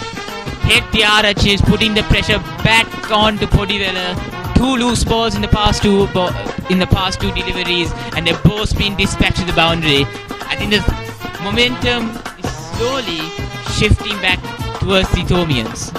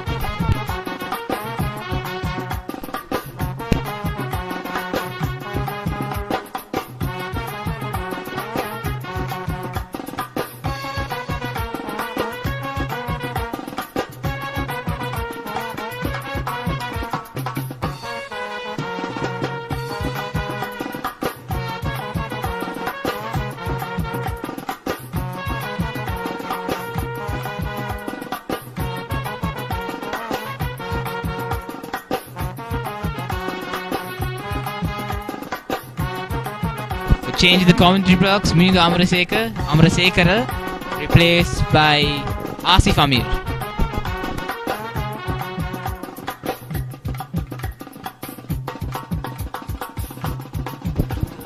Thank you, Nehan, for the introduction. Once again, here we are back. Yes, and I'm surprised, Asif, you're able to speak now. Very long post-match analysis by Asif and Siobhan, a very detailed analysis, I must say. I'm surprised after just 30 minutes of just constant speaking, you're able to speak at this point, Asif. Personally, I'm surprised of it too. I mean, like, I'm not much of a speaker, but still, it's a cricket match. I mean, when it is a cricket match, who can't talk? I mean, yes, definitely, us being Sri Lankans, cricket match is cricket match. We drop everything to go and watch our cricket. And us being Royal-Thomians, I think that is even stronger now, considering this is the Royal-Thomian. And it's the 143rd consecutive battle, going on and on and on for 143 years. I mean, it has it's the big match with one of the longest history. I think that so much of history and so much of things. I think 1 day or 3 days not enough to talk about this and finish it. So, I mean, that hype around the big match and the discussion behind big match, it really starts. So usually we have it around January, around March, and the hype really starts around January. So everyone just starts talking about the Royal-Thomian at the start of January, at the end of December. That is when the hype starts to build up around it. And I must say, this match is the crown jewel in what Sri Lanka's March Madness is, the cricketing March madness of all the big matches that take place. The Royal-Thomian between S.Thomas and Royal, and that is lovely, the slog swept towards the boundary. There's no one near in that area, and that's another boundary for Charuka Piris. Thomian is getting back some momentum at the moment. But as I was saying, Asif, this match between Royal and St. Thomas's, which really started back in 1879 when Mr. T.F. Faulkner wrote that, or rather Mr. Ashley Walker wrote that letter to T.F. Faulkner saying, look, should we just have this match, friendly match between St. Thomas College Butwar at the time and the Colombo Academy. And I'm pretty sure even them wouldn't have thought that this would now grow into one of the biggest cricketing encounters in the Sri Lanka cricket calendar. In comparative to what the history has brought so forth, I mean, this match has been, I mean, when it gets to the normal calendar of a Royal College calendar or a Thomas and Thomas College calendar, I think the 143rd big match, if that is not there, I don't think the year is fulfilled. I think this has that a complete different vibe, complete different hype that this has got, a very unique. And of course, when it comes to school cricket, two prestigious institute which has produced more than a lot of over the years, a lot of players to the national team, and also all aspects of cricket. I think this big match is a mark of significance not only to the two schools, also the Sri Lankan school cricket. What do you say? Definitely so, Asif. I mean, I'm pretty sure being Thomian, I can definitely admit Royal has done most of the producing national talent in the past few years. I think it was what, Kaushal Silva was the last Thomian cricketer who went on to represent the national side. But literally, like, a lot of the people who've gone on to represent Sri Lanka, like, I'm pretty sure a lot of these people playing here today from Royal College will probably go on to represent Sri Lanka. I mean, a few years ago we saw Lasith Ambulenia, who now went on to play for Sri Lanka. We saw Chamika Karunaratne, went on to represent Sri Lanka, currently in the Sri Lanka ODI and T20 squad. We also see players like Kusal Janit Pereira, also heavily attacking players who are senior leaders in Sri Lanka cricket at the moment. We see them who are all part of Royal College, who then went on to play for the national side. On that note though, even though St. Thomas's hasn't necessarily produced a significant national talent in the past few years, if you look at the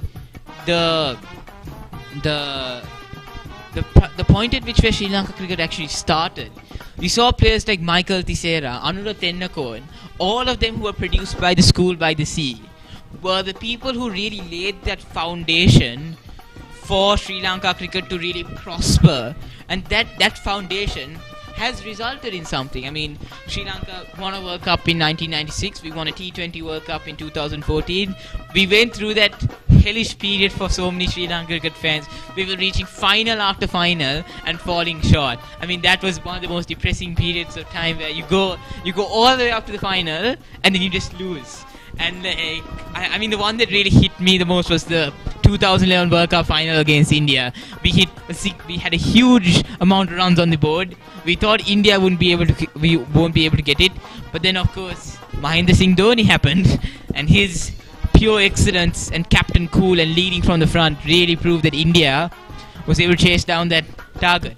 And then, you know, we handed it over to the Josephians and the Peter Wrights, and then it went downhill from there. So talking about cricket, back to the Royal-Thomian 143rd battle. As the scoreboard indicates, it's 118 for 5 loss. Some sort of a stable innings re-established by the Thomian batsmen after the downfall of wickets. I mean, 5 wickets at the stretch in a very small run count. In the very beginning of the match, we observed that around 53 runs for no loss, a very good partnership. In cricket, it's all about the partnership. As long as you have a partnership, that means there is a hope that the innings might continue. So the partnership has been broken, and establishing a partnership that has been broken so much, I don't think that is an easy task with the bowling lineup of Royal College, with spinners and pacers attacking again and again and again in such an aggressive way. I think it was a big challenge for the Thomian batsmen to bring it back to an established state. So I think Senesh and the batsman who is batting has done a marvelous job in that perspective, bringing the score back to some sort of a stability. with the innings being under control for now? Yes, Asif. I mean, I think at the moment, I won't say job done yet for Charu Kapiris and Sinesh Wickramasinghe Hettiarche. And as I say that, he pulls a short one. Then it's just short of the fielder. And that's a misfield. That's poor from Ramiro Pereira. And that's just needless runs that Royal just gave away there. I mean, Royal definitely have their sword somewhat at the throat of St. Thomas's. But it's these kinds of silly mistakes that Royal really can't afford here. Because we see Sinesh Hettiarche and Charu Kapiris trying to rebuild the Thomian innings, which is... Oh, that's a shot. That's a full toss there. Just hit back on the back foot just for a single. And we see that St. Thomas is really trying to really edge themselves back into this game. And we see that it's done, like you said, in a very stable manner. Like, if there was like another batter at that moment and maybe we had fewer wickets for St. Thomas, I'm pretty sure that there would have been an alternative shot to that one. Something a bit more aggressive. But we see that these two are a bit more composed and a lot more careful with their shot selection to make sure you don't give any unnecessary wickets or lose unnecessary wickets rather, and put them... Oh, that's a full toss again. This is terrible bowling by Ramiro Pereira and wonderfully cut off there by the and a deep backward square. Yes, talking about the batting pattern of St. Thomas College, it's like the way they play. If they play in a defensive manner, they actually scored. During the first session of the first inning, we saw the open batsmen were playing in a defensive manner with a very slow run rate, of course, but they actually scored. The run kept ticking, and they had a sort of pressure built on Royals. And once the lunch break was done, they started to attack, and that's where they took the risk of taking the risk. Yes, I mean definitely, Asif. But I think more than St. Thomas self-inflicting this thing on themselves, I think it was all credit to Mr. Soisa, the head coach of Royal College, as well as Gishan Balasuri, alongside the senior players of Royal College, Sadish Rajapaksa, Dasis Manchanayaka, of really changing the tactics that they were using to exploit the Thomians. Because the Thomians came out, at least the Thomian batters at the time, Senadi Bulankulama and Janindu Abhigunawardana, came out at the time and they were very complacent, I must say. They weren't expecting a complete change around from Royal, and that's what Royal did. And they completely rattled the big fish of Ryan Fernando. They were to get out Dinet Kandangara. They were to, like, Muiz Naushan, I can't even... He spent on the field. That kind of like mistakes the Thomians make of not picking up what the Royalists were trying to do, it really cost them at this moment. And all credit to Royal College. They were completely bamboozled the Thomians with what they have done. And of course, the greater credit goes to Dasis Manchanayaka for having the catch that actually cost Ryan Fernando's wicket. And of course, the fielding unit has done a sensational work. And of course, the captain of the team making sure that all the boundaries are covered, all the places where there might be a potential wicket taking is placed quite properly. I think that strategy is what has made Royal to dismiss the first few wickets in such a small run count. But still, there is time. Let us see how St. Thomas College would face the challenge of having re-establishing the broken innings and having a partnership. Yes, I mean, at this point in time, Royal fielding has been absolutely sensational. But of course, I think what Royal fielding lacks at this moment is the fact that they haven't necessarily taken some of those half chances, especially in the first session. Couple of half chances went by that they didn't necessarily take them, and some clear-cut chances as well, which fell just short of maybe if the short leg or the short cover responded a fraction quicker, that would have ended up in a wicket. But I must say, in the second session, it's been Royal all the way. And that marks the end of another over. I think it's the 95th over that has been come to an end. Sorry, it's the 56th over. The total comes up to 124 for 5 lost. The one good thing I must say about Royal at this moment is there's been somewhat of a reconstruction of the Thomian innings. But Royal has still been very vocal in the field. We don't see them becoming like completely muted with like momentum like kind of shifting towards a more neutral setting. We've seen them constantly be vocal in the pitch. I mean, if you just walk around the grounds currently, you will hear, of course, the chit-chat of the prefects walking around, making those Tora paras and Royal paras. But what you will hear is Dan Podiwaka shouting from the boundary line. You will see Sadish Rajapaksa shouting at like a new player, fresher, saying to get into position. Or you'll see Gishan Balsuri shouting at the man at cover for not making sure he stopped that run. Very, very vocal.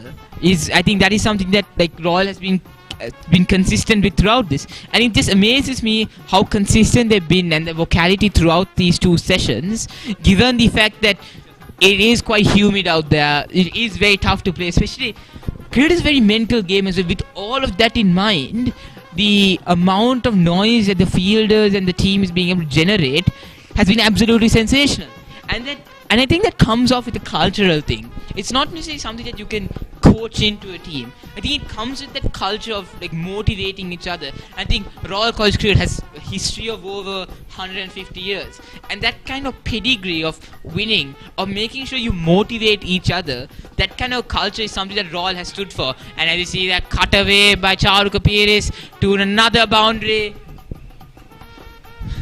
you see Manchanayaka now.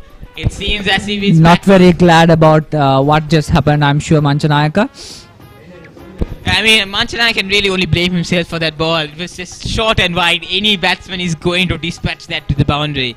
I mean, you don't even necessarily have to be a good batsman for that matter. I must say though, but this is what I like to see from the Thomian point of view. Selecting their shots, not going after every ball. We saw that the mistakes that the other players were making. We saw that Muiz Naushan just like not being able to had no impact on the game whatsoever. Ryan Fernando trying to be a bit more aggressive just cost his wicket. But we see now from Sene Shetty and Charu Kapiris conserving their wicket, making sure they aren't playing any silly shots that will cost them the wicket, but waiting for that occasional loose ball and then dispatching that to the boundary. I think that is what St. Thomas needs at this moment, to make sure they don't lose any unnecessary wickets and really bat on TLT. I think for these two players at the moment, the key is to bat on TLT while not losing another wicket.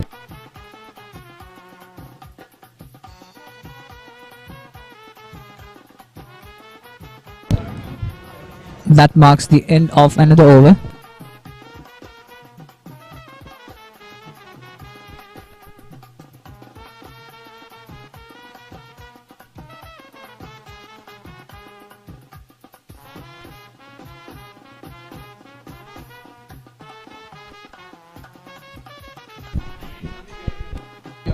It's the end of the 57th over, 128 for 5 loss so far.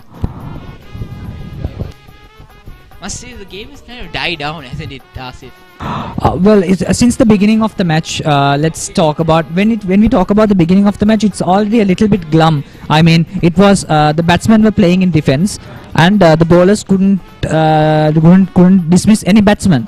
That makes it a little bit boring.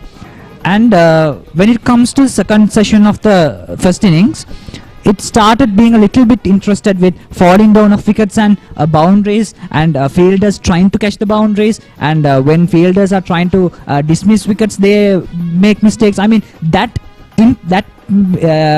gives a very interesting part of cricket. Yes. And once again, I think St. Thomas's College re-establishing some sort of their fall down, and they are trying to play quite carefully, and Royal College not being able to break down a wicket when St. Thomas College playing carefully. I think that makes it a little bit dull when they are not attempting a shot, when they are playing carefully. That makes it a little bit dull. Definitely very dull at the moment. I mean, usually at this period in time, you really have the papare bands and all these other things, and the fanfare all around the ground. But of course, we don't have that. The only thing we really have is to just watch the match. And I think for a lot of people around the ground today, I mean, it's just parents and prefects and just some other guests as well.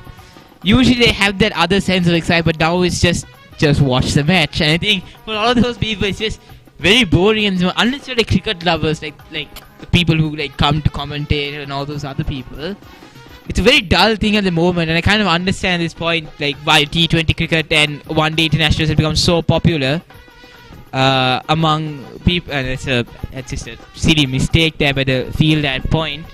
And there you can see Balasuriya give him some word there for that little scuffle, to say the least. I personally think that all these cricketers, I mean the players who are actually playing, are really, I mean, without a motivation without the ground cheer, I'm really surprised that they are playing at this potential.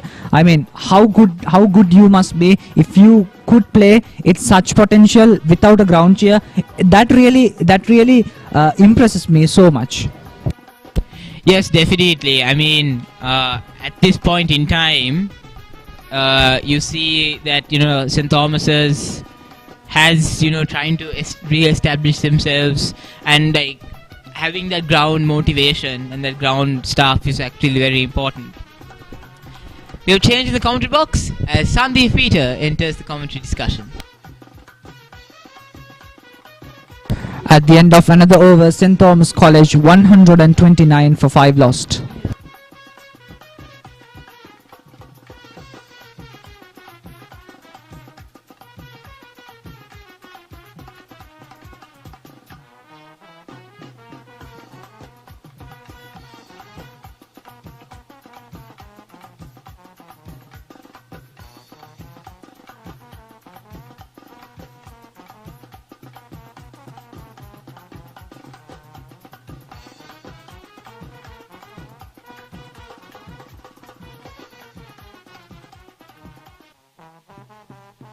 Sadisha Rajapaksha, the man with the ball for a spin spell again.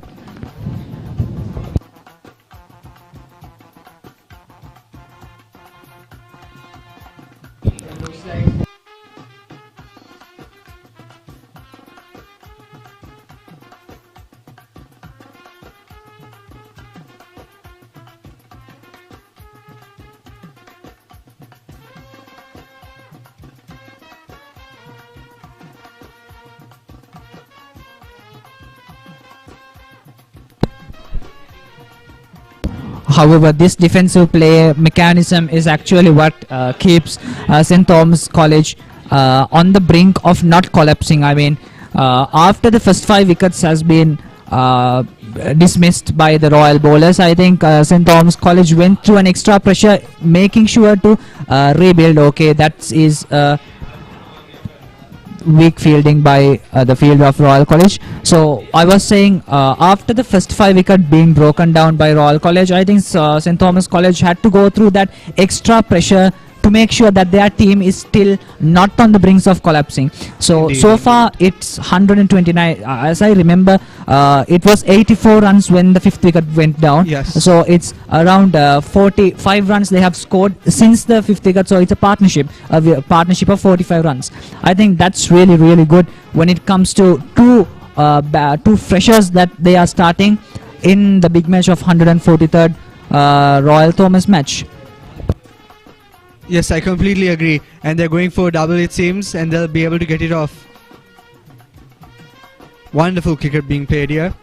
But you have to really wonder what kind of mindset the Thomians are in now, because those first 5 wickets went down before anybody could say anything. And that would have really put some kind of pressure on the Thomian side. And now they seem to steadily be getting back. And I hope that they'll steadily be able to gain more runs and steady out that pace.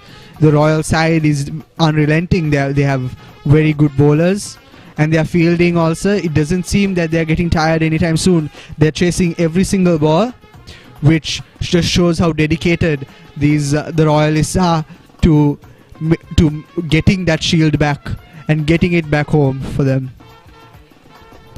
The partnership so far 45 runs out of 98 balls, with Senesh contributing 24 and Chargo contributing 23.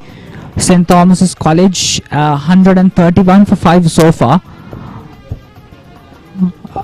having the fluctuation in their rhythm with very slow pace, while Kishan Balasuriya with the ball.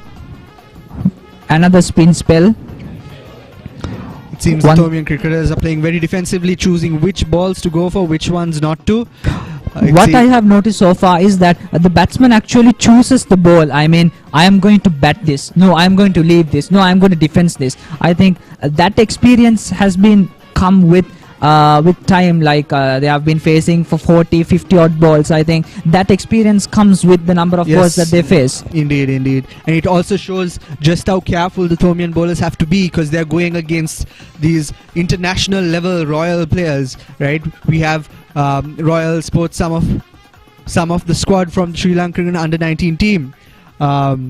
So they have to be careful, and they can't take too many risks when it comes to these balls, because you never know what's happening on the Royal side. Once again, a very good performance by the captain.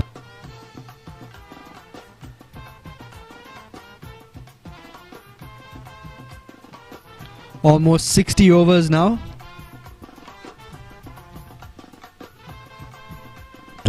Once again, a defensive strike. A very good performance. The Royal Gishan Balasuriya, the Royal captain, has ended up his over, and I think as the scoreboard indicates, it's 131 for 5 lost. The weather is also a drastic change from what it was in the morning. It was a bit cloudy, bit of a light breeze. It was a very comfortable conditions to play a good game of cricket, but now the sun's out, and it seems that the players might be sweating a bit more, meaning that the fielders might have comparatively wet hands, maybe letting out a few catches. Once again, played straight to the hands of the fielders down the ground, not a run out of it. Sadesha Rajapaksha with the ball. Again, a very good performance by Sadesha Rajapaksha, being able to bamboozle all the batsmen. Oh, a wonderful shot. Down the ground, got a couple out of it. The Royal fielders are relentless, chasing every single ball, but I'm sure they must be getting tired anytime soon. They've been chasing a couple balls for a couple of overs now, and I'm sure they would be loving a break, but it doesn't seem that they'll be getting anything anytime soon.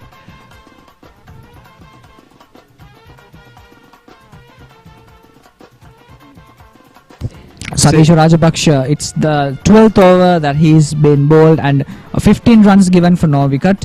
Of course, I think he's hoping for a wicket, of course. Oh, that's an awesome ball. Completely bewildered the batsman, not giving what he anticipated, surely. At this rate right now, the batsman Senesh is kind of trying to go in the attack rather than in the defense, but still being careful not to give the wicket away. Once again left the ball, making sure choosing the correct ball to play. When you watch this game, you just realize how skilled the players are. This is, after all, possibly the future of Sri Lankan cricket on the field right now.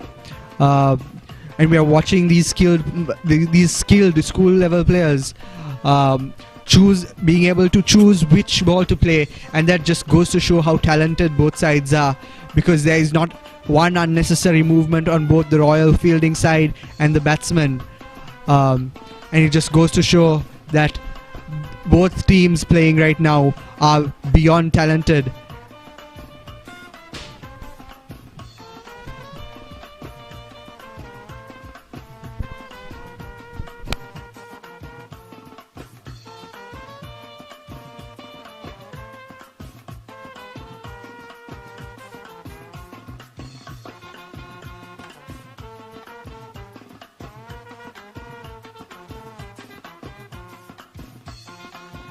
So we could see that the match has been temporarily stopped for the tea break, As the scoreboard indicates, St. Thomas College batting first, 133 for 5 loss at the end of the 61st over.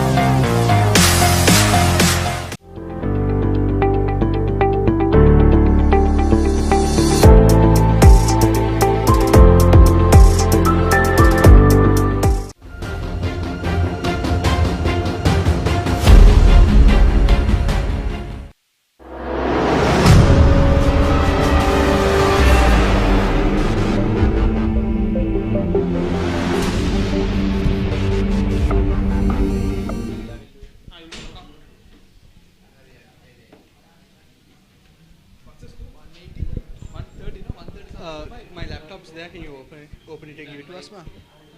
Laptops there. Yeah.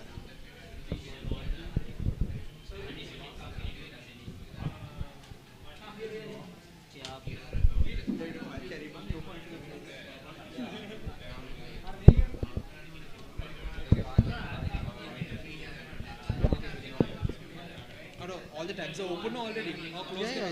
Everything's open. Yaku. You switch it off again, ma. You only.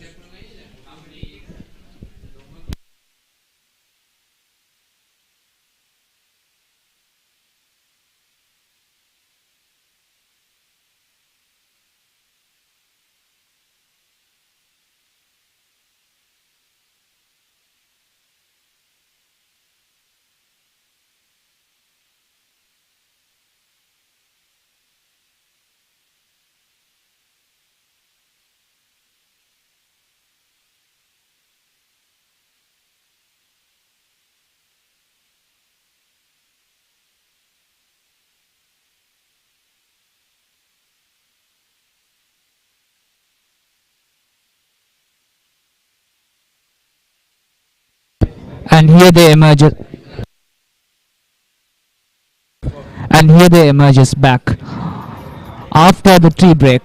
It's still the first inning going on. St. Thomas College 133 for 5 loss so far. 61 overs played. Yes, it's as you all may remember, right after the lunch break, right after the initial morning break, we lost close to 5 wickets in quick succession, and all the people in the stands and all Thomians are wondering if it'll happen again. The Royalists came roaring out of the gate with brimming with confidence, it seems, those 5 wickets, and their brilliant playing in the last quarter was amazing.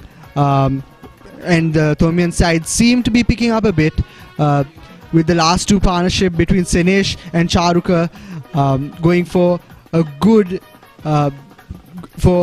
had a good partnership between themselves, playing a bit more of that defensive cricket that we saw in the beginning partnership. Hopefully St. Thomas's will bounce back from that initial from that initial fall in wickets and quickly come back to what they were performing earlier. Senesh and Charuka, the batsmen who are on strike behalf of St. Thomas College, who has established a partnership of 45 runs after the breaking down of 5 wickets, including the big fish that they call the best player of St. Thomas College, Ryan Fernando. Gishan Balasuriya with the ball, I guess, making sure to have a sensational performance with a very promising beginning. And here it comes, the first delivery after all of the 62nd over. And he chooses not to hit it. Must be a bunch of nerves after he saw what happened to his fellow teammate at the very first ball last time. But the Thomians have to just get onto that roll. They're playing that defensive cricket. They've took a small break, and I'm sure they are just waiting for their body to get a bit more used to the field before they start taking a bit more risks, especially when you have these royal bowlers and fielders that will benefit from any little mistake that the batters make. Gishan Balasuriya bowling from Vidyama at the end. Once again, a very good delivery by Gishan Balasuriya. The batsman choosing not to bat that delivery, knowing that if he did take the risk, it might not work the way he want. That is the talent that Gishan Balasuriya possesses. Once again playing in the defense. Probably this might cost a maiden over after all. What do you personally think about the Thomians' defensive style of cricket? So far, I think Thomians' defensive style of cricket is what exactly that keeps the Thomians within the wicket. I mean, we saw that it has sort of a style. In the very beginning of the match, Thomians played in a defensive style, thus made sure that Royalists could not break their wicket. And once they started deciding playing an attack, 5 wickets went at a stretch. I mean, I think Thomians' defensive style is what keeps them in the wicket. I understand. Especially once big names like Ryan, our captain, were run out, became out. Especially when they went for that offensive style, that makes a lot of sense. But you can't play defensive cricket all the time. So the Thomian side has to go for the offensive, because like even though they might get punished for it brutally by the Royalists. Of course, I mean, when it comes to cricket, it's always a mixture of defense, offense, attack, as well as a complete mixture of taking the risk and making sure that the risk is not too much risky. I mean, that sort of a mixture is cricket. Once again, a very good pull, but could not count a run. A very good performance by the fielder. And the placement of the field has been especially very interesting when it seems, because we could see like when Sadisha Rajapaksa is bowling, the field is set. Once again, a high appeal this time, very high, turned down by the umpire. Not interested, he says. Sadisha Rajapaksa definitely not happy about what just happened. That definitely gave all Thomian supporters a bit of a tremble, as it seemed that it could possibly be another wicket for the Royalists. If that by any chance became a wicket, that means a 45 to 50 runs partnership is coming to an end, which means that it might further make Thomas downfall. Don't you think so? I mean, when the partnership ends, it's really hard to maintain. Yeah, I definitely agree with you there. When the initial first partnership fell, that was the mark where we quickly lost 5 wickets in concession. So, and this is debatably the second strongest partnership so far. So if we were to lose this, I feel like the Thomian morale will definitely be lower than it is now. Sadisha Rajapaksa's ball swinging outside.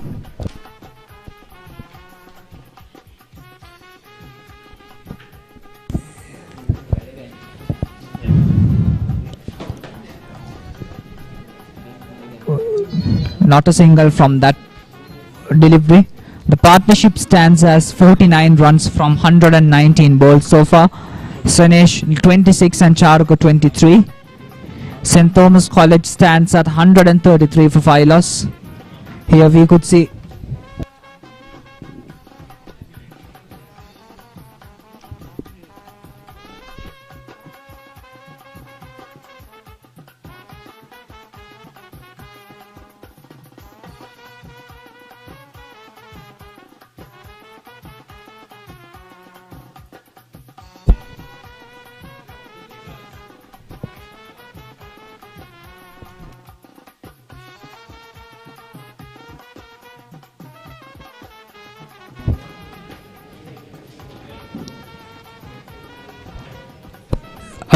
a few more overs, I think, left for the day. So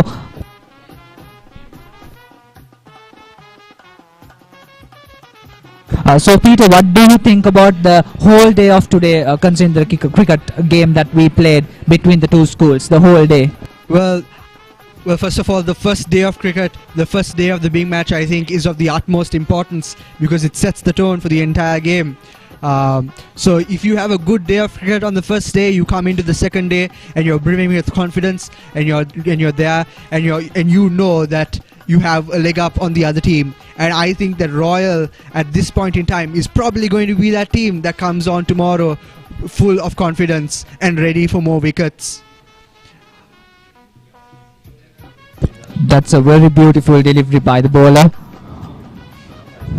completely confusing the batsman and not giving him a chance to attempt to even have a strike on the ball. The bowler being Gishan Balasuriya, the captain of the team, breaking down 2 wickets for 24 runs. A very good performance, and one of the wicket being Ryan Fernando, the captain of St. Thomas College, the captain being able to dismiss the other team's captain.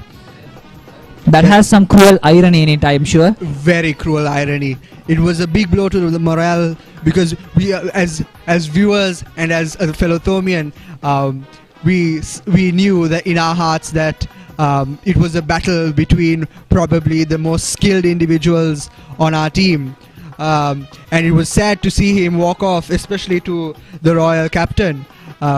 But we do have more talented batsmen, as we can see in Senesh and Charuka, who make up for it. But it was definitely very, very ironic, very sad, and that we had to see Ryan walk off so soon and for so little runs, in my opinion. I think that actually that gave the edge to Royal College to perform after all, because Ryan has been, well, everyone said like, okay, Ryan is going to be the mortal enemy, Ryan is going to be the biggest challenge, Ryan is going to be the big fish for Royal College. So breaking him down for 18 runs, I think that gave Royal College a really good edge to come in, to approach it in a very different way. I think that's exactly why Royal College plays in a very relaxed manner, not at all stressed, trying to make sure like they are having Senesh and Charuka under control, but still we can say that they are comfortable with the way they are playing. Definitely. You can tell that it was a big load off their shoulders when Ryan walked off. He was definitely a player with a lot of skill and it was definitely something that the Royal side was worried about. But now that he's gone, and for a little over 18 runs, if I'm not mistaken, the Royalist side do seem to be playing much more relaxed. For example, in the first half of the match, there were with Senadi and the very first partnership there was a bit of careless bowling on the Royal side, but that seemed to have almost disappeared because now it's absolutely perfect bowling. Once again, a very good performance by the fielders.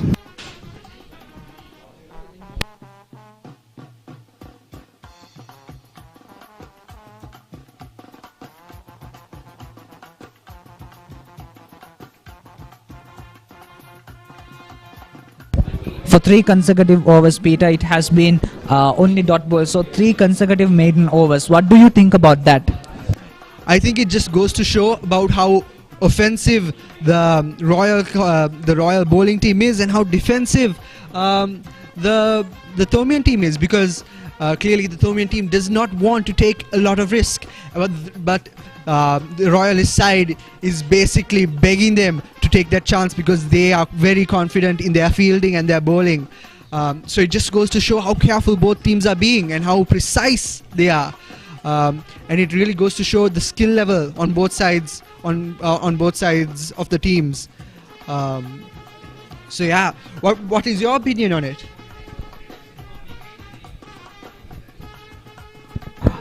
Personally, my opinion on it would be like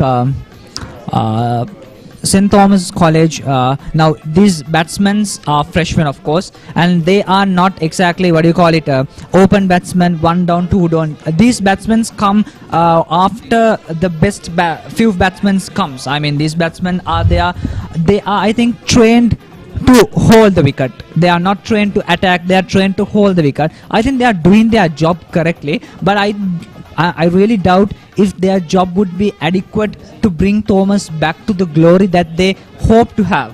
That question is there.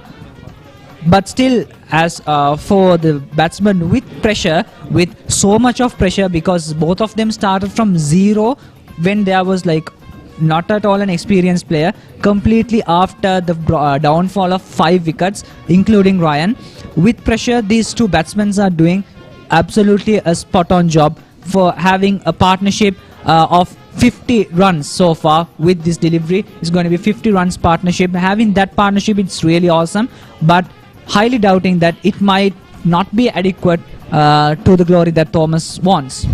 I completely agree there. You can't win a game of cricket with no runs. So I do hope that the Thomian side gets at least a bit more confident in their batting, because at least a run here and there will soon add up eventually.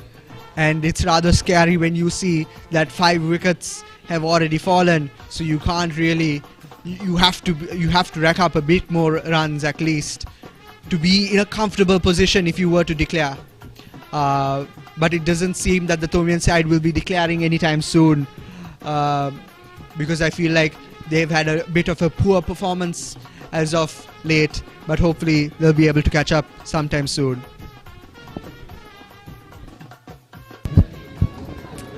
Gishan Balasurya, the Royal College captain, bowling from Vidya Mawat end.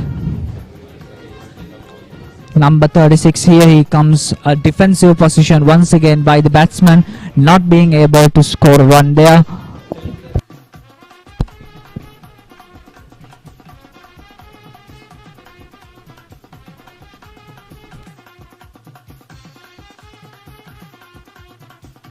Once again a sensational performance by the captain.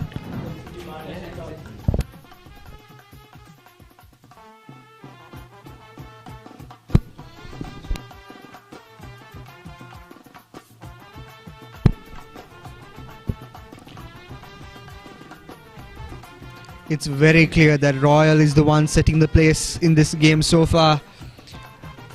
The Thomian batsmen seem a bit apprehensive actually to say that they are being a bit apprehensive in what shots to take, and I feel like in the long run they might regret it, because I don't think they've scored a single run in about 19 balls or so.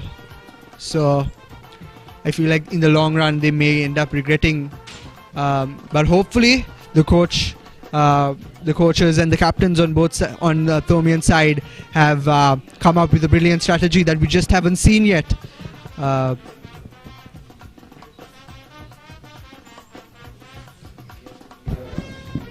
Anyways, here comes Sadish Rajapaksha, the new man with the ball, for a completely different over. Let's see if Sadisha can pull up some strings, to pull up a trick or two in his sleeve to break down the wicket.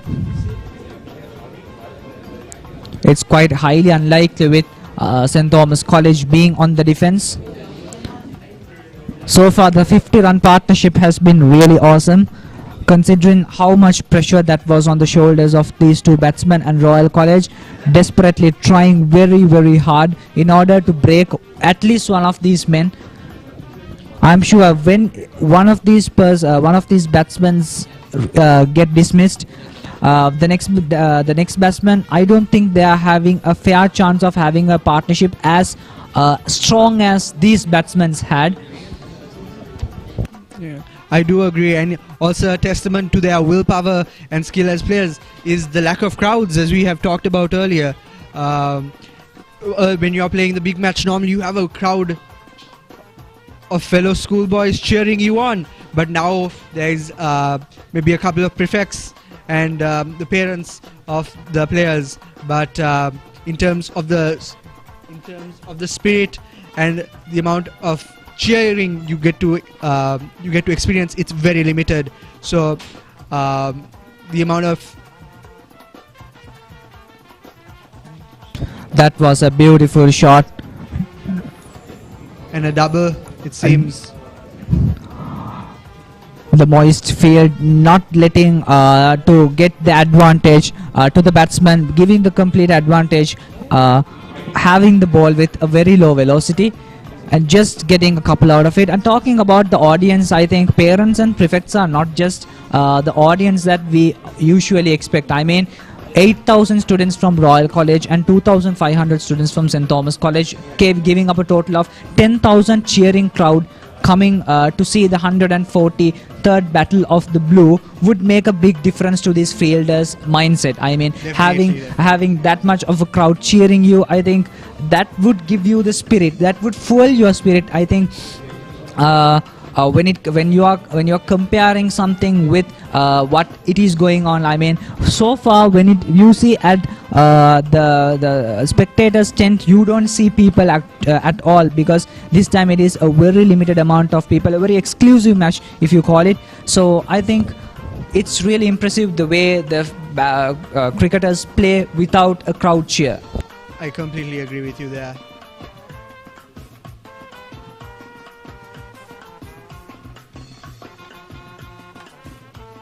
We could see a few words has been Exchanged exchanged between there. the players. The Thomian defensive cricket is standing strong against the countless assaults of the Royalist bowlers.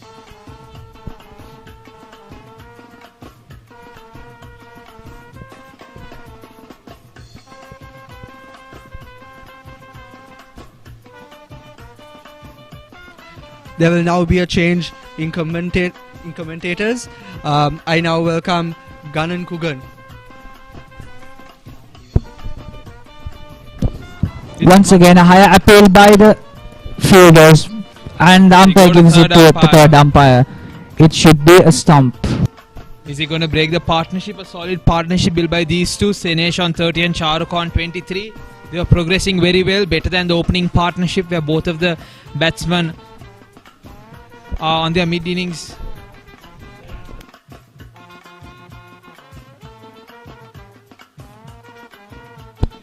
It's going to be an interesting moment. Was it out? Not out? I think we've come with the decision that it's not out. I think so. We shall wait and see. It's an important wicket in the context of this game. Two set batsmen, both of them in 20s. We are wait to see. Royal will be very happy if they get this breakthrough, because they break another partnership, which means another new batsman into the innings, which is going to make things much harder for the other batsman who is set as well. We wait for the decision. It's not out. The batsman survives and the partnership continues. The 50+ partnership between Charuk and Senesh still continues amidst the appeal of Gishan Balasurya's brilliant bowling. Gishan Balasurya bring that threatening bowler, that wicket-taking bowler, still gets a chance to get that wicket. Much safer they were.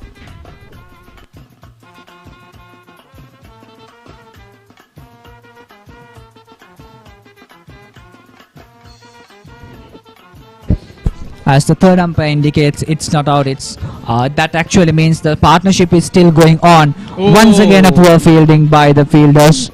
A missed chance from Royal right after the following ball, after that wicket-taking chance. Oh wow! Good comeback from, even though he missed the chance, he did not let the boundary go through.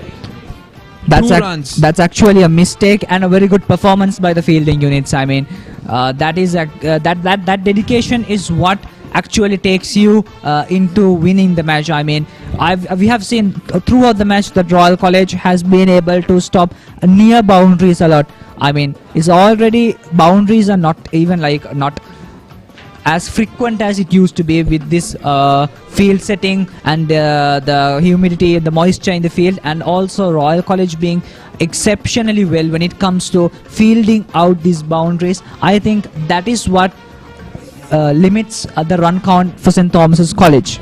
You're spot on there, Asif. It's just that even though the fielder dropped the catch or did not take that catch, he still had the morale and the dedication to make sure that the 4 doesn't go through, and he still contributes.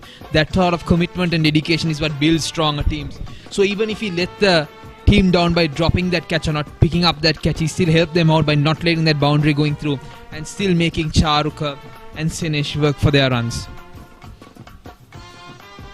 We see a new over. It's from Sadish, if I'm not mistaken.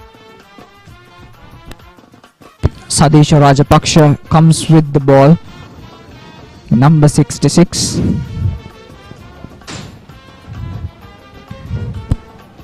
Captain Kishan Balasurya still sticking with the tactic of having a slip and a very wide third or fourth slip, you could say. Just still searching for that outside edge. He still wants the batsman to drive and get that outside edge to get that slip wicket that they always wanted. Easy single there. Good communication between the batsmen. That's good running. That's what you expect when a good partnership is built. Both batsmen understanding when to take a single and when not to take a single. It's good clarity and composure shown by both Charuk and Senesh there. The communication between the batsmen that actually shows, like, you know, they are in the game together as a team, not like an individual performance. I mean, even though cricket is more when it comes to batting, it's like one person scores. It's not exactly like that. You need to have a support. You need to have a partnership. You need to have a very good partner to make sure that we have that stable innings that to keep them moving forward. I mean, without a good partnership, even the best batsman falls. I think that is something that might have happened to Ryan after all, because Ryan was in the field and around 2 wickets went off and he started attacking, and that is what it cost his wicket. If by any chance Muiz has stayed in the wicket, Ryan might have scored a half century after all. So that shows how important having a good partnership is. It's the partnership that actually takes the batting innings forward. On point there, the loss of Dineth and Muiz maybe made Ryan's job much hard, and him being a very talented batsman himself, I think the reason why he couldn't stay long or got maybe too excited and got out was because he didn't have a proper support from the other side. But I think this partnership has really brought back S.Thomas to some extent. The 5th wicket partnership, both batsmen understanding the situation, being composed, knowing that they're under the pump, under the pressure, and losing another wicket might be bad, because 5 wickets down, you have only one more batsman left. After that, it's all the tail enders and the bowlers coming into play. So both of these batsmen, Charuka and Senesh, being very composed, understanding what needs to be done and building that innings back again after that simple, solid foundation that Senadi and Abegunawardena gave is very helpful. I think Royal just have to come in right after they came back after lunch and get those wickets. They need those breakthroughs. If not, this partnership will keep building and they'll have a hard time. Some beautiful pictures of St. Thomas's College, we could see. I think it's your school, so why don't you describe about it? Yeah, St. Thomas College is a bright history, a well-known history, and always has been known for cricketers, especially now with Ryan Fernando. I think he's a very good talent, and I think hopefully he really blooms to be a very good cricketer, and hopefully for Sri Lanka as well. Back into the match's action, Gishan Balasuriya back into the attack, a full ball, simply blocked straight back to him. A very funny field setup if you look at it. There's 2 fielders right behind the wicket keeper. 1 to his left and 1 to his right. It's very funny. It looks like there's 2 fielders off him. There's a off slip and there's a leg slip as well. It's a very interesting tactic from Gishan Balasuriya, trying to get the edges off to get a wicket, I suppose. I think Gishan himself bowling with a very unorthodox way of having a field. I think he has some sort of a very different plan. A change in his plan for this batsman. I mean, after having a 50-run partnership, any captain would actually change the tactics and strategies, of course. So let's see what sort of a plan Gishan has. It's very good when a captain comes up with creative systems to get a player out. So it's very interesting when Gishan really bowls a slip and a leg slip and tries to get a wicket through that way. Yes, I think Royal are now kind of desperate for another wicket, because right after lunch, after that quick 5-wicket collapse, they were right on top, and now I think that has stagnated a bit because St. Thomas is being very calm, very defensive, and trying to not lose too many wickets. So if you're Royal captain right now, you do as much as you can and to try as many different things to get wickets, and I think spot on from Gishan. And also as a good captain, he's taking the responsibility to bowl and having the confidence to say, I'll get the ball, I'll get the job done. It's very good to see that from a captain. And also he being the man who has removed 2 wickets for 28 runs and just for 24 overs with a lot of dot balls. That means a very good economy with very less amount of boundaries, very less amount of expensive overs. Gishan has done a good job so far for the day. Yeah, absolutely brilliant, and Ryan's wicket is value of gold these days. He got Ryan out, he got Muiz out, he really brought them back after that lunch session, and almost having economy under 2 is also brilliant, especially in a match like this. So Gishan's on his money like he always is, getting those wickets, he's putting the Thomians under pressure. The real question is, will Sadisha or Ramiru or whoever bowls from the other end really bring as much impact and put the pressure on the Thomians? Because however good of a batsman you are, if pressure comes to you, you will get out. And we saw that from Ryan today. When 2 or 3 wickets, when he got nervous, he lost his clarity and he got out. We do not want that to happen again. So I hope that these 2 batsmen really play calm and composed cricket. At the end of 70 overs, 142 for 5. So far, I think that these 2 batsmen has already been marinated in the Royal spin spell. It has been a consecutive spin bowlers sending deliveries one after the other. I think these 2 batsmen has been marinated so far, but still it's Sadisha's over next. That means another spinner. That means sending another spinner to a spin marinated player. Gishan should definitely have a plan for this. I think maybe he should try a quick ball on one end and Gishan on the other to switch it up. So maybe bring Dan in on one end and Gishan ball from the other, because Gishan has been brilliant from the get-go. And I don't think Sadisha has been as good as Gishan up to now in this match so far. So I wouldn't be surprised, or I'd like to see another quick ball, maybe Dan from one end and Gishan from the other end, just to change up the pace, because both of these batsmen have been facing non-stop spin for the last 10 overs. And I'm starting to believe that they're just reading the ball better the more that they see it. And it's time for Gishan to really pull out a rabbit from the hat, in the sense a creative system, and either come with one quick and one spin from both ends and try to confuse neither Senesh or Charuk.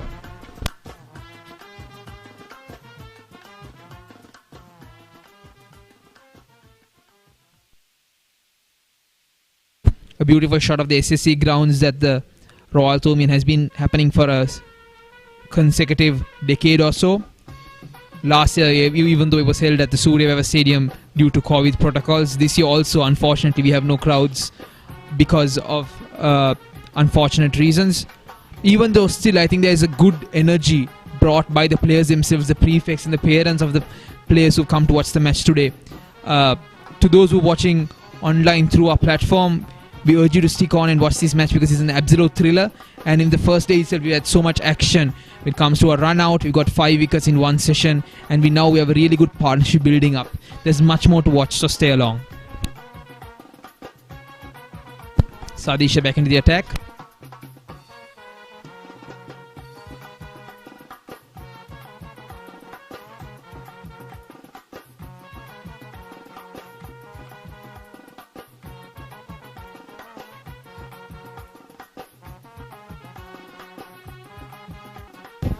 So we have got a new commentator, Minidu. Good bowling from Sadisha. He keeps the line straight. He doesn't want to bowl outside off stump to get those easy drives. He's bowling stump to stump. He's keeping the tension up. Good work from Sadisha. So that marks the end of Sadisha Rajapaksha's over. So far it's 143 for 5 loss.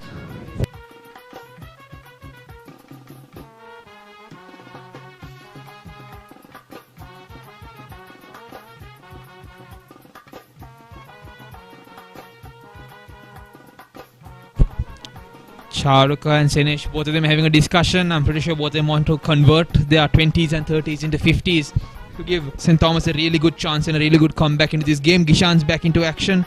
I suppose he's going to bowl in from now.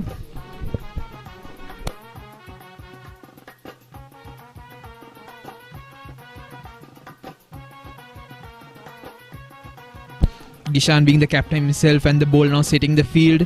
He wants to try different things. He wants to make the batsman get creative. Let's see how this goes. Let's see if Gishan has the trap. He trapped Ryan beautifully with that lofted slow spinner that made him play straight to mid-wicket for an easy catch. Does he do something like that? Does he really turn the tables? Because I think that the screws have slowly been turning towards the Thomian side after this beautiful little partnership between Senesh and Charuka. Is Gishan going to bring back the magic like he did after lunch? We shall see. Oh, that ball was an absolute beauty. Spun the other way, caught everyone off guard, even the man on slip. It runs away, the players take 2. Good work from Gishan. If he keeps this same mystery that he has, this beautiful lens that he bowls, I'm pretty sure a wicket is inevitable.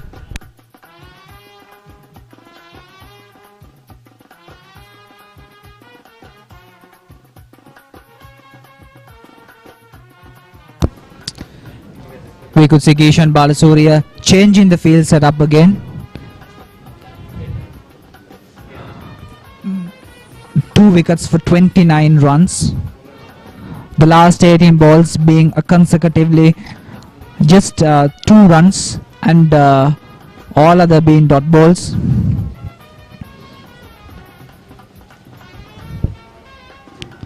Once again a defensive shot. Gishan always being on point. He's not bowling any loose deliveries. He's making sure all of his balls are on point, and he doesn't give any room for Senesh or Charuka to play through and get those easy singles. He's putting the pressure on them. That's exactly what you want if you're Royal, to build up the pressure and make the batsman make an eventual mistake and capitalize from that. The defense from Senesh has been solid though. Not too much mistakes there. His head's been straight. He has been focused. That's good work from the batsmen to make sure they don't get out or do not lose their wicket in this important, vital moment in the context of this game today. The partnership comes up to a 61 of a total out of 172 balls. A very good partnership, to be honest. Witnessing the way they started, personally I never imagined that they would have a partnership of 61 runs, but I always believed if they had a partnership that this might be the game changer after all, and it has been actually proven that it has been a game changer, because once before the partnership, oh my god, that's an awesome sweep down the ground straight into the boundary, and a boundary after a very, very long time. 4 more runs comes up to the scoreboard as it indicates. Gishan was bowling very, very well, and there was just a very loose ball off leg stump. Easy sweeping work for Senesh. He gets the 4 runs. He releases all the pressure. That's the thing. Royal should not bowl any loose deliveries or give any easy boundaries, because all the pressure that they've been building for the last 2 to 3 overs just goes out. The point at which they just bowl an easy ball, even past leg stump, which the batsman can easily sweep, which goes to a wide third man area, and he collects 4 for that. Well deserved. And with each and every run count and each and every boundary, the confidence of St. Thomas College increases, which adds extra pressure to the Royal bowlers. Once again, that's a misfield, and once again it goes down the ground into another boundary. 2 boundaries at a stretch. Back-to-back boundaries from St. Thomas. Their confidence is oozing, and an unnecessary mistake from the Royal fielder. This is the second time they've left a blunder when it comes to their fielding. Second time they've made a huge mistake. 2 fours consecutively. Senesh is on top. St. Thomas's 150, they're looking good. The last 2 batsmen have really composed their innings and got them to a 150. A commendable total, especially when they were 81 for 5. 150 for 5. Building that partnership has been absolutely spectacular from these 2 batsmen. Props to Senesh and Charuka.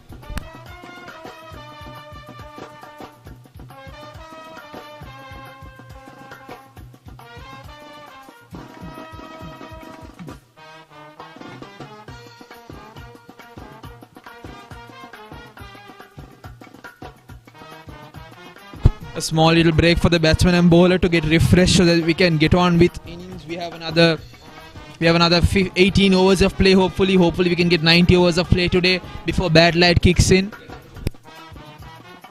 Even though we had a delay in the morning after toss, and during lunch also it drizzled a bit, I hope we can get the 90 overs of play that we all wish to see as Thomians, Royalists and other school students who enjoy watching the Royto. All the past Thomians who played the same match at the same venue, the fathers of Royalists and Thomians, past Royalists who played in the same venue, who can remember the times that they played the match and the amount of joy and happiness it gives them to see these young boys thrive in the sport of cricket in the prestigious country where cricket is respected highly. And both these schools also well known for cricket and the annual Royto, which every kid in the school dreams to play.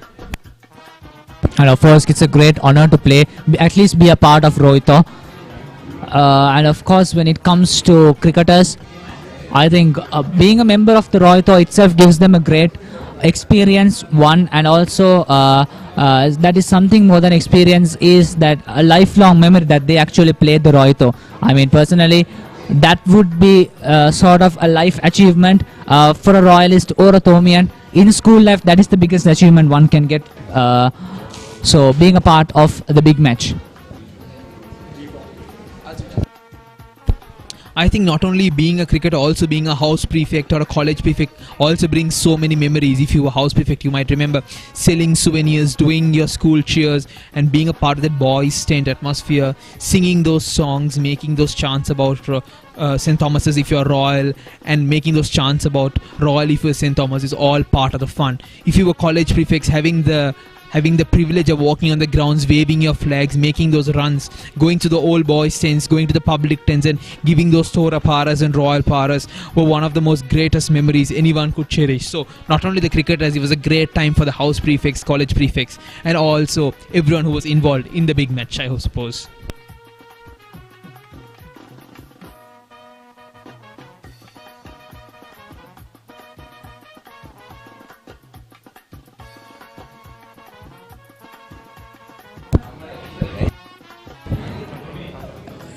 It's 153 for 5 loss so far. Sadish Rajapaksha still the man with the ball.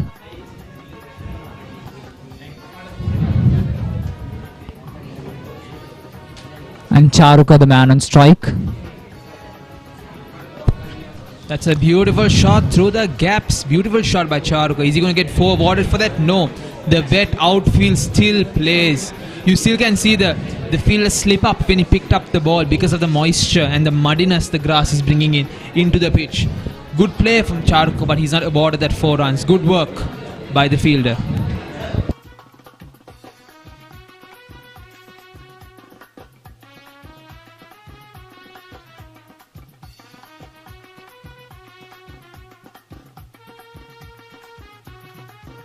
Senesh on his 40s now. Hopefully he can convert that into a 50. The first 50 of this match. Charuka on 29. Hopefully he also can convert into a 50.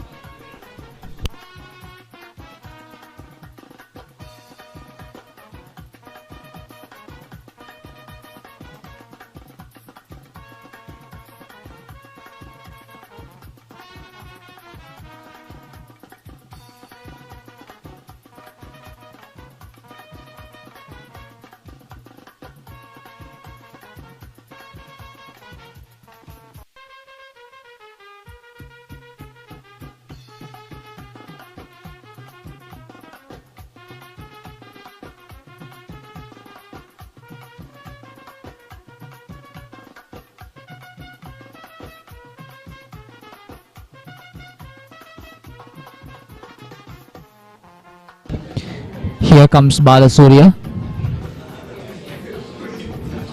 Once again a defensive strike.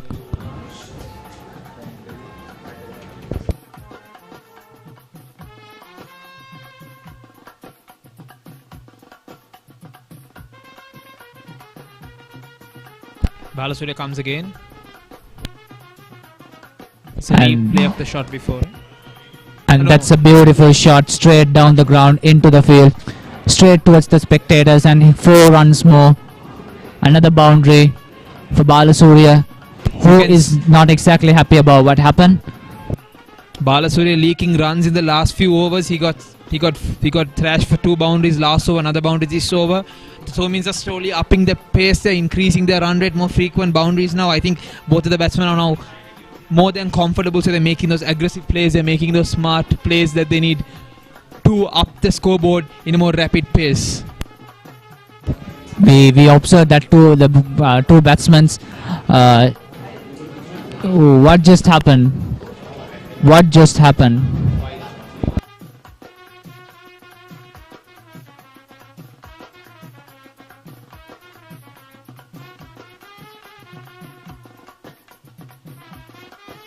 And we could hear the cheers going by the Royalists,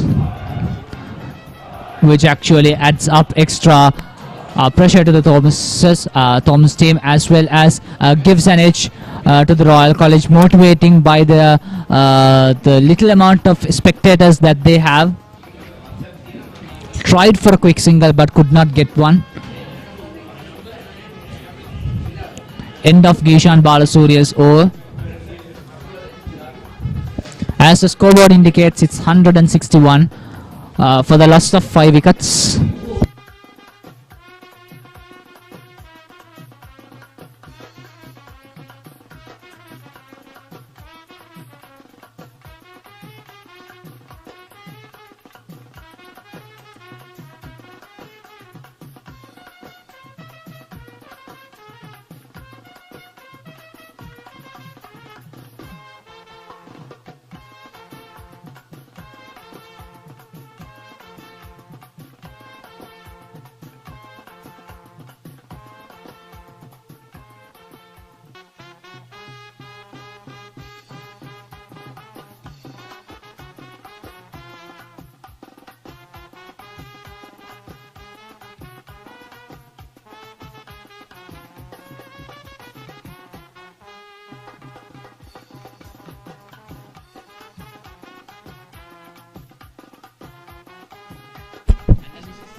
Sadish Rajapaksa back in action.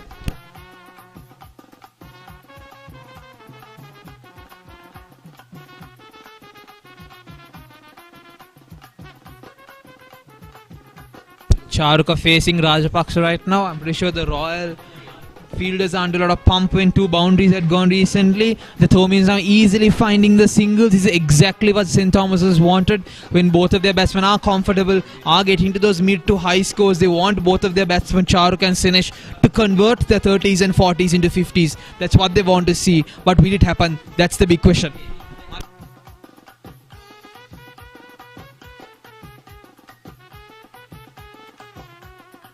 Sinesh is on 48. Sinesh Hettiarachchi is on 48. Once again, a quick single out of it. Probably not a couple. Sinesh just a is on single. 49. He's on the non-strikers end. One more run might be his 50. On the other hand, we have Charuka Piris at 29 runs. Sinesh Hettiarachchi, 1 run less than his half century, facing 106 balls, 7 boundaries so far, all of them being 4.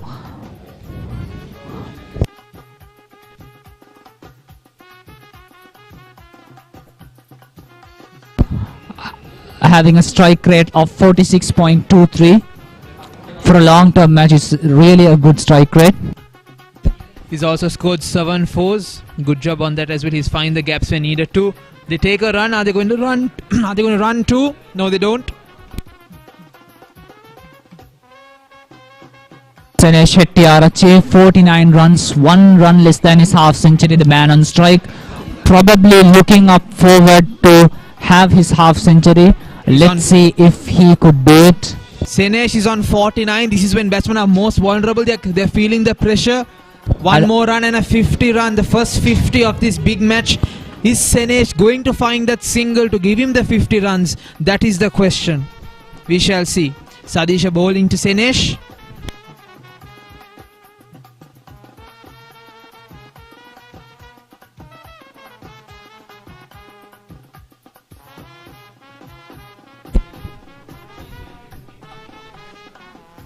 We wait to see until the next over if Sinesh will get his 50 as the overs end and the changes end. Charuk on strike on 30 runs of 102 balls.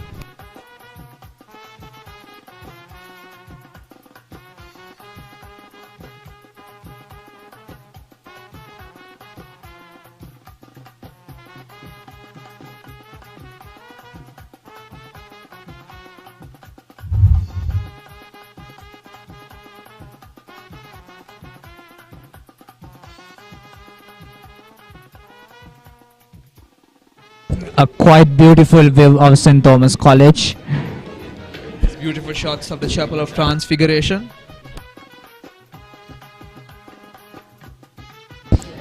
A beautiful piece of architecture, surely.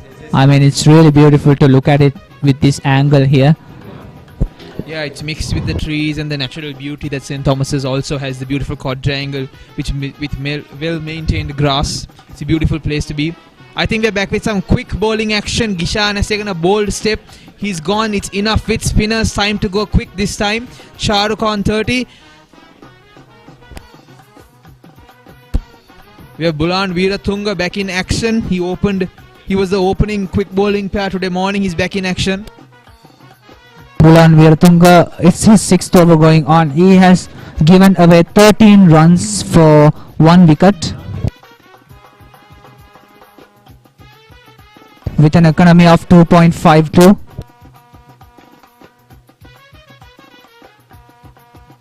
Here comes Bulan. Once again, what a shot, a beautiful shot. A beautiful cut. And yes, he deserves that for a beautiful, well-timed shot. Charuka is upping the pace with Sinesh. It's coming well beautifully. He's in his mid-30s now. The confidence of both batsmen just oozing. Yes, you can see the Thomian camp proud and happy with their batsmen going well. They're supporting them, cheering them on. This is exactly what St. Thomas has wanted.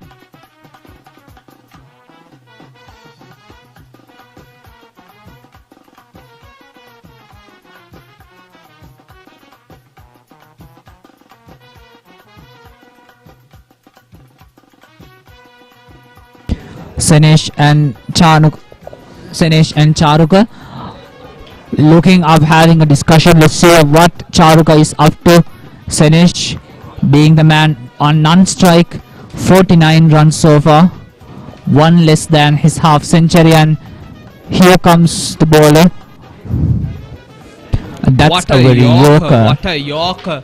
A beautiful Yorker. Bulan. Right on the block hole.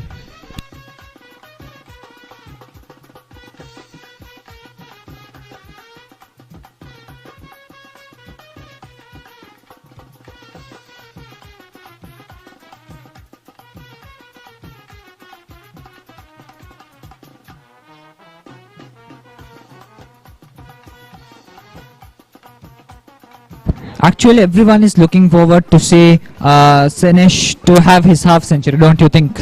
Yes, I think Senesh deserves the half century for coming in at a time when both the batsmen were at 0 runs, built a whole new foundation, had the composure to block when they needed to. He found 7 boundaries even though he played very passively. He found the gaps when he needed to. So I think the half century is well deserved. It's just that, is he going to be vulnerable to get that 1 run? Is he going to rush for that 1 run and get out? Or is he still going to remain calm and get his 50 that he deserves? That's the big question. Charuk on strike right now.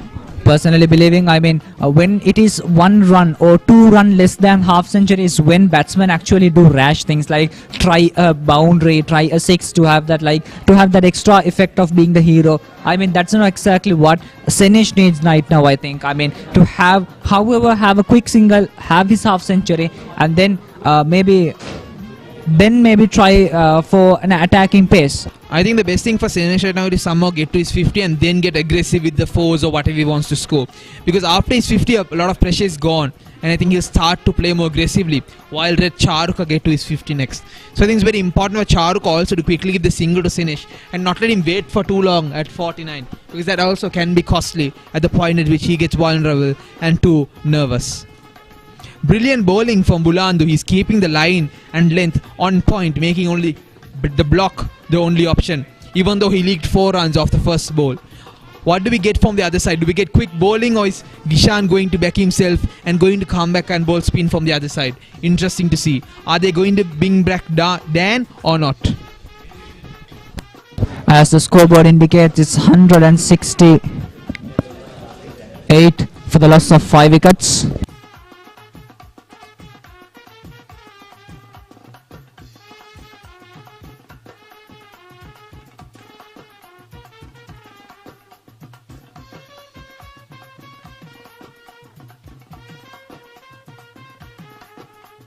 Senesh is on 49. He's about to face the ball. We could see Charuk actually motivating Senesh to have that half century. You can do it, man. Come on, do it, man. That sort of a conversation is what actually went out. And Gishan also making sure to motivate his team make sure not to give his half century to him. Make sure that you break him before he has his half century. And Romero being the man with the ball. Let's see what he will do. I think as captain you'll push all your fielders into the 30-yard circle and make Gishan and make Senesh to go above them and make the single as hard as you can. Not let him get those easy singles. Is he going to find the single? Yes, Senesh does. That's a well-deserved 50 for Senesh. He comes up, makes that 50. Look at him pointing to the people. It's well deserved. The Thomian camp are triumphant over the brilliant innings of Senesh Shetty-Arachi, a man of the hour. When his team was down bad, when both the batsmen were on 0, he came. He had the composure and he took over. He saw, he came and he conquered. Well done, Senesh. A well deserved 50. And a lot of pressure has been removed from the shoulders of S.Thomas. I think being able, after the first half century, I think they have been well marinated. To face a better innings. I think Senesh might have it in an aggressive manner, but it's Charuka, the man on strike. 34 runs so far from 108 balls, 4 fours included. That's an awesome ball by the bowler. Going back to Senesh, you can just see the college players run rounds, holding their flags with their hats on, supporting their men who just scored a 50. They're having the time of their life. They won't forget this moment. I also could hear the Tora Para right from the media box when he scored the 50. Charuka, a simple single, and we move on. The game moves on. Next is Charuka. He's sitting at 36. Can he convert to the 50? I think everyone wants to see a beautiful 100+ run partnership from both Senesh and Charuka here today.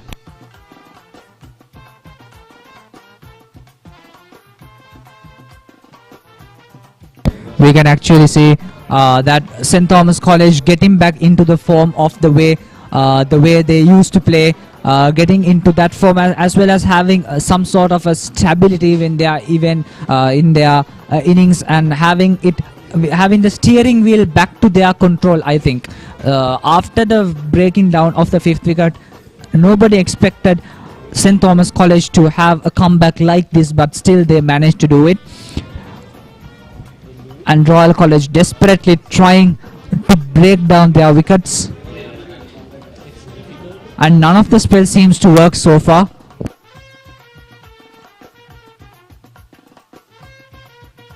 Last ball of the over.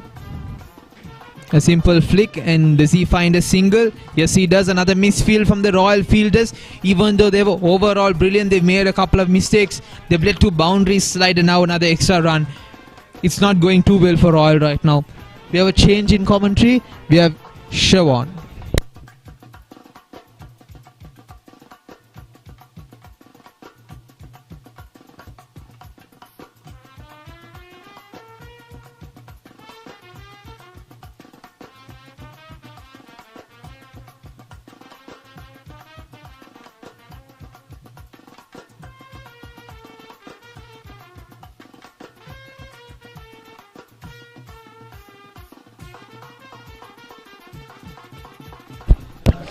Yes, Siobhan.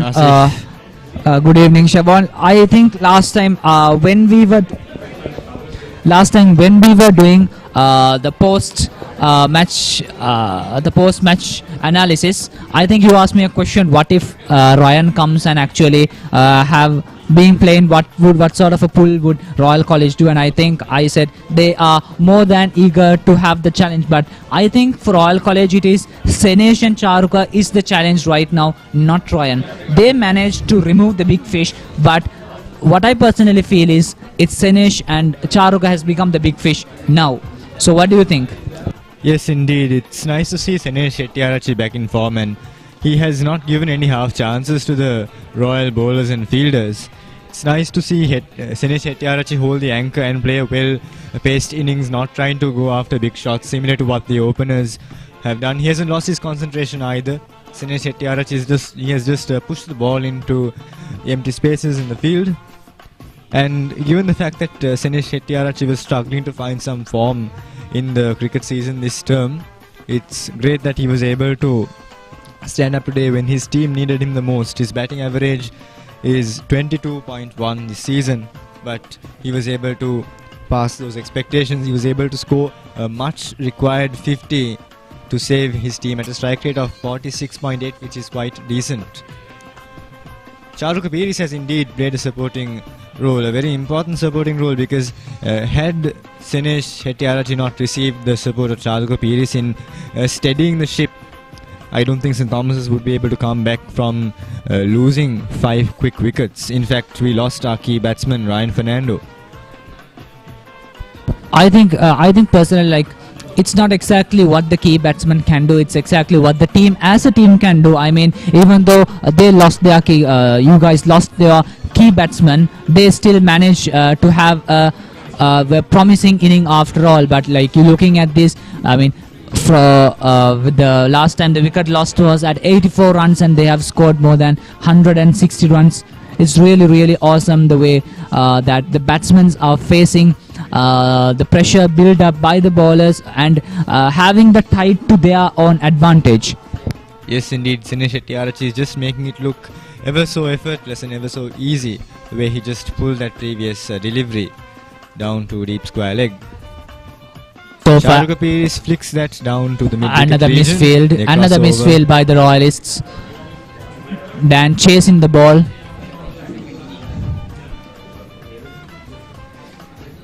Asif, our next question would be whether Gishan Balasuri will take the new ball. And we've seen Dan Podivala impressing the spectators with his really good in-swing, especially in the first half of today's play. But if you notice, the 5 wickets were taken by spinners. Probably Gishan Balasuri would want to continue with the old ball and threaten the Thomian batting order and opt for the new ball tomorrow morning. and look for a fresh start. It's the 78th over going on, so probably 12 to 11 overs left so far in the today's day to end the innings. Well, it's been a shared session. We haven't seen the Thomians dominating, and we haven't seen the Royalists dominating. We've seen a very good fight. It's a drinks break. The umpires will check the quality of the light using their light meters, but from the naked eye, it looks like we could continue. It's quite early in the day. Usually in this part of the world, we end the day's play at around 5:15, 5:30. And if the big match was played in the month of March, as it is usually played, we would have gone on till about 5:45, 6.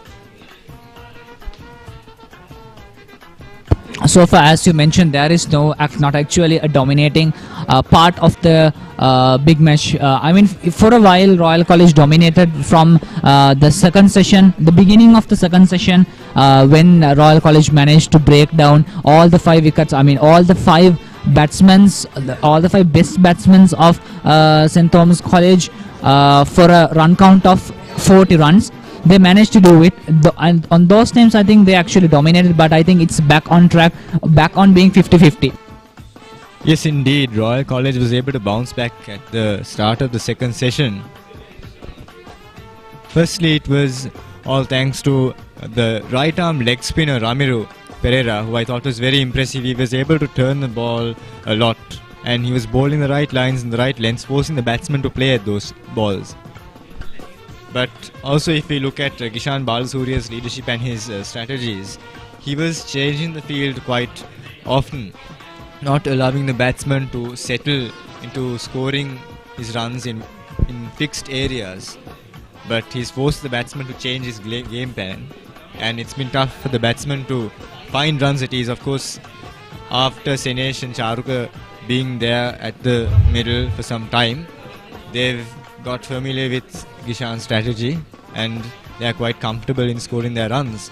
But Charuka Piris, though he has impressed us with the ball throughout the cricket season, we must also not neglect the fact that he's a good batsman, and he's a bowling all-rounder who could contribute well with the bat, because he has a high score of 79 not out, which is quite impressive for the youngster. Some nice scenes of the school by the sea. That's the library building which stands opposite the chapel of the Transfiguration.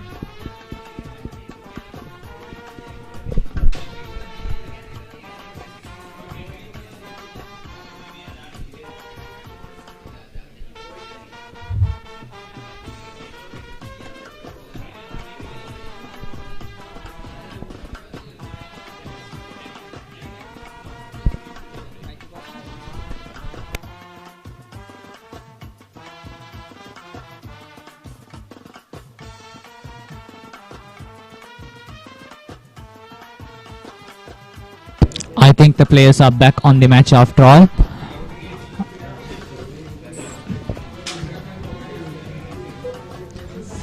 Kishan Balasuri will continue to bowl spinners at the Thomians.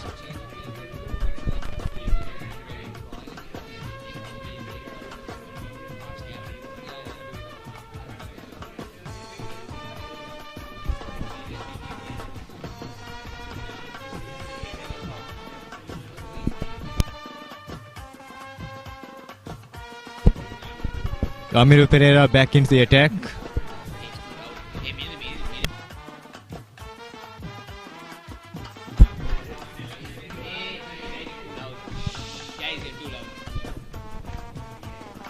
We have a change in the commentary. We have Nevan Serasundar with us.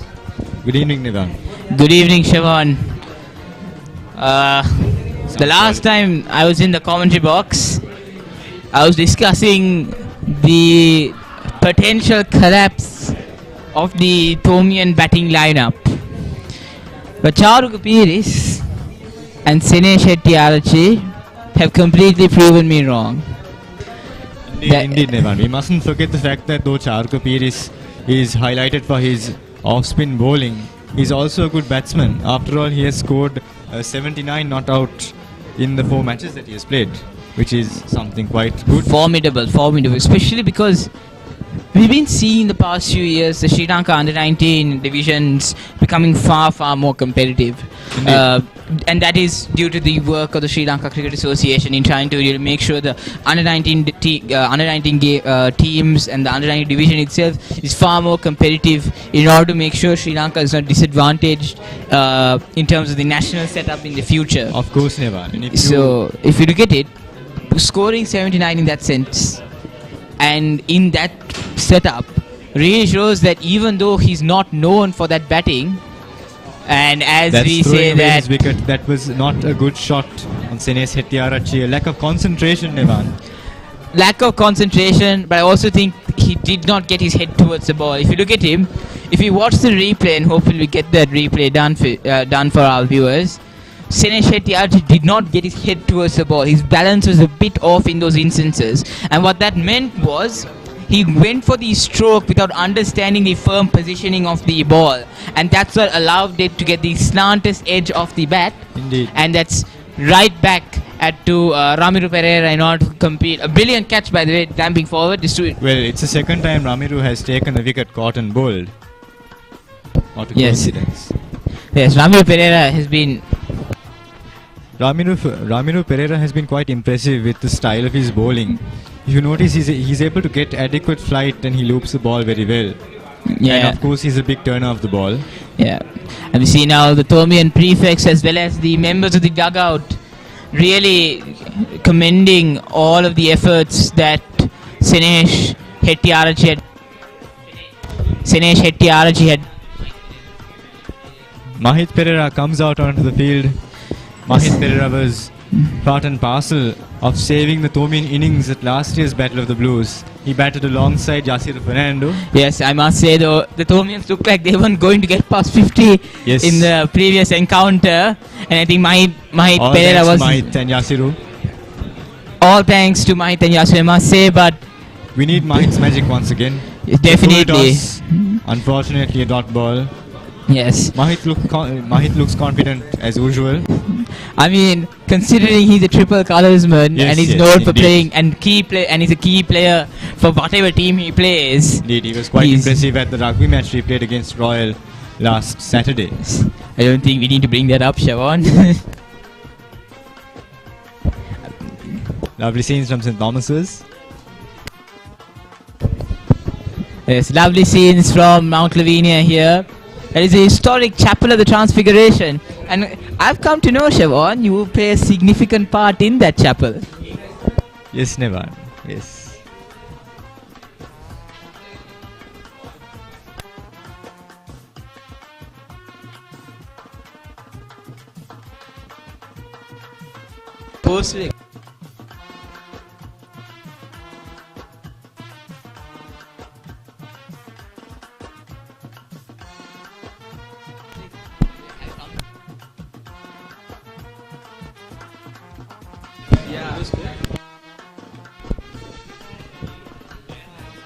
Charuk is still at the crease, so I think he's going to be the key man now for St. Thomas's alongside Mahit Pereira. Of course, Mahit Pereira is probably the more experienced campaigner. He is a colorsman for but the... I hear that Mahit Pereira was only able to get up to 50 runs in the last 4 matches, which means he is somewhat out of form. Maybe Mahit Pereira must be looking to come back in this game when his team needs him the most, after all. I mean, if you know anything about Mahit Pereira, it's the fact that he is a limelight player. In terms of when that limelight is given to him, he tends to shine. And there is no better place where he gets that limelight than the Royal-Thomian. I can't deny that, Nevan. Biggest school event in both the schools' calendars. But the batsman could not make the most of it. Yes. I must say though, Siobhan, looks like Thomians, I mean, of course they were, in a very precarious situation at that point.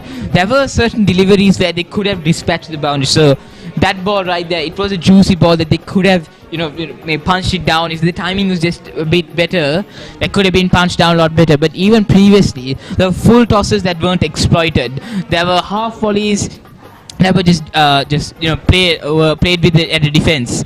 And it's a lovely little flick. But Law's close in fielding. You were discussing the matter that cricket is more a mind game, and it's all how you train your mind to think.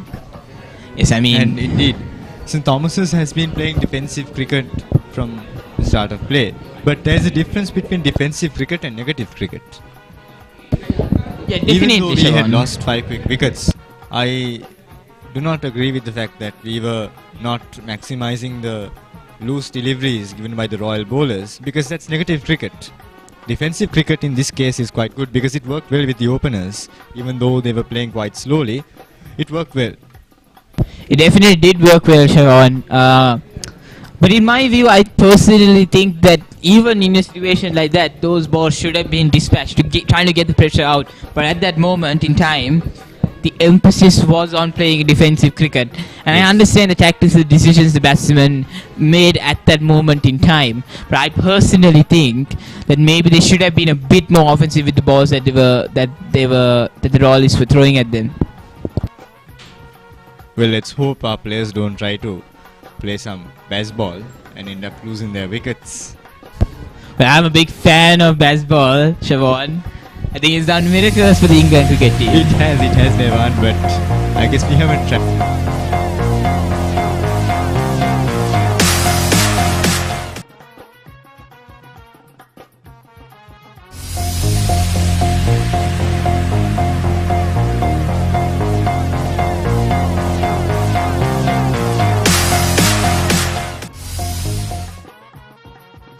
See the Thomians try introducing baseball at least in the middle order, because That would be interesting. because baseball is all about your natural game of playing cricket, your natural approach towards cricket.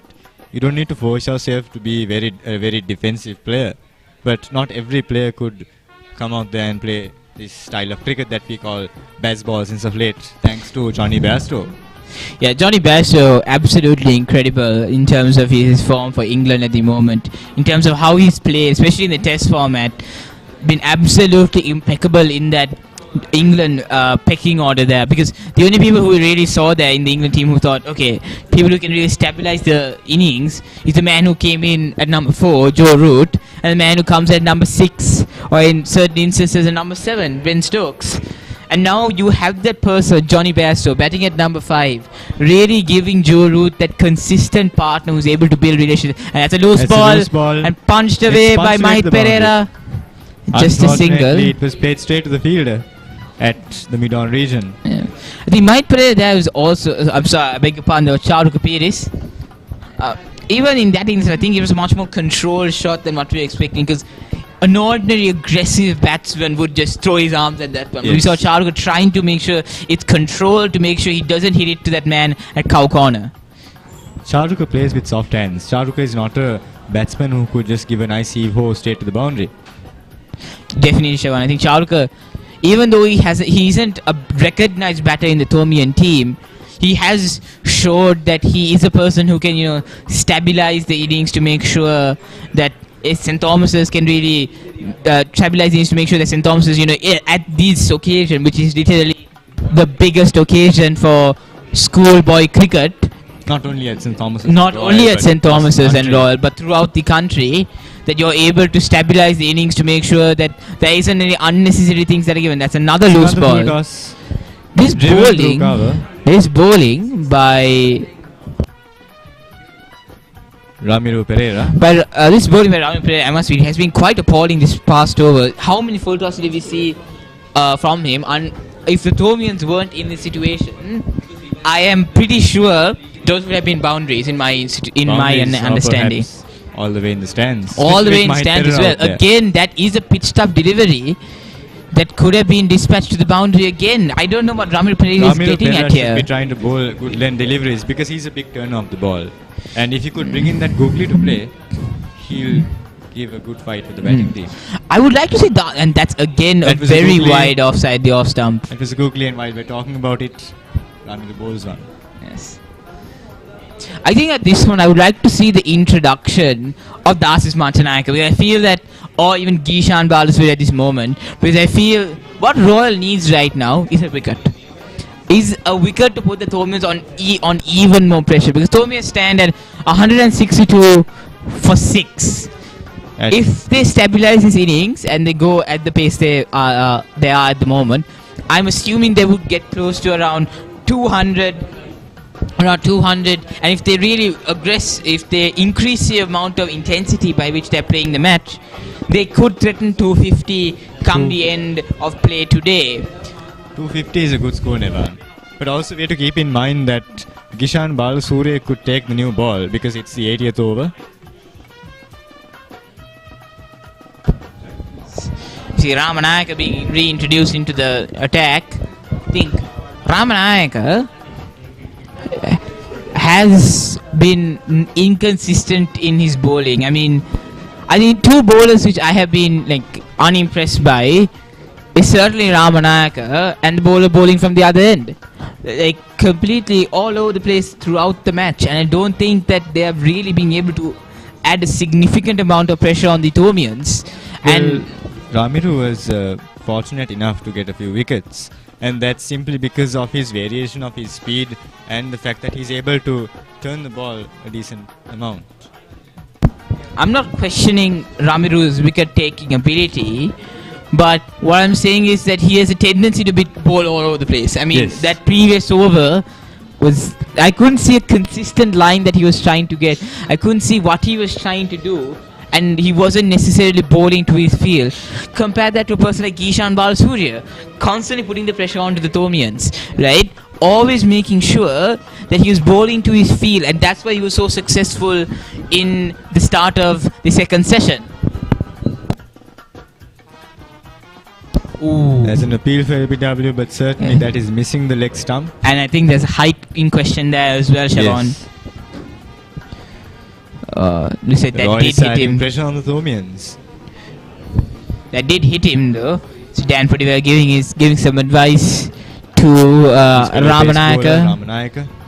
Dan Padiwala was in good form this morning. Yes, definitely. I was very surprised to see that Balasuriya didn't give him the ball a lot more. I only assume as to why they're trying to preserve Padiwala at the moment is to make sure that that's also a pretty poor ball. Nevan, if you look at the seamers and their lines and lengths, they've not been consistent right throughout the match. Definitely they haven't been consistent. And Ramanayaka bowling considerably good lengths at the commencement of the match. That's the first half of the first session. But thereafter, we didn't even see Dan Padiwala, who was the pick of the pace bowlers, bowling consistent lines and lengths. Definitely. Ideal would have been for Dan Padiwala to continue bowling about 5 to 8 overs at a stretch, and he should have bowled that off-stump line, taking it away from the right-hander and bringing it into the left-hander. Yes, and that's a wide ball. This is very poor bowling from Ramanayaka. He honestly, for me, Siobhan, I would say I don't know what he brings to the Royal attack, considering I haven't necessarily seen him bowl consistently well throughout I haven't seen him consistently throughout the Royal season. But the bowling he's showcased to us in the Royal-Thomian throughout the day hasn't necessarily been picked. Now, I'm not questioning Soisa's choice in his team, but he hasn't necessarily been very productive in terms of getting those wickets or making sure he keeps the line and length proper, and then trying to make sure he's adding pressure onto the Thomians, making sure there's more maidens, making sure the runs are constrained, all of those things. He has been someone the Thomians have been able to play freely with. If not play freely, he has just been giving away extras. He'll be going down the leg side with Thomians and don't even attempt the ball. Pana Peter can't reach it. It's a few singles there. It's a few runs there. Then of course you see him bowl wide balls. You see him bowl short balls which end up being no balls. All of these kinds of things, I don't think Ramanayaka is adding a significant dent in the St. Thomas's batting lineup at the moment. I agree with you, Nevan. And probably it makes sense that Gishan Balasuriya does not take the new ball at this moment, because it's pretty obvious that the Royal seamers are not being consistent and they're a little bit out of form towards the end of the day. Maybe it's because they're tired. It's the close of play. They probably are tired. Yeah, obviously, Siobhan. But if we compare the Royal seam bowling attack with the Thomian seamers, we'd notice that St. Thomas's has Caniston as the most experienced pace bowler, and we also have Akash Kalhara Fernando to help him. Yes, definitely. But who will be the third pace bowler we have? I mean, you have a lot of bowlers in the St. Thomas's team. They are not necessarily routine bowlers, if you know what I mean. They aren't someone who can consistently bowl, but there are options that Ryan Fernando could exploit at the moment. And definitely, I think what Royal are really missing now at the moment is the Royal are really missing at the moment is Kavindu Pathiratna, the man who played the Royal-Thomian the past few years, was absolutely brilliant with that ball. I mean, he was one who's constantly able to keep that line and length absolutely perfect. Wasn't necessarily able to pick up a consistent bag of wickets, but he was very, very effective in terms of making sure the Thomians were constrained with their runs, and was absolutely phenomenal last year around. That was driven uppishly by Mahit Pereira.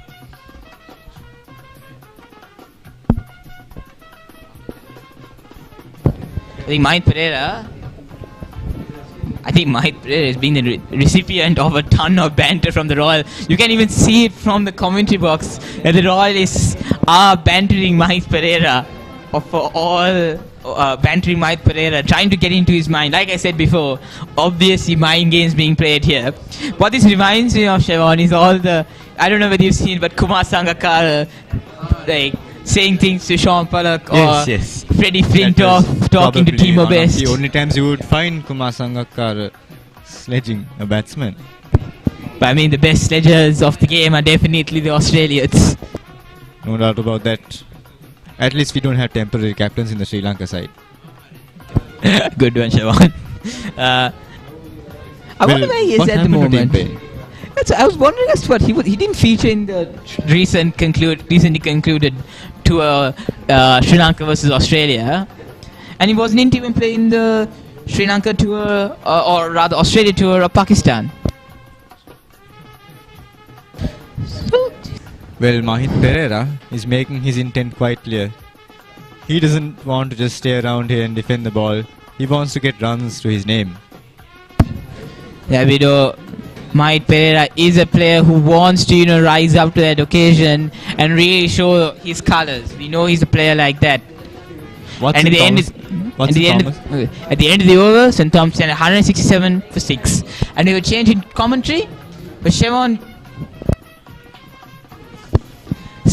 correction, the commentary team will remain the same. We're sorry about any inconvenience that was caused. And St. Thomas is currently at 167 for 6.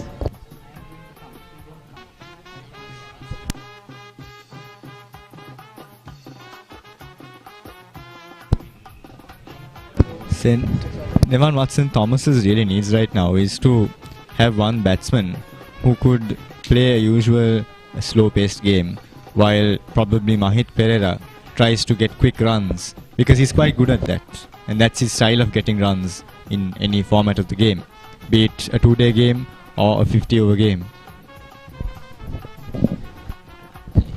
And now we have our change in commentary. Siobhan Vijay Singh for Asif Amir.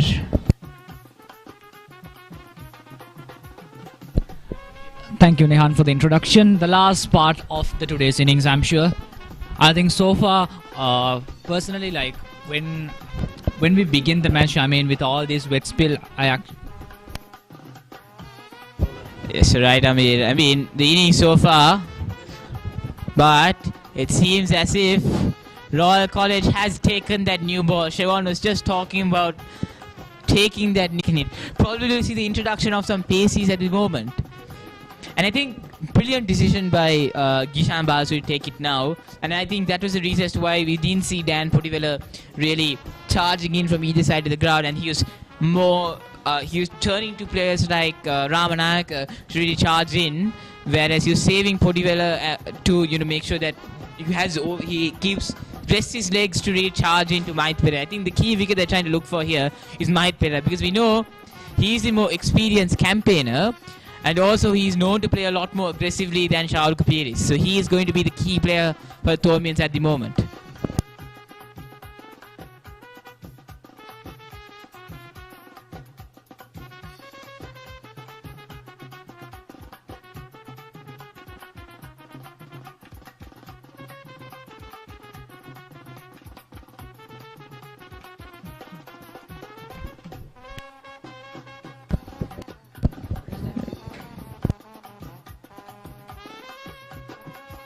Score stands 188 for 6.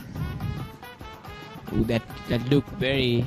Another wide by Ramanayaka. I mean, Ramanayaka, I was talking about this with Siobhan, has been completely ineffective in this Royal bowling lineup.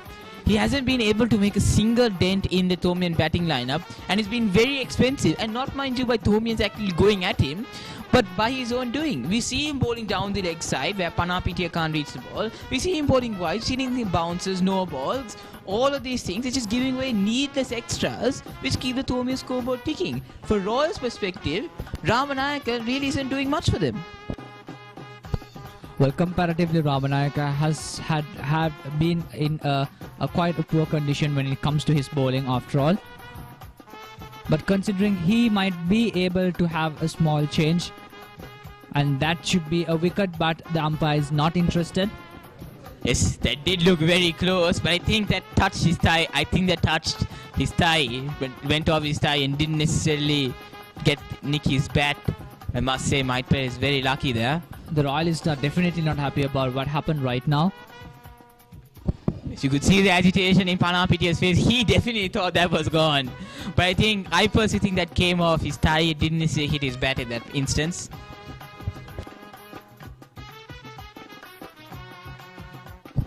But my player needs to be careful here.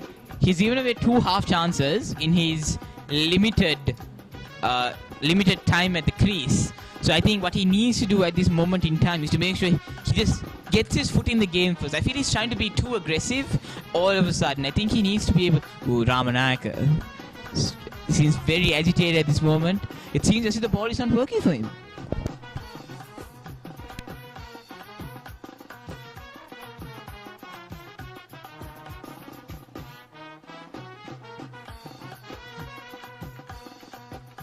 We could see a few exchange of words there with Dan Poddivel and Sandesh Ramanayaka.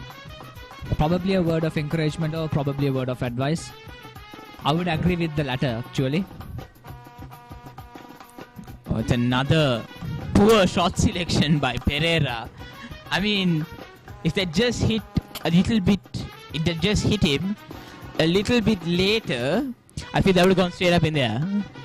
I think Pereira is trying to be a little bit more aggressive. I think the reason as to why the Thomians sent in Pereira now was because they wanted to maybe get to a score around 200 or possibly 250 by the end of the day. I think that's what they're aiming at the moment. But again, and so once again a swing, but it doesn't seem Ramanayaka is getting any line or length at the moment. And we see Podiola trying to encourage him, and so does Rajapaksa. We see senior campaigners again from Royal College. I mentioned this before, that they be constantly trying to encourage their bowlers and trying to making sure I that they're bowling like the that ball. teamwork there. I mean, look at Dan Poddivel and Sadesh Rajapaksha, the way they encourage Ramanayaka. It's like that shows the brotherhood when it comes to a team game. I mean, that sort of a morale is what actually a bowling team right now needs. And see again, I think Ramanayaka is getting frustrated there. I think that was more of a look of disappointment rather than a look of frustration. I think what they're still trying to do at the moment is to catch the batsman fishing off stump. Now we see that the fourth official running onto the crease. Yes, and that is exactly what I thought there, Asif. It is for bad light. I mean, at this moment in time especially, considering you have probably two paces from both sides, and, throwing in or bowling in like a hard rock of leather, you have to be concerned about not only the batsman's safety, but also the fielder's safety as well. Because insofar the batsman hits it hard, it goes to a fielder, and he doesn't necessarily see the ball. That could potentially be fatal. And that's, I think, what the umpires are trying to avoid. And that's why they're taking their readings to make sure that there is no significant amount of light available, so the ball is seen by the two sides, the batters, but also the fielders at the moment.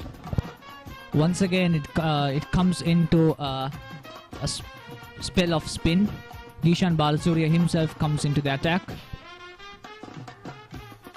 Yes, and I think that has been instructed by the umpires. I'm not entirely sure what the word was given out there in the crease, and it's driven by Once again, Pereira a and poor misfielded performance. twice. That is absolutely poor fielding. We saw the initial person and cover not being able to stop it. Mido often comes out to cover that as well, and two misfields. That is really poor by the Royals. And I think that was Dan Podivela as well as Sadish. I beg your pardon. I think there's Dan Podivela there. And being a senior campaigner, I must say that was quite appalling by Darcy Spansanaka and Dan Podivela there on the follow-up. And I think that was just easy runs there for for Charmik Pires to exploit. This amount of mistakes that Royal College should make sure that they are not doing exactly in a situation right now. I mean, like if we talk about the innings so far, it has been so much stable, and the tide is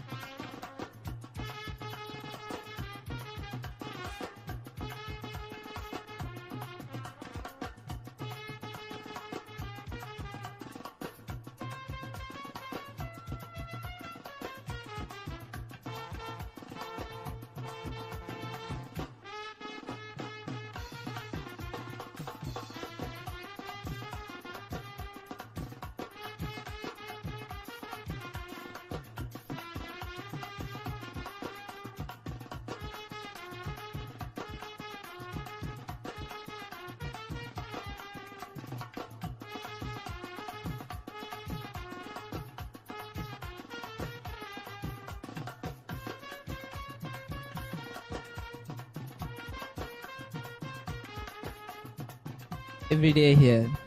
So far, I'm really proud to be here announcing or commenting behalf of Royal College. I mean, seeing my team playing sensationally well, even though with a few glitches, which happens to everyone.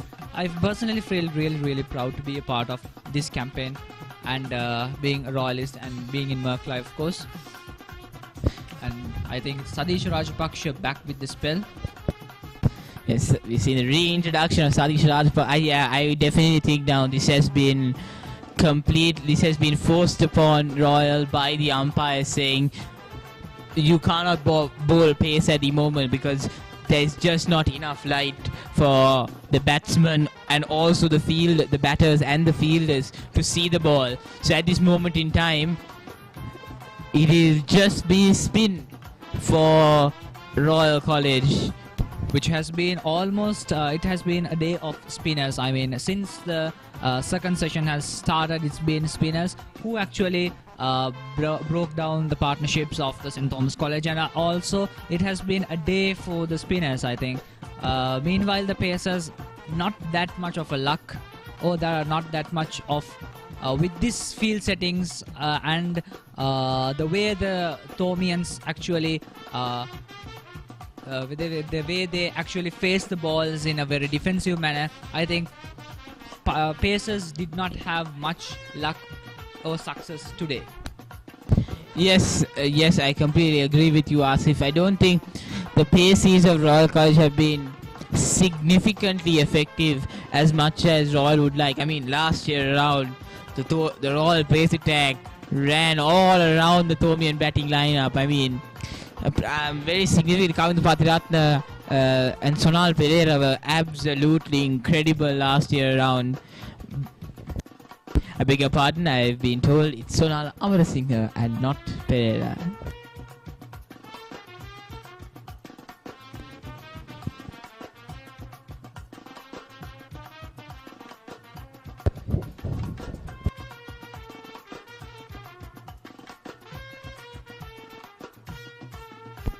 As the scoreboard indicates, it's 195 for for the loss of 6 wickets.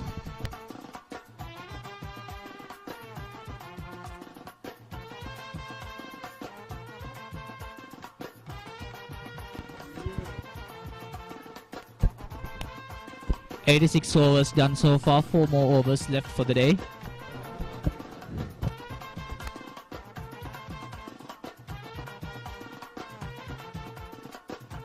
Let's look for a quick single there, Charles Kapiris.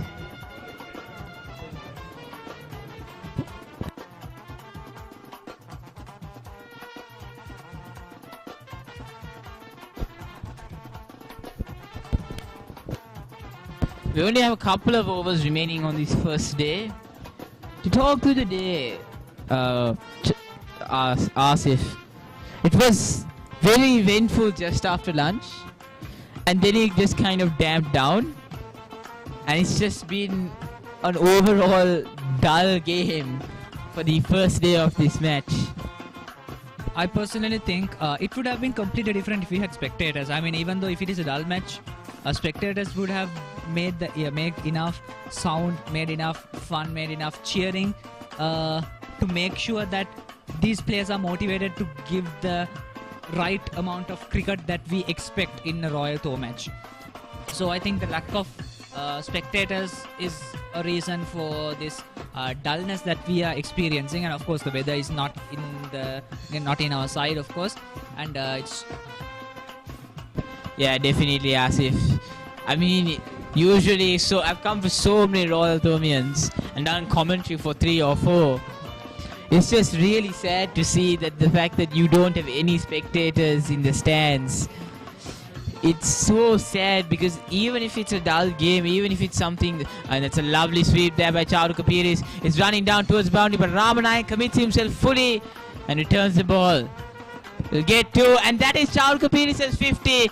Absolutely brilliant knock by Piris, coming into bat at a point where the Thomians were struggling at 78 for 5, and he's completely stabilized the Thomian innings, and we see the appreciation from the Thomian prefects as to see that Charu Kapiris has really saved the Thomians in this instant. What a knock by Charu Kapiris, and mind you, he's a fresher and isn't an experienced campaigner. An inexperienced campaigner scoring a 50 is very rare to see at the Royal-Thomian, and Charu Kapiris has really showed his colours here today. An absolutely impeccable knock by Charu Kapiris.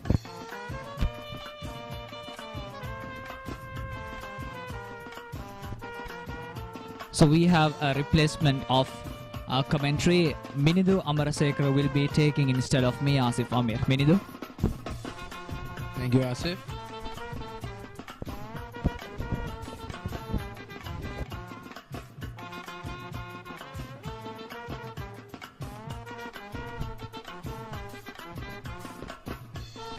Good evening, Minidu. Good evening, everyone.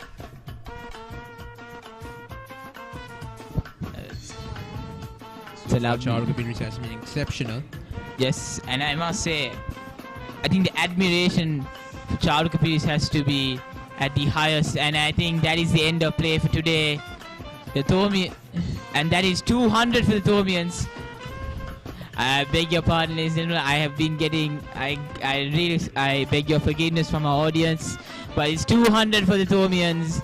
An impeccable knock for the Thomians, considering they were at point right after lunch. 78 for 5. This was what they were planning since the start of the third session, to keep on getting the runs without losing any wickets, and now they have reached a milestone. So they will continue with this tactic, and right now it looks threatening to the Royalists at the moment.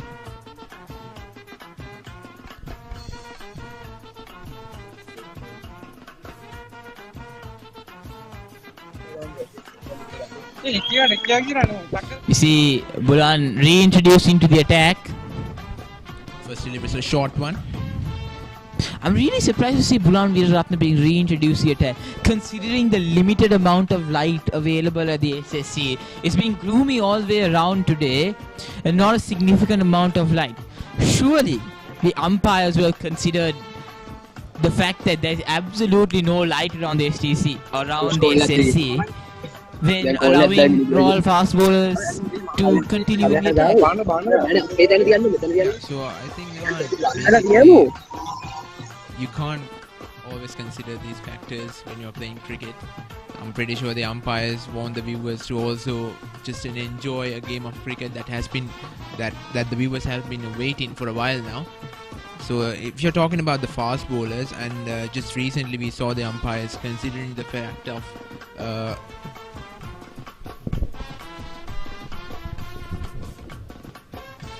I think the umpires at this moment are of course concerned. I mean, they're taking regular readings of the amount of sunlight available.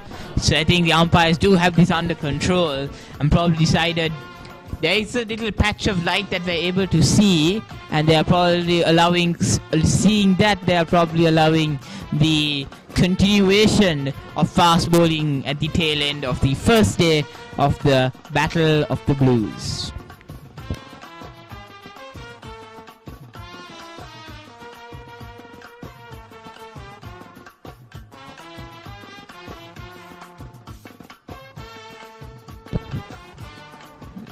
Charuk Pires Bulang continues. So unnecessary dive by Panapitia there. It's an ordinary take for a wicket keeper. Just to just spice up the game by Panapitia at that moment.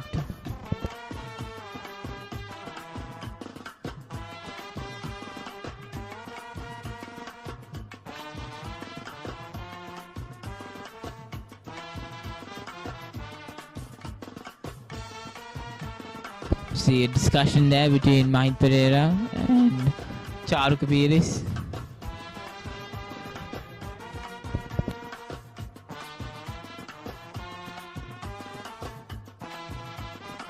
Pretty sure we're entering the tail end. I'm pretty sure we're entering the tail end of today's game. There are probably not many overs left in the day, considering we already had around 87.5 overs being bowled. So I'm pretty sure these last overs we're seeing are probably the final few overs of the first day of the Battle of the Blues.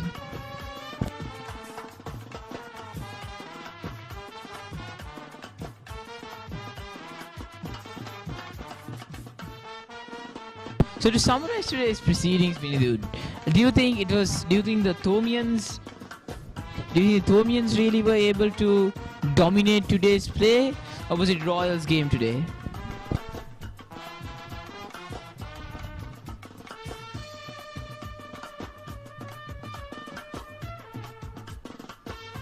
Well, when you're answering that question, Nevan, I think you have to consider the three sessions separately. I think the first session, the Thomians dominated that, but after that, in the second session, the bowlers, Royals bowlers, they were able to make a comeback and kind of disrupt that momentum the Thomians had. But again, the session is going pretty according to plan for the Thomians, and I think it's actually a battle to see who can come out top on day one. Yes, I think what the Thomians need to avoid at this moment is to make sure that they do not lose any more wickets at this moment in time, because what you want to avoid is a late day collapse in St. Thomas's view. They want to make sure that these two remain on until stumps of day one, and tomorrow morning come out all guns blazing, get to around 300 and allow Royal to bat. I think that is the Thomian strategy today.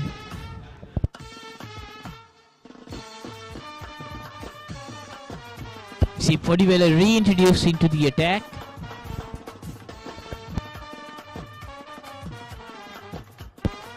But I think what will happen here, I think if you're talking about, to summarize today's game, who would have won, I personally think if we were to choose a winner, it really depends on what will happen in these next few overs. If St. Thomas's loses a couple of more wickets, I would say it's Royals' day today. If St. Thomas's can bat on and make sure they do not lose any wickets, possibly get to 250, I think it is kind of a shared day one, with being slightly tilted to St. Thomas, and we see Mahit Pereira nicking it down there, deep backward square. And they good running between the wicket. I think they picked up 3 at that instance. I must say though, I'm quite impressed by Shahrukh Kapil's running in between the wickets. He's been out there for a long time. He's been out there since straight after lunch, and now he's batted almost 2 sessions at this point, and he's really physically and mentally point of view, mind you, exhausted, and he's still being able to run throughout the wicket. And I think that is a testament to the amount of physical well-being that the coaches have put in terms of the team, in terms of making sure they're physically fit, but also the mental well-being aspect of it, to making sure that these players who are on a tremendous amount of pressure throughout the season are able to come here, make sure their nerves are kept steady, and making sure mentally they are fit to play. Because I think one thing that has been completely underappreciated in the modern game is the importance of things such as mental health. And we see that even now in school cricket, that's a lovely drive there by Pereira, and it hits down towards the boundary for 4. That's a lovely shot there. Pierce that gap between second slip and gully. Well, I think that was not timed perfectly, because it went through the slip code, and I think that was a chance for the Royalists if there was a player fielding at that position. Who is to judge that? Yeah, I mean, we are not the experts here, Minidu. But I think what Pereira is actually showing some good intent here. I think the Thomians want to get at least 250 before the end of today's play, and we're only going to have a couple of overs left. Ooh, that is a brilliant ball by Polivera. It swung out very late there. That was an absolutely brilliant ball by Polivera there. I think that is the kind of ball. I think that was the ball of the match today. Other than Balasuria's absolute beauty to remove Naushon.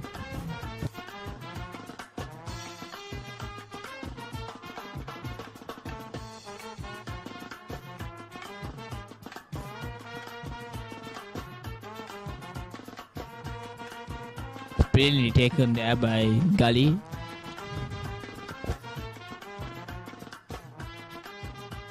End of the over. St. Thomas's 208 for 6.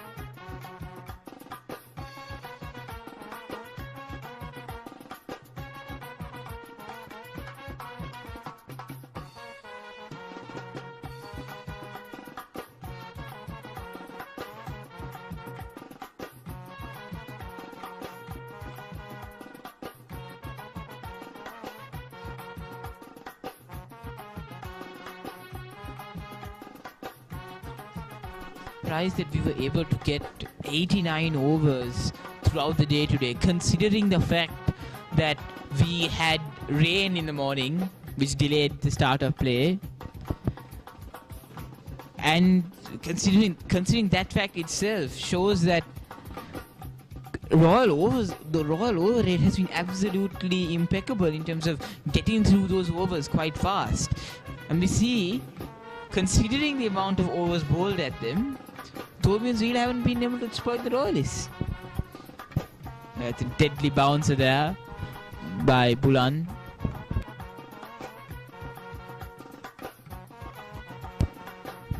See Ramanayaka providing words of encouragement.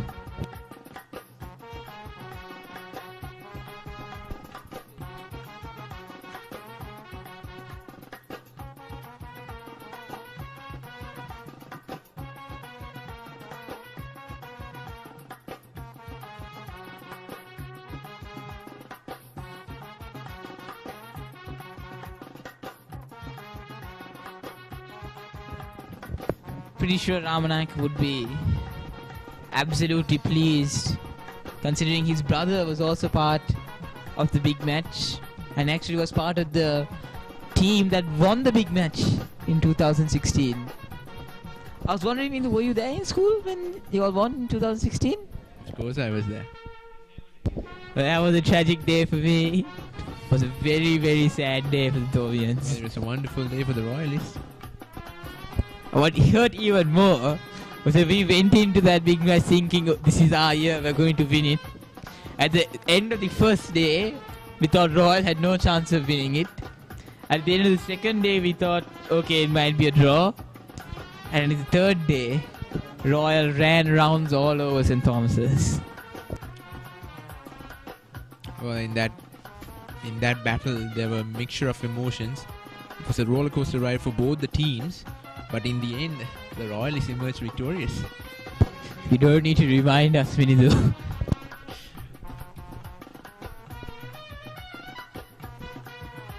But I mean, it just shows the fact, the tremendous amount of emotion around the match here.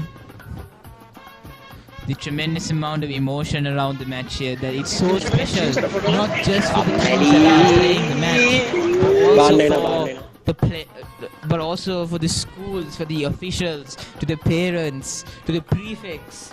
It's a very special game, and that just comes to show the tremendous importance of the Royal-Thomian in the minds of young Royalists, young Thomians, and even old boys, and even old boys of the two schools. See the umpires discussing whether they should continue. A little discussion is going on in the middle between the two umpires, and Gishan Balasuri is intervening into that.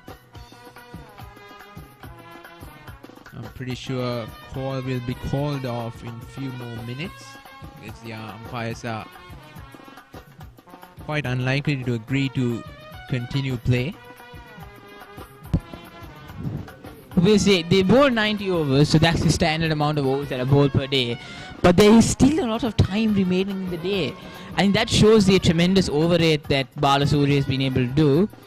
But one thing I really like to see in that huddle was the fact that Balasuri was able to consult with his senior players. We saw Rajapaksa on the scene immediately.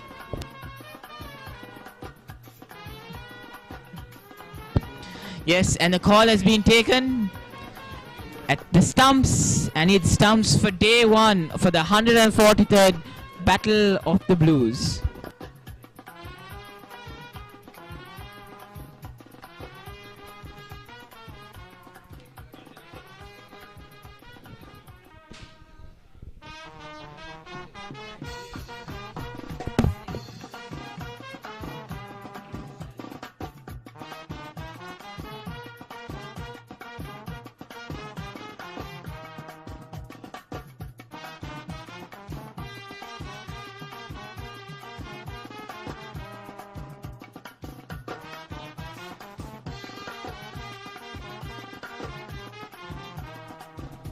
Well, that stumps on day one of the 143rd Battle of the Blues. Stumps has been called by the umpire. Now the both teams will be able to get ample of time to discuss their plans for tomorrow, which is the day two of this prestigious battle. Mixture of emotions running around both sides, as we saw plenty of actions throughout the 3 sessions of the day.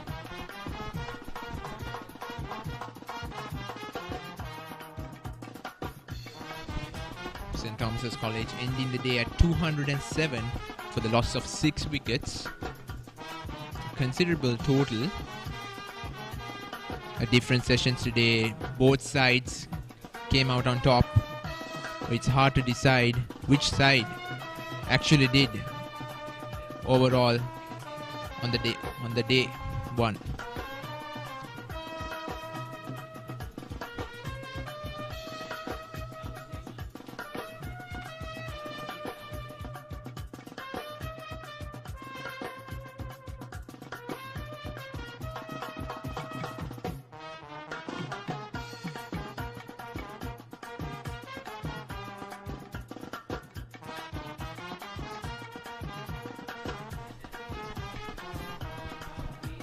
Well, ladies and gentlemen, that's the end of play on day 1 of the 143rd Battle of the Blues. St. Thomas's College on 207 for 6, and they will be continuing to take off the run rate from the start on day 2, while the Royalists will be looking forward to sending all their batters back into the dugout and getting their chance of batting in the middle.